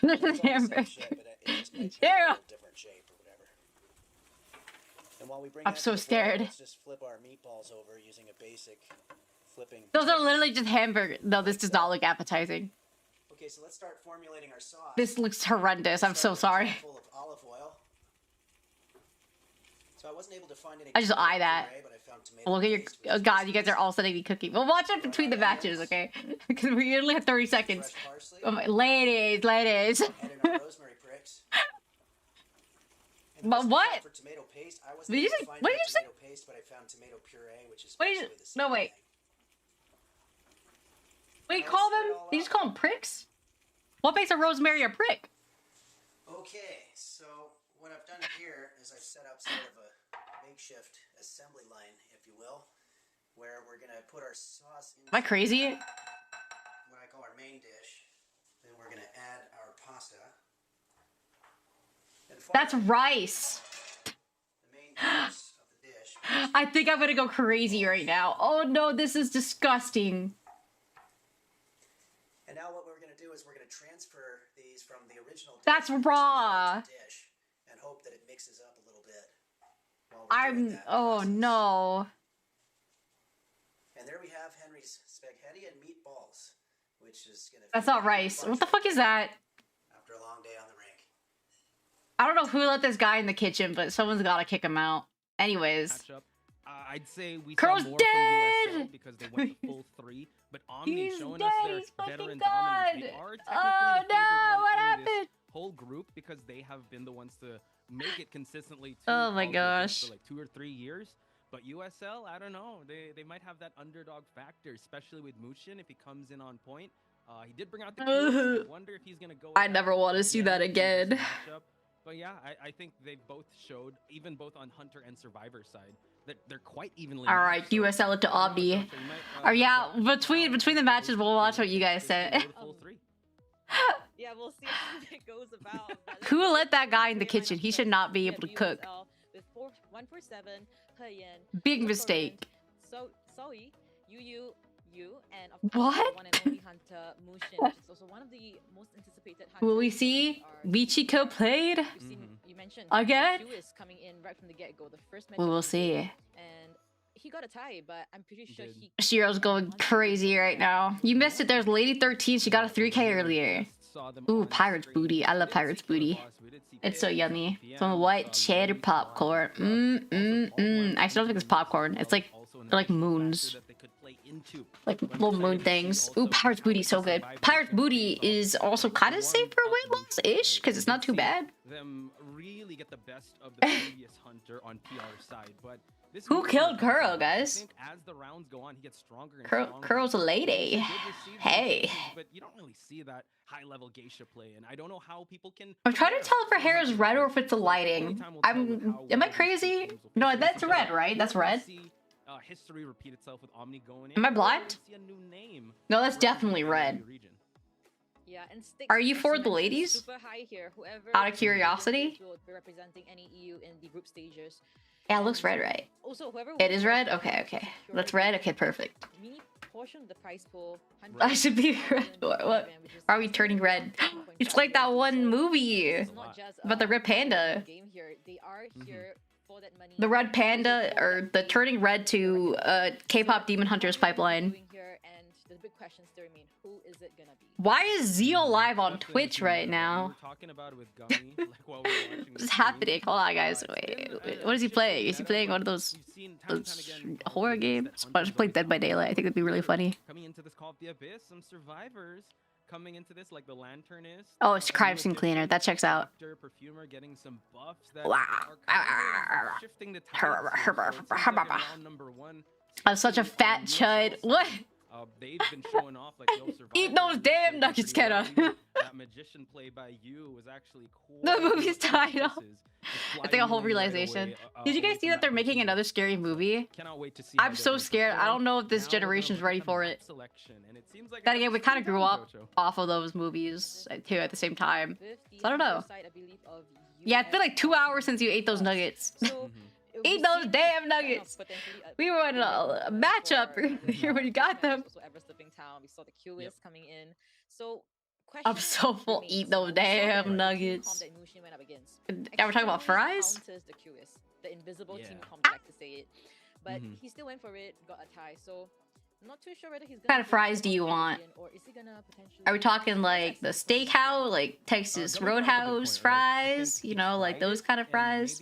Red Robins, you know, McDonald's, Arby's curly fries, Wendy's sea salt fries. Oh, the Chick-fil-A waffle fries. Those smiley fries that are kind of dry half the time, but at least they smile at you. Give you a little bit of a serotonin boost.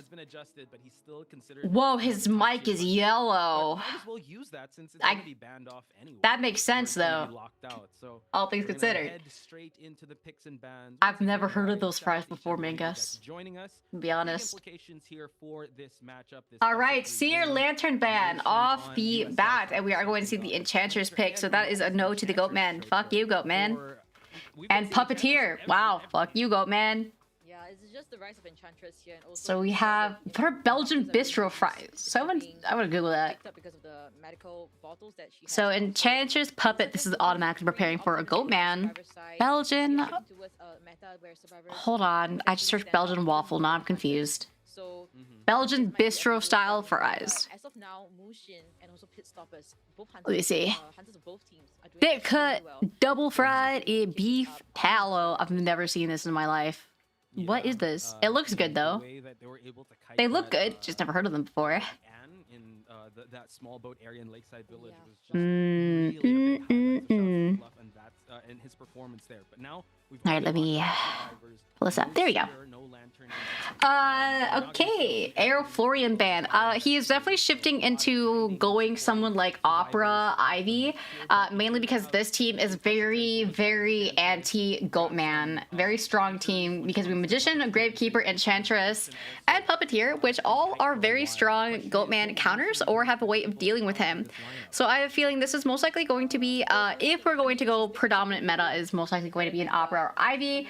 However, he may also pull out the QS round 1 here, but does have to consider that Gravekeeper and Magician both counter QS directly by dodging that Q ball, and Puppet is capable of buying time.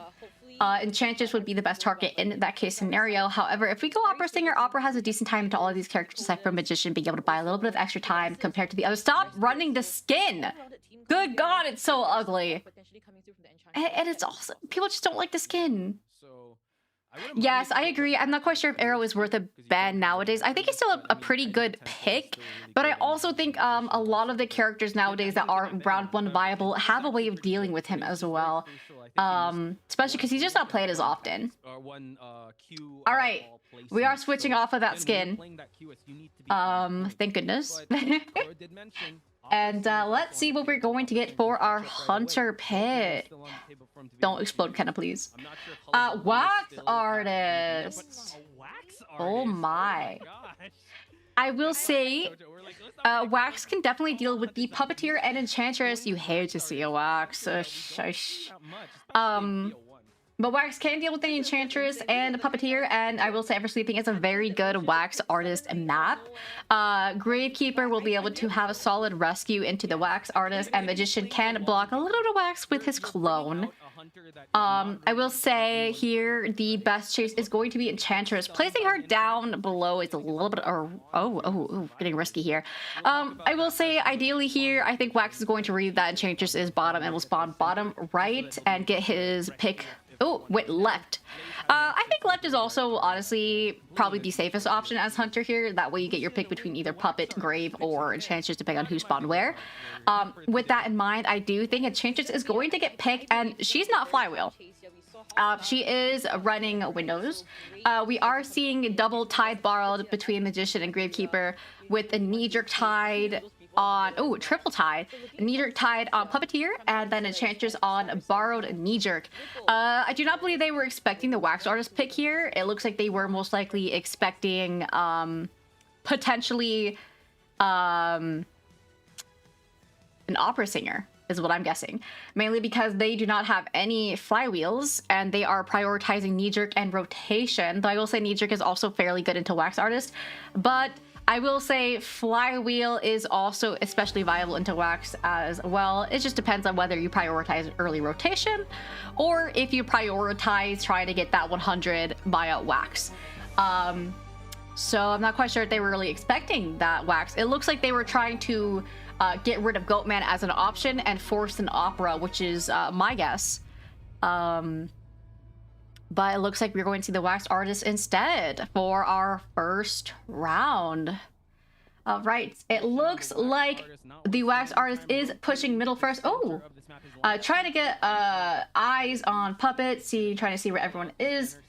Going to lock off Center Cipher and push the Puppeteer, who is at Corner House. Looks like Basement is also there, so that's something that Puppet is going to have to be wary of and try and leave. Very interesting that we are not going for the Enchantress. I assume, no, we are going to see Detention Insolence, so this isn't a matter of presence farm.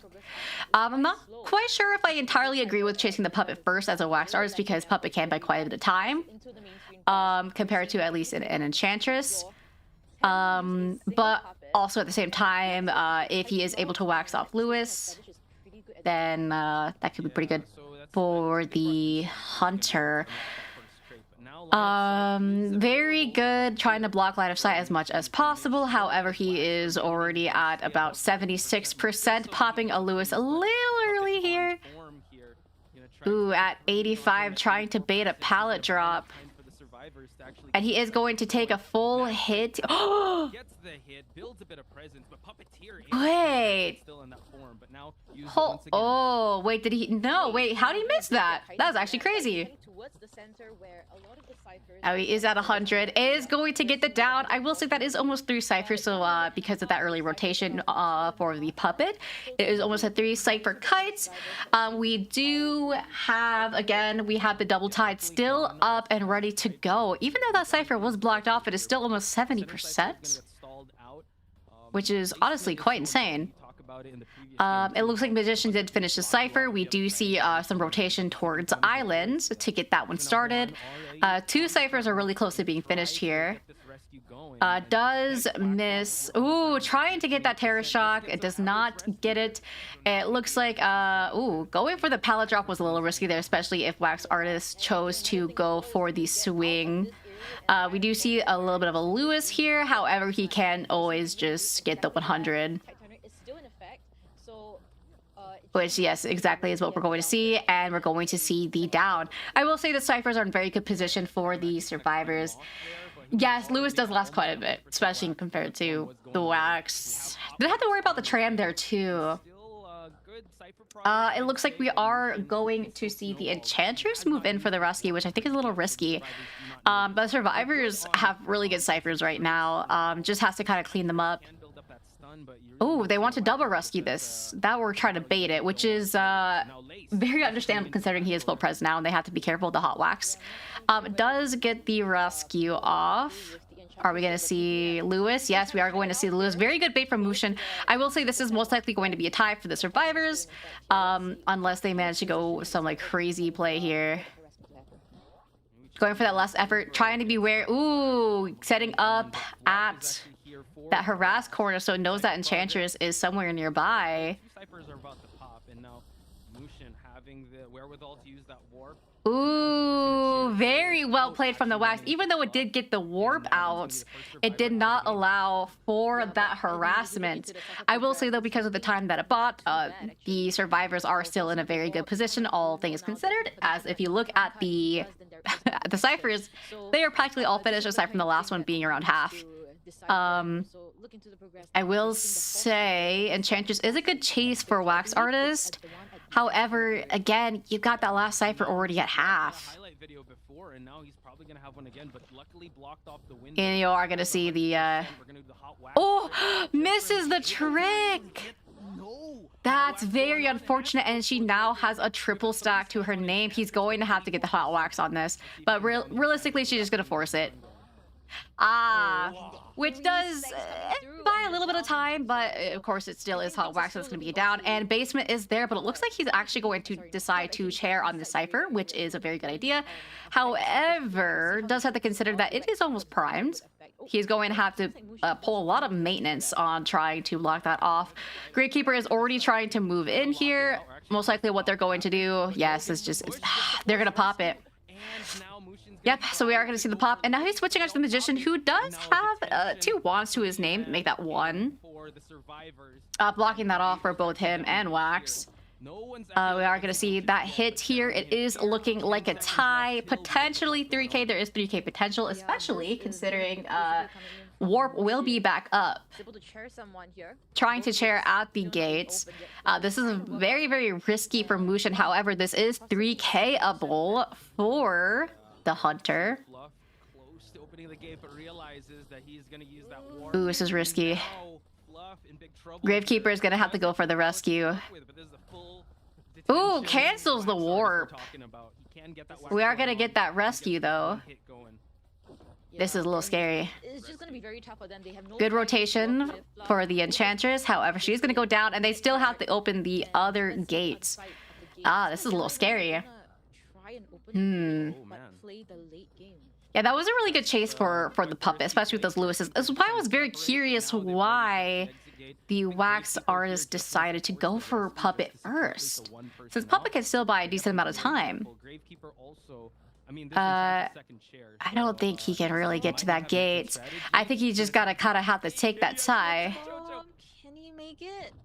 He doesn't get it. Oh, and the Gravekeeper is gonna get the rescue. He's getting a little too greedy here, especially because he canceled Warp. If I was him, I probably would have tried to down the Enchantress and take the Warp. And now he sees... this is really risky. Oh no, if Fluff gets that 3... This is the right play for Mushin here. I feel like his greediness might I think getting greedy here. too far. He's dodging all of the wax. Yep, he got way too greedy. He got way too greedy. He should have just taken that time when he had the chance. My God, I think you called it. I think it was just the overextension. And Yeah, he kind of risked it a little too much there. I think taking the time would have been a better chance for him there. At least securing a 2k. I think when he downed the Enchantress and also had the chair, he should have downed the Enchantress and taken the warp back. But unfortunately, he just took a little too much time. Plus, canceling that warp so he couldn't go back to the chair made it quite difficult, unfortunately. Yeah, I got a little too greedy, which unfortunately sometimes it can play well, but it did not in this scenario, which is a little unfortunate for the hunter. So definitely the survivors are going to have to try and play for that 3 or 4 out. 4 out if they want to bring it back. But I will say trying to go for a 3 out can be a little difficult, especially in the earlier rounds, since that is when hunters will play their best characters. And I will say Omni does have some very good meta picks under their belts. So, oh right, watch the video. Okay, hold on. Let me grab it. It's just the B1 is such an important matchup to really get the ball rolling for your team. And let me copy the address. Mushin was only able to get 1k. I think it's gonna hurt the team quite a little bit here. Copy link. How are the survivors of Let me turn this down. All right, it's loading. We are going to make the most amazing angel food harvest cake for Kwanzaa. Take your angel food cake and you're going to cut this in half. Is this a lady who is like 1 cup of vodka and pours like the whole thing? And there you go. Now for the icing. The icing is store-bought from a can. Oh, that's great. But you are going to flavor this icing with cinnamon, with cocoa, with vanilla. That's a lot of flavors. Everybody has this because of course you're making hot chocolate this holiday season. And teaspoon of 2 shots of vodka. And it's just like 1 billion pounds of vodka. And vanilla. Just about a teaspoon or 2. Great. So combine all this together and you are going to get an incredible chocolate cinnamon icing. All right. Ready to frost. Just put a nice amount on both sides. That's... I would just eat that. And then spread it around. Be very generous with the icing. You can always make more. And this is everybody's favorite part. Yeah, this isn't really like a great cooking. Like this. And here's a great trick. I use pie filling in the center of this. That way, when you cut into it, It's literally all just pre-made stuff, which I guess like is good for like if you can't cook. Cinnamon. Just fill the center of this angel food cake up. Some more icing. Be a little I would still eat this. I can't lie. Place that because you want it even. But it's always nice to use a generous amount and top it off with pie filling. Oh. And decorating is so much fun. Use acorns. What? You're gonna use some pumpkin seeds. The fuck? And also some Hold on, no. Take the acorns off. This cake is very spongy. It is I'm not a Take a squirrel. knife and just give it a whirl. So you make a little hole in there. Pop these Acorns are poisonous, by the way. Oh my god. Who are we poisoning? And there you go. Now, embellish this with just some acorns, just all the way around, and some pumpkin seeds on the top. This looks horrendous now. You just ruined the whole thing. And I need to taste this wonderful cake. Girl. The acorns and pumpkin seeds just ruined the whole thing. Girl, why is it all Kenji? We're dead. They killed us. Okay, we have time to watch something that Bob sent. Hold on. Yeah, I think at this point in time, only survivors. Objectives are Poppy leak. Look at the comments. Oh. Oh yeah, the Jello cake, bro, with like the hot dogs and stuff. First thing, buy a cake. Corn nuts. Okay, corn nuts I think would make more sense. What? This cake is a hate crime. Teaspoon of cinnamon, teaspoon cinnamon everywhere, and then overfill the spoon. Yup. That's just like, I feel like that's her thing. Do not let her like eye any recipe, bro. Big mistake. Make a grilled cheese with just cheese, no bread? Yeah, I can do that. Let's make a cheese grilled cheese sandwich. Oh, hell yeah. As you all know from my last video, if you melt cheese in a pan for long enough, it gets really crispy. So my plan is to make a cheese crisp that I can then use as the bread in our grilled cheese sandwich. This was honestly really tricky to cook it all the way through without burning the cheese, but after turning it on and off a few times, I was able to get it just right. I spent 15 minutes cooking Look this at one that, piece of cheese. wow. And you need 2 pieces of bread to make a sandwich, appetizing. so I had to do it all again, a second time.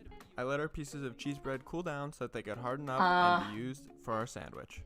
Normally, I would hold put on, mayonnaise on my bands grilled and cheese, but I'm pickers. We're committed to trying this to sandwich watch a being grilled 100% cheese video. So I just put 1 slice of cheese Also, on hello, it and Ash. toasted it. While you watch me cook this, I want to remind you that I'm extremely lactose. I'm never. Oh, I'm also lactose intolerant. Don't ever This let looks like a the world tell you cancer can't do spot. something. And what you're It looking is. at now is a grilled cheese sandwich. Oh lord. Okay. Anyways, we're gonna see Magician and Arrow.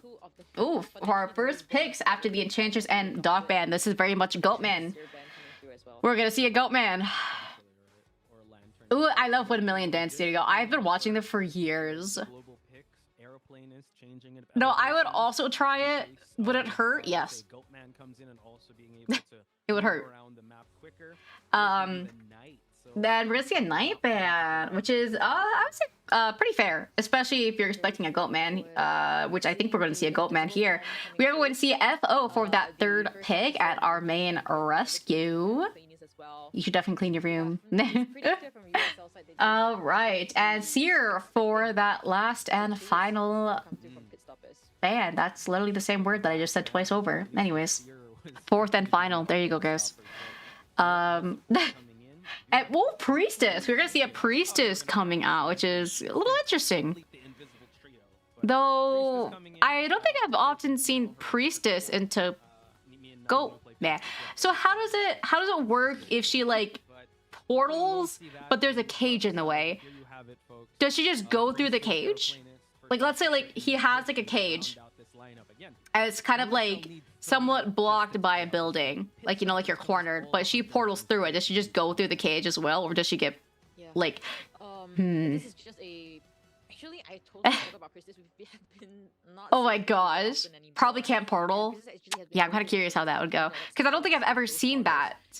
I don't think I've ever seen that matchup before, so I'm very curious why they're going Priestess. I feel like that'd be something that they are aware of, and the answer would be yes, because there's no way they're not expecting a Goatman here, especially with the Magician, FO. Arrow's a little risky to Goatman, but Arrow's also a consistent pick. It could be, but I'm also thinking 2 shots of vodka. Yeah, she's kind of real for that though. Opera singer also is Let's see. This is that 100% of the time. This is a Goatman pick.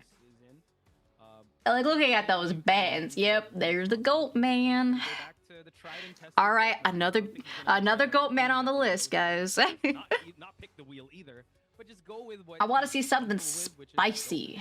And I'm not talking about secondary meta, okay? I'm talking about like a reptilian, okay? Pull out a reptilian, another Antonio, maybe a Ripper, you know? Oh yes, I saw that Aziz went to customs to see if excitement works on blood. It's crazy that that actually works. It is crazy. Or like a spider, yeah. A photographer would be crazy. That would be interesting to see though. Very interesting. Give me an undead. I think Killer Boss does have an undead. That would be a round 3 pick though, if we get to round 3.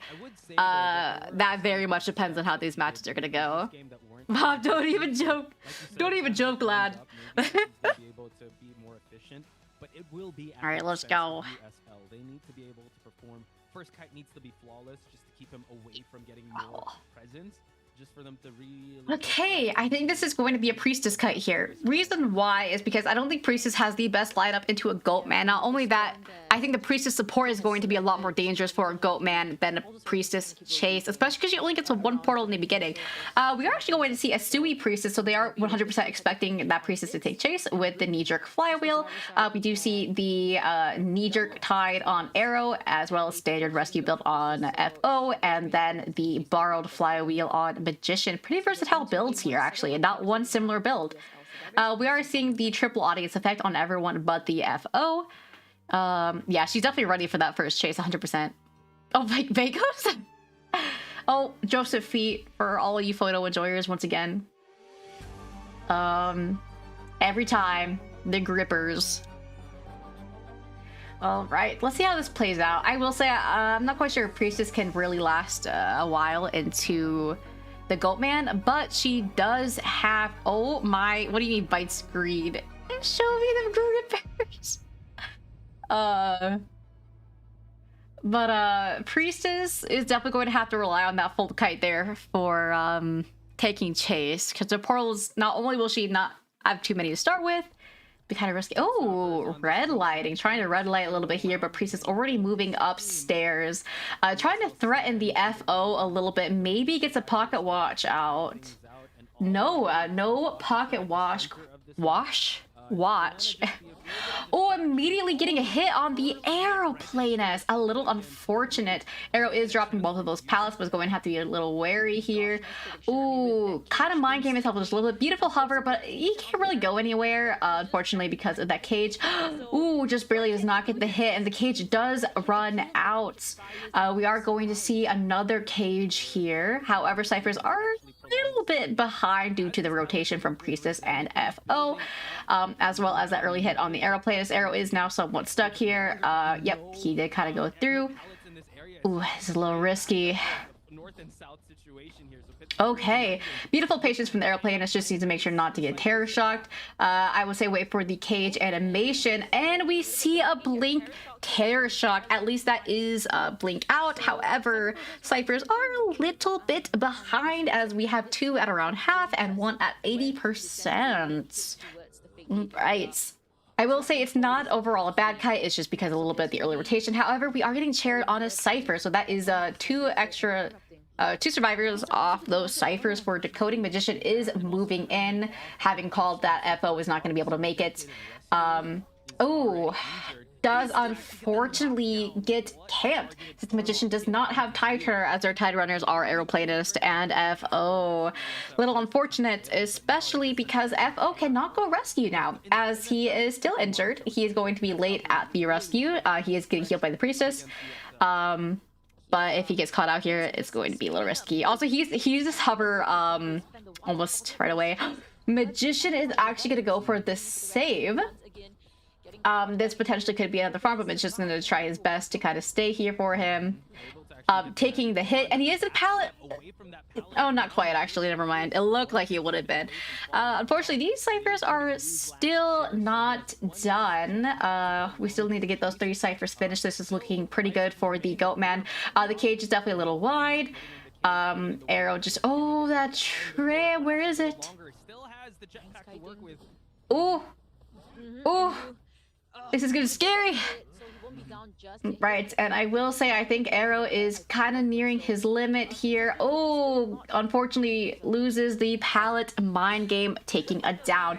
That will be 1 survivor dead at about 4 Cyphers, but they are getting close to finishing those 2 extras.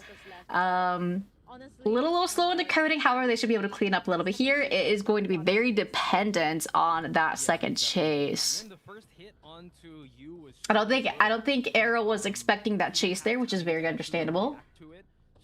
Right, and it looks like that is our Priestess, who will be our next chase. She's trying to hide out a little bit here, but does get read by the Goatman and doesn't manage to get the portal out, which is very interesting. You don't often see that. Ooh, very good portal placement there from that Priestess. And it looks like it does in fact go through cages, unless that was right before the cage. I'm not quite sure. Ooh, these portals are very good portal placements. for the priestess, and he is just gonna takes the tram, and I don't think he realized FO was right there trying to grab the chase. Ooh, he's scary. He's very scary. Yep, FO trying to get that chase here, even though he still has Time Turner, which is very curious. And he does have that pocket watch. Ooh.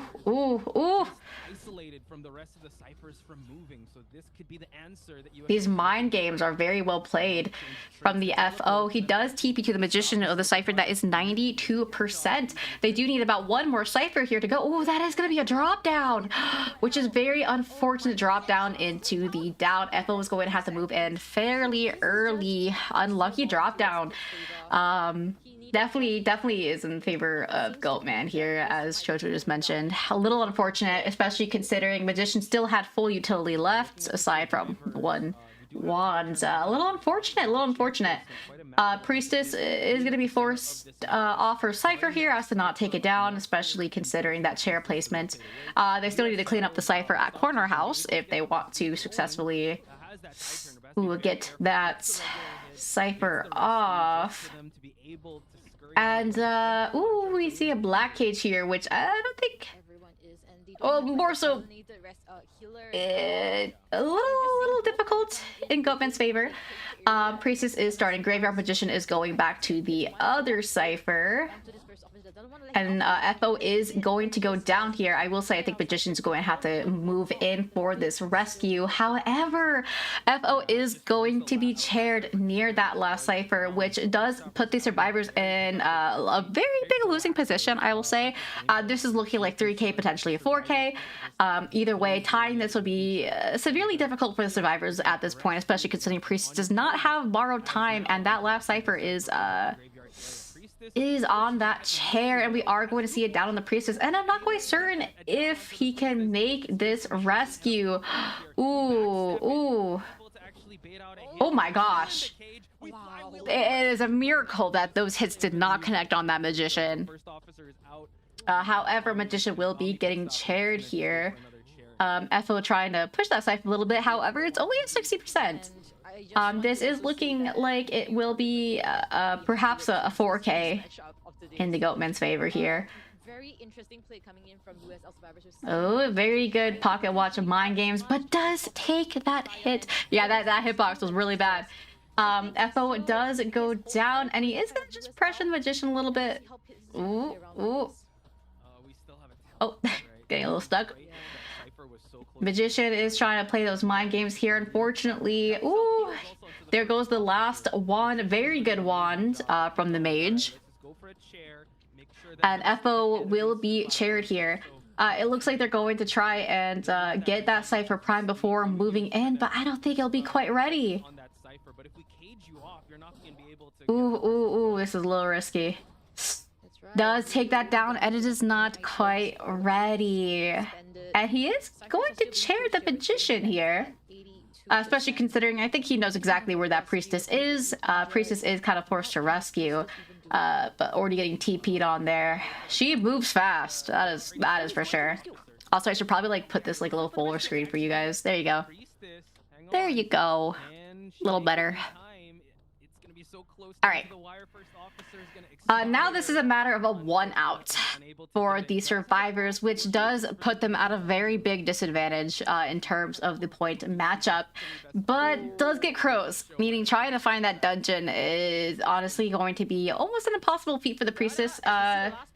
She's close to getting another portal, but I don't think it's gonna be quite enough. She's trying her best though. Ooh. This is hurting my head. This is hurting my head. This is a little too much. Oh my goodness. Okay, that is a 4K from Goatman. That hurt my head a little bit, guys.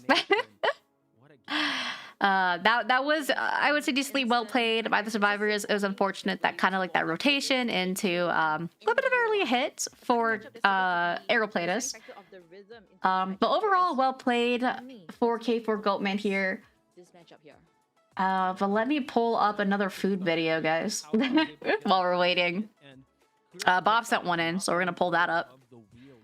This might honestly end at round 2.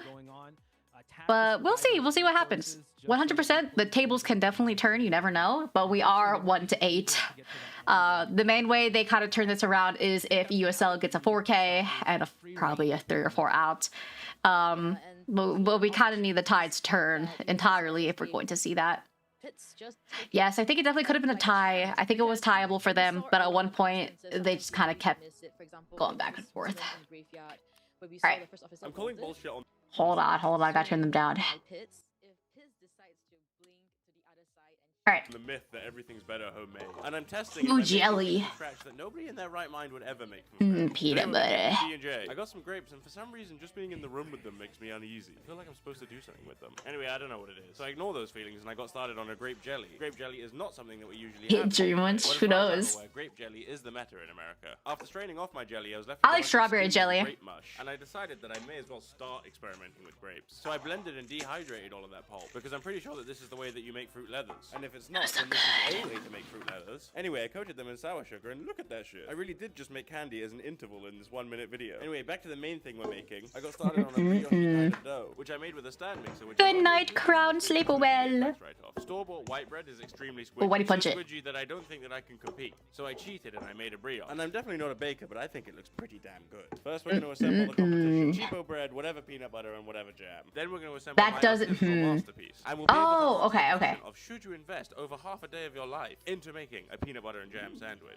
Let's find out. They taste almost exactly the same. That sounds about right. Bye-bye. I'm calling bullshit on He looks like baby no money. He kind of does. Oh, here's the match stats. You see, that wasn't even a bad kite. 85 seconds is fairly average. Especially to Goatman. I think it was just that rotation in the late game. Especially because, honestly, their decoding wasn't that behind. It was just having to leave certain ciphers. Very unfortunate. Very unfortunate. The video book. Now reviewed 45 kids meals. That's kids meals. Why do we have more cheese? Guys, what are you guys doing to my feed?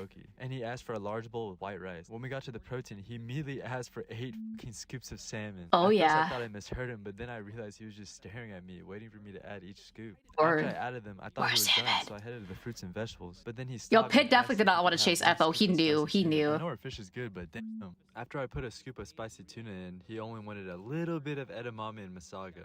For the He's a sauces, protein he wanted some guy. ponzu, soy sauce, and spicy mayo. Yeah, By the it time snowballed this bowl was done, really it was hard. just salmon, Why are you rice, and frying tuna. cheese? Bro It's walked out paying America. like $30 for his bowl.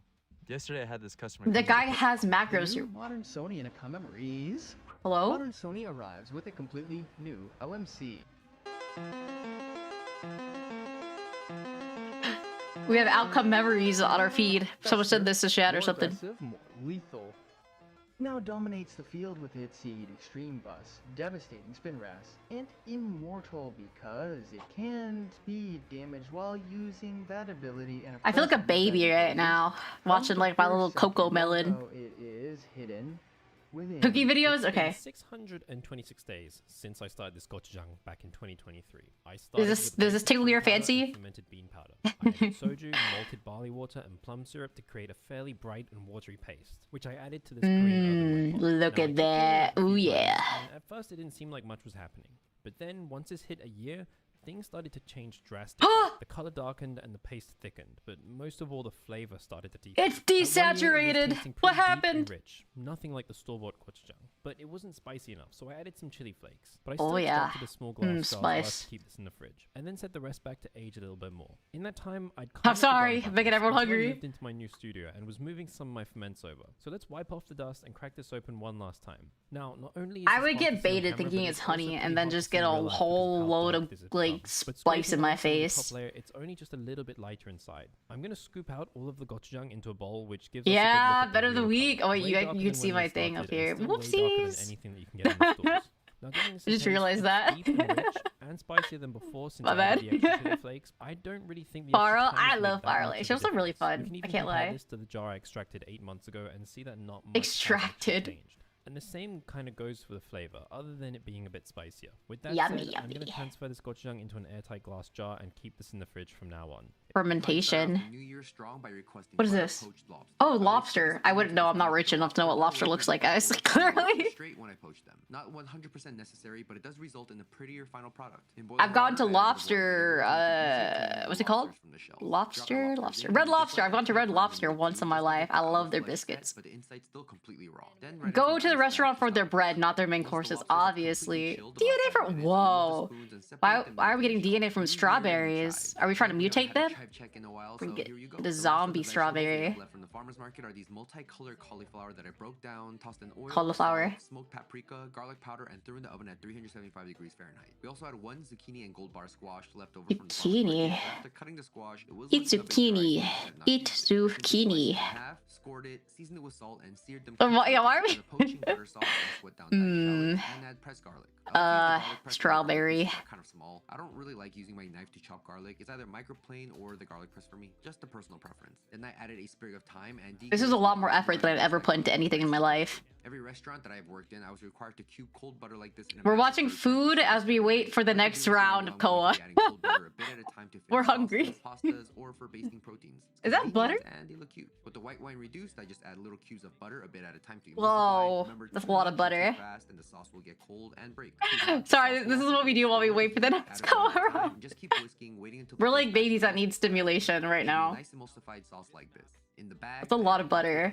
And that garlicky white wine butter sauce. Vacuum seal it and put it into my butter sauce. 145 degrees Fahrenheit for 20 minutes. How much is lobster, guys? From Chef Steps. They're amazing. Now with the rest of the sauce, I season with lemon juice and a healthy IDV edits, tempting. I actually saw this Overwatch edit earlier, and it kind of made me miss Overwatch for a split second. It was kind of crazy. Lobsters and got ready to plate. Hot plate as always. I spoon a bit of the sauce on the bottom of the plate. We're spooning the sauce? On top, the pan roasted zucchini and gently smoky charred multicolored cauliflower. That looks good. All right, it's time for picks and bans. Everyone lock in. All be survivors into USL Hunter. I miss when Overwatch was in its prime. I mean, if I was Team Omni and I saw his goat man, Ooh, slime? I think I built like a muffin. I don't know what I'm built like. We're gonna ban out so it doesn't want to deal with a QS. Maybe built different. Really speaking of this, right? Back in my prime when I played a lot of Overwatch, I played a lot of Lucio. Lucio, Mercy, Ana. I was a big support player. I like the Risa and Diva. Okay, let's see. We have Embalmer, so they're just going for a tie. That's really all they need here. Aesop, FO, and Antiquarian for the first 3 picks, and we are seeing Arrow, Professor, Lantern, and Seer as our bans. We'll have to tell what that's going to be. But we are going to see Meteorologist as our last pick. This is a very, very strong comp, and this is screaming, we're gonna tie. It's a very comfortable pick. Like, we want the tie here. Which does make sense, because they're just playing it safe at this point. They just kind of have to lock in having, like, even points for this round, and they are good to win. This is going to be a really hard bargain for the USL Hunter, especially considering that Embalmer here. They are, like I said, they're just playing it safe. But honestly, they have a very strong team, even aside from that Embalmer, with that Meteo and Antiquarian, as well as FO being a very consistent rescue. I would argue right now the strongest rescuers is between FO and Gravekeeper. They are just so strong. Especially in this current meta. We are seeing the Qist ban, by the way, which does make sense. Mushin is a very well-known Qist player. I'm falling asleep. I'm thinking about, like, so they can go certain skins, but I only think very specific skins actually have a sprite for some reason. I don't think they have them all actually programmed, is my guess. Only he's dripped out. Ooh, if you're tired, you should sleep. Oh, we're seeing an Ivy. Ooh, which is a little risky. I want to say a little risky mainly because Embalmer can actually somewhat counter the Ivy because he cannot get possessed after using Coffin during that bubble. We are seeing what? Oh, Embalmer's being a little funky here. We do lock in onto that Ivy. Oh. Ivy, definitely something to be reckoned with. What is happening? A small location.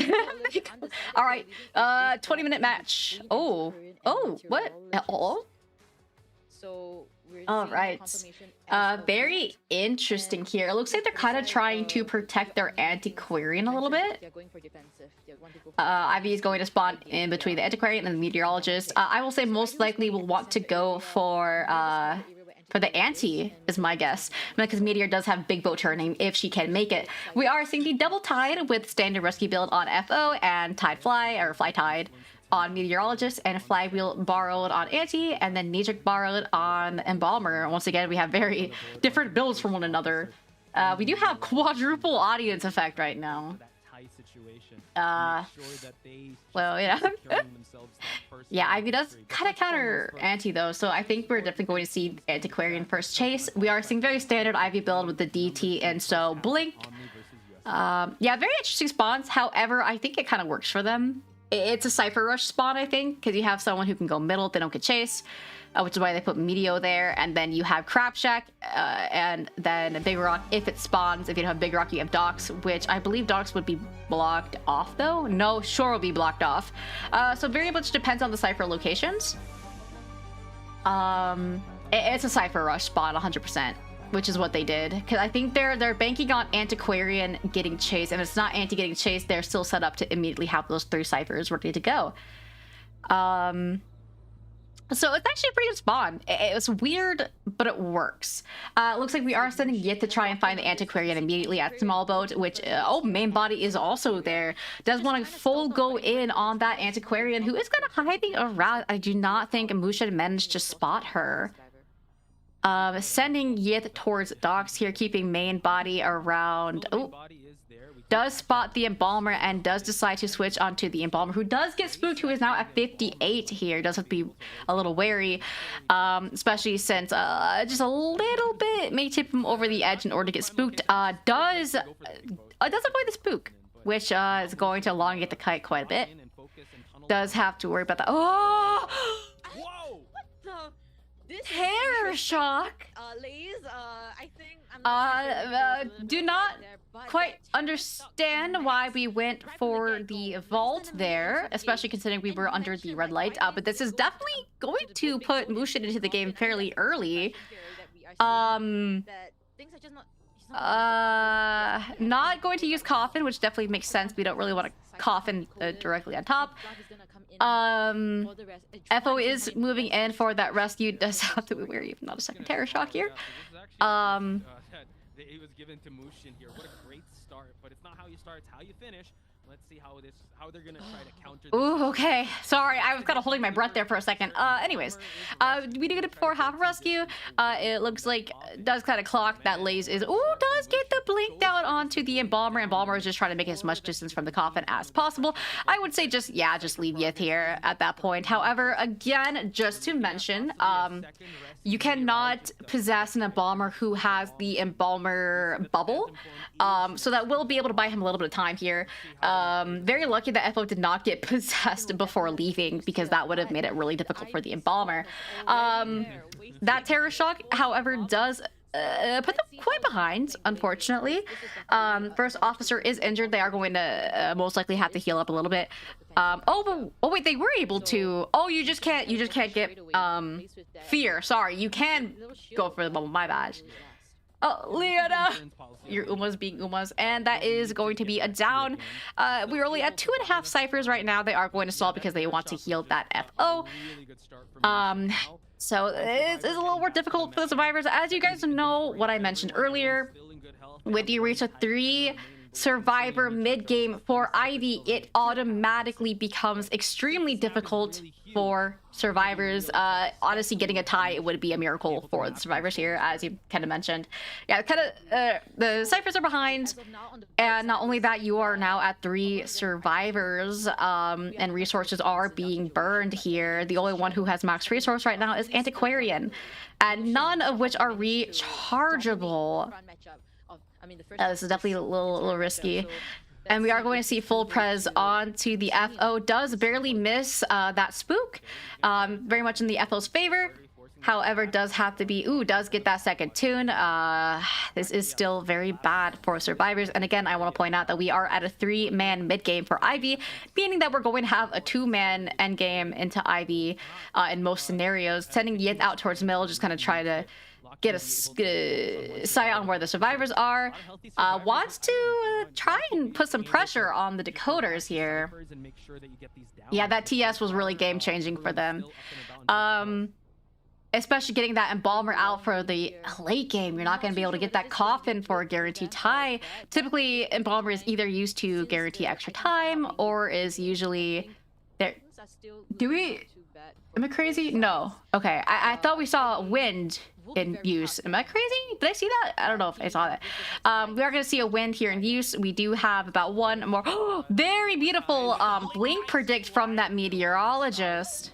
Okay, does not fall for the TS. We do not see a second TS quite yet. We do see Paper Moon moving on to the big boat here, which is very advantageous for the Meteo. Meteo already rotating towards shore, which is a little risky. That is going to be full Prez. And does go down. Cyphers are in a very, very good position now for survivors, especially because of that second kite. A very, very good second kite here from the Meteo. I will say there was a lot of rotation as well, which definitely put the survivors a little more at an advantage here. But I will say, again, you're going to have to witness basically a 2-man endgame. And forcing the ante off of that last Cypher. Going to commit actually to that Antiquarian, which I would agree with here. Gonna push her away. Does have to be wary of... they don't want to risk another Terror Shock here, so I will say they're being very cautious now. Yes, he definitely is a 4K, which is risky. They are sending Yith back to the Cypher. Antiquarian is going back to the Dock Cypher, but they can just start a new one. This is a little risky now, unfortunately, because it doesn't have anyone in chair. This is starting to look more and more in the survivors' advantage, mainly because of the rotation, and these kites are just a little too long. And Meteorologist is just going to stay safe. And again, not risking those Terror Shocks again. Oh. I will say, while the survivors definitely had a little bit of fluff up in the beginning, they are able to kind of pull it through now, mainly because they still have anti-U stick, and Meteo has a little bit of bottle left. Trying to get that anti out of the way here, especially camping that Cypher, does not want to risk them. Ooh, how are we missing these spooks? Whoosh! And they are, yep, they are at middle. Meteor has to be very careful as she's already seen the chair, and we do have Blink almost back up. No full Prez, so definitely have to keep that in mind, but it is back up very beautifully timed from Mushin here as to not waste that full Prez on, quite frankly, no one. Kind of just swapping between all of these Cyphers. I will say the survivors are basically in the position where they kind of just have to go back and forth right now. What's happening? Is it lost 6-7s? Is that what's going on? And we are going to see that full Prez. No spook again. These survivors are doing really well as to blocking and pushing that middle Cypher. We have to be very careful now as we do have 2 injuries on the board. First officer did heal up with a syringe, which is very good for the survivors here. Just trying to watch that Dock Cypher as well as middle Cypher, knowing that those 2 are the ones with the most progress. Well, more so any of the progress here. So we're kind of at the IV mid game now, where it's just you're just watching the Cyphers. You're not seeing any and Auntie cannot be possessed. So she is just going to push it, and it is now 99. He's got 2 health, able to get the silence, and now oh my. Getting the down right away. This is what Mushin's trying to work for here. This is a little hard for Mushin because they are already on 1 gate and has to send Yith all the way from one side of the map. They were very ready for that pop. Yes, I think this is going to be a tie. At most 3K, however, they do almost have that open. I think that is a 2 out. Yes, this is definitely a tie. I will say, despite the Embalmer Terror Shock, Ami did do a good job in bringing that back for the survivors, especially with that second kite from the Meteorologist. Really just This does make it very, very difficult for USL now, as quite honestly, I think they absolutely need a 4K, or they need a 4 out rather. So we will see. We'll see. That's why we brought the embalmer. It's totally fine. I'm kind of curious how this is going to end. I will say I do think this is going to be an Omni win, and I think Omni will be moving on to COA. But we'll see. You'll see. I think they will qualify. Yep, game is never decided until it's over. There are definitely ways we can make assumptions, but things can always change. Yeah, we're 310 here. Are you going to do a COA stream every day? I definitely had to stream NAEU. Whether or not I do Japan and China, I'm not quite sure. Depends on times. Also, because I still have to do my other streams as well. But you know, we'll see. We'll see. At the least, I'll definitely be in Z's chat all the time, just yapping. So if I'm not here, I'm probably in Z's chat being annoying. But yeah. Yeah, I think they still can give their best here. We'll definitely see. I think they have to get a 4K, absolutely. I think, like, because there's 310, right? That will give them 5 points to work. They'd still be behind, but it may be... Well, yes, it may be enough for them to push around 3 at least. If they get anything less than a 4K, I think it's just decided at that point.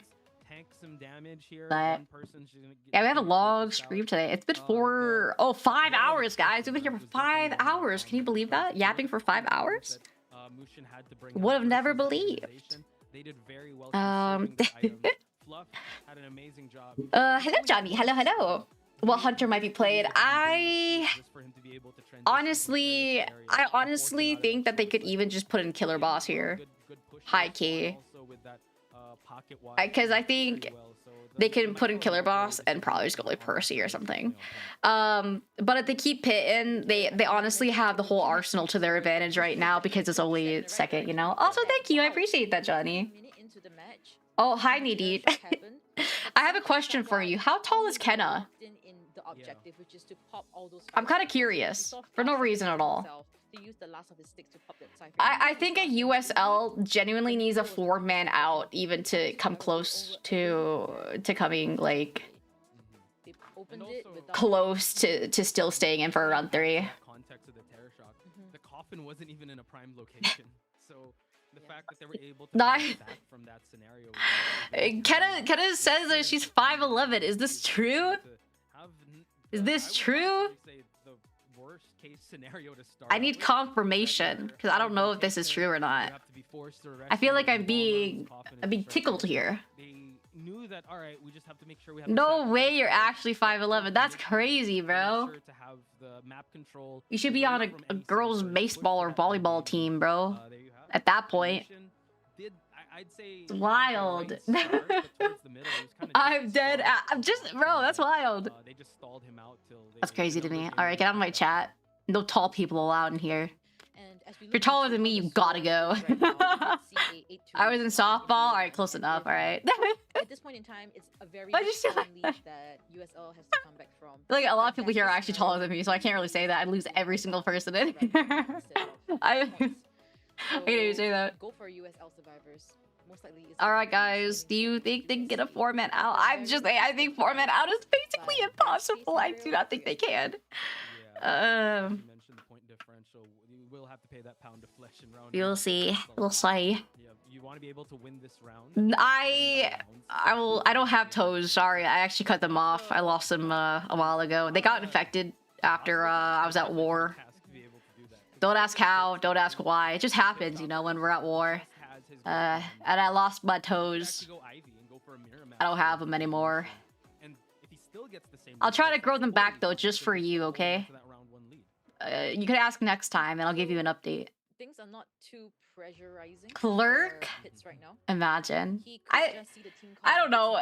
They'd have to go something crazy. What? What? Someone asked me to show my toes. I'm being honest. I'm just giving a reply. I mean, Lanternist, again, an overall really good pick here. Alright, Lantern mech ban. Trying to remove any chance of Cypher Rush.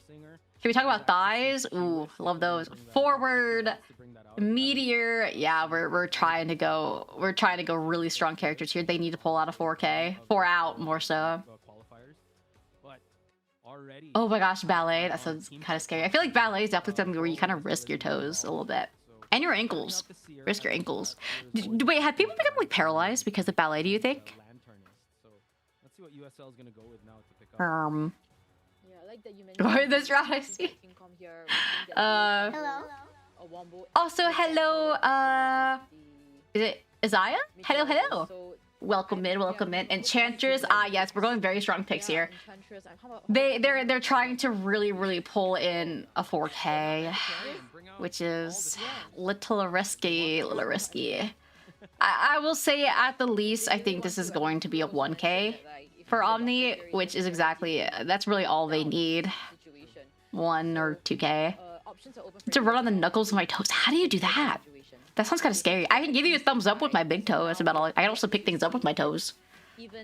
Maybe I'll like sign a signature with my toes. Oh my god, I could sell that, guys. What do you think? What do you guys think about that? Toy merchant? We'll talk about that in a bit. What the heck? I mean, all right. They have to keep their eyes on the prize, right? So just gonna go tie turner? No. No. What? Do you not want me to make money? Listen, guys. Toy merchant in a map like this with a recent I'm just saying. Can possibly help out the meteorologist. No toe signature. Come on, man. Have some whimsy in your life, some joy, okay? What the heck? How do you like her in this map? Is her buff on the server? It will take some time to set. I think so, because I think that well, we're several months behind. I'm not quite sure of timeline. I have a really bad sense of time. Actually, no, I do not think her buff is on this server. I don't think it's here. Because I believe that came only about 2 months ago now, right? If I'm correct. Or it is? How long ago was it? I don't even remember. Well, if it is, then I guess so. I just don't like the... Why is he so green? He looks like a reptile. We'll just have to wait and see what pits ultimately. What? Is that a shark skin? Or a turtle? I can't tell. And like you said, you need setup time to get I don't even know. what's going on. And you kind of put a Why are they like oiled up? Am I crazy? Yeah, let's not chase. Or do they look like Forward and Enchantress look kind of oiled up right now? Starving of presents. Let's go for the person that's the setup. I feel like I'm going insane. Start things out because you cannot. Turtle. As you said, because that's quite. Don't they look? Oh, no, you gotta be honest with me. It was raining. Okay, opera singer. They're cooked. Opera singer coming into the mix. They're kind of cooked. I would say you just go for Enchantress or Toy Merchant or even Meteor. It's over. Opera has a good chance into all of them. Besides, like, I guess Forward is like no, even Forward. I want to see Leon oiled up. Are you talking about Resident Evil 9? Bro, he's so buff now. It's kind of scary. Manifesting for escape. 5 Slaver kites with borrowed time. I'm manifesting it. Everybody, please bow your heads in prayer with me. Everybody pray. Please close your eyes. We are going to unite in prayer as we pray for this 4-man out. USL, we're gonna 4-man out. On Pit's mama, they're gonna get a 4-man out. I'm not gonna do it on my mama. I'm not putting that kind of risk on my mama. It has to be someone else's mama. Oh boy. West and east. What is that? That's true. Oh, forcing ISO? Well, we'll see. Will she read the ISO or will she just kind of go middle? Reading the ISO. Absolutely. We did see also 147 was looking to be nearer to the toy merchant to protect her or yeah, trust, dungeon out. Yeah. That is not full kite. In fact, they are all borrowed time, which to be honest, they kind of have to at this point, because they need a full mint endgame. So we do see triple flywheel. Oh god, they were not ready for an opera singer. Everyone's running flywheel besides Medio, who is the only tide turner. This is they were not expecting an opera here. And to be honest, this team kind of gets countered by opera singer. I will be honest. This is a very rough position for the survivors. Pit is running opera singer with the detention trump card running blink first and claustrophobia at the end in case there is a 4-man endgame. Just to really guarantee that no one gets out here. This is a little scary. Have faith, guys. Manifest. Manifest. Just so we can see around 3, because I want it to actually spice up and not just see meta every time. I want to see something spicy. Something spicy, like a bulldog noodle. That crowd's looking at me a little funny. Manifesting around 3, please! Can someone tell Pit to throw, please? Just so we can see around 3. Like, disconnect. Oh, I'm chewing on your wires. I'm chewing on your wires. That's me chewing on the wires right now, okay? Trust. Ooh, you're gonna disconnect. Your Wi-Fi's gonna go out. Because I want to see something spicy in round 3. Ooh. Oh! Oh my gosh. Gosh. I'm starting to lose my brain cells, guys. Pizza Rider blows up. Catapult. Ooh, breaking that. Ooh, very good catapult placement from that toy merchant. Gorgeous. Trying to read the enchantress a little early here. Oh, changing to the toy merchant. This is one hell of a mind game, that's for sure. Oh, why did it look like a flywheel went off there, but it didn't? Am I crazy? Well, Enchantress does have a triple stack now, which is to be considered, and Blink has not been used yet, but I believe it can't be guaranteed use here by that toy merchant. However, she is cornering herself a little bit here. It looks like we are taking a little bit of a weird route to this toy merchant. However, already these ciphers. Oh, yeah, right into the opera, and kind of was into her. So we're going to see it down here at about 2.5 ciphers, about 2.5 ciphers down.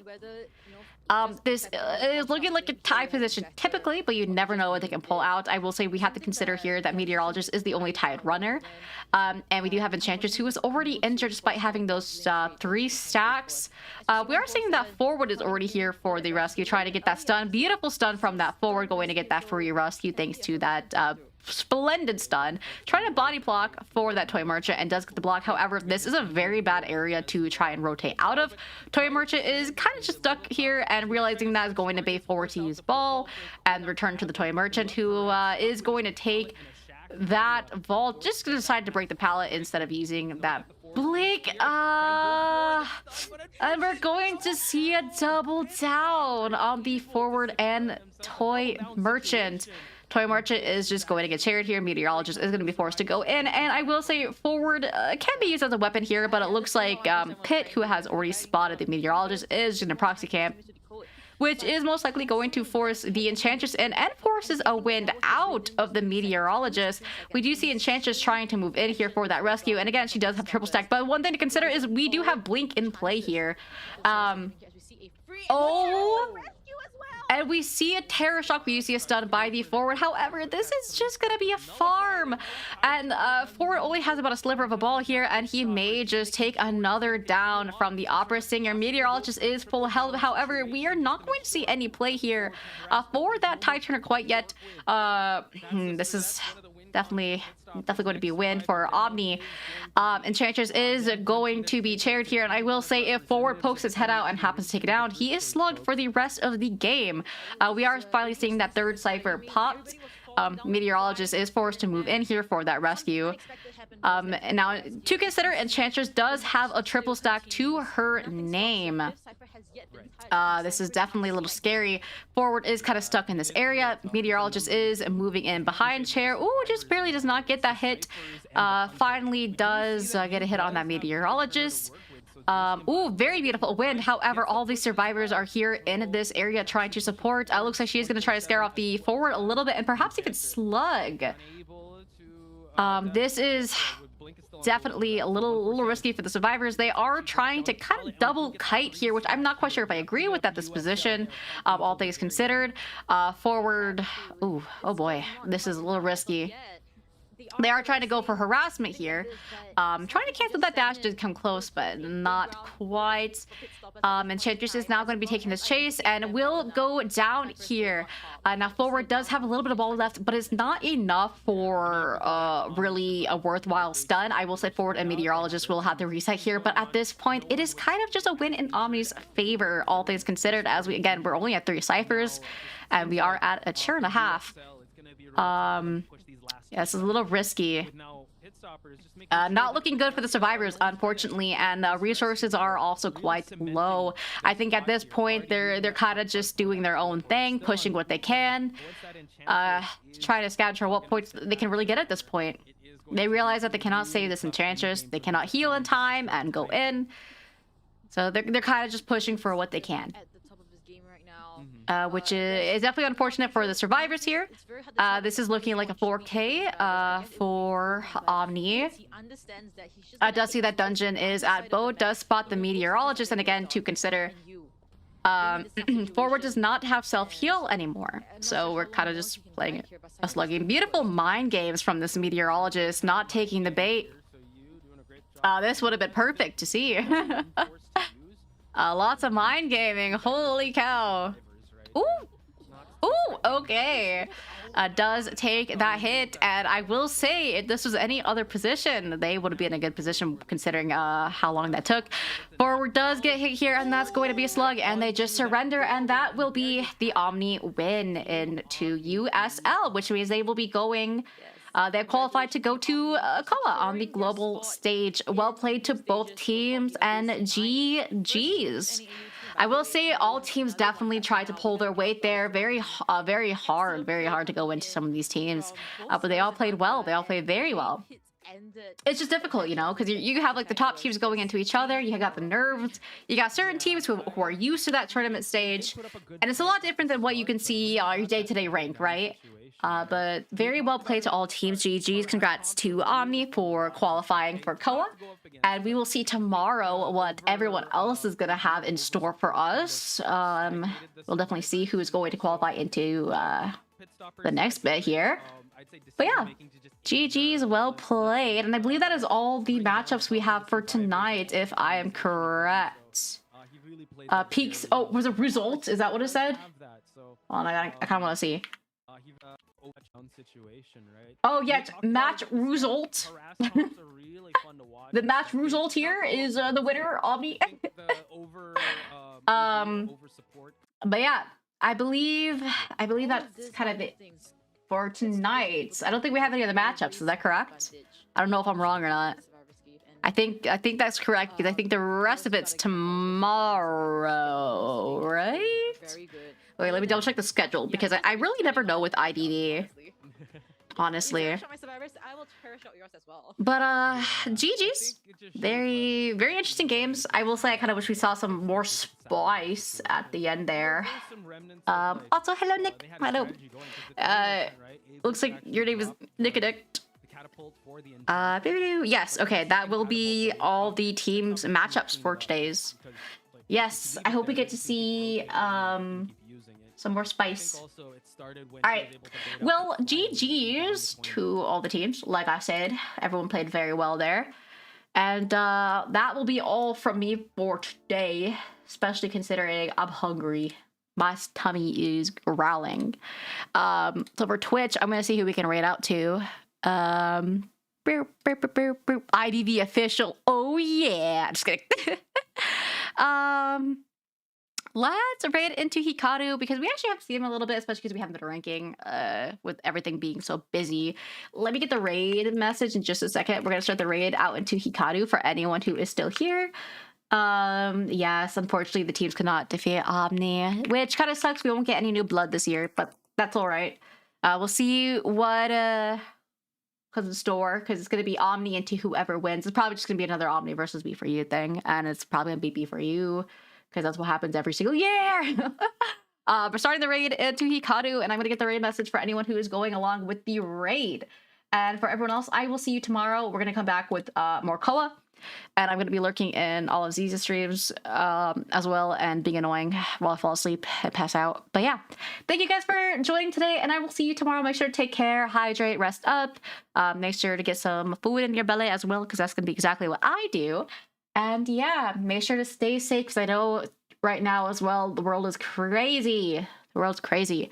So take care of yourselves, and I will see you soon. You guys have a good one. Bye-bye.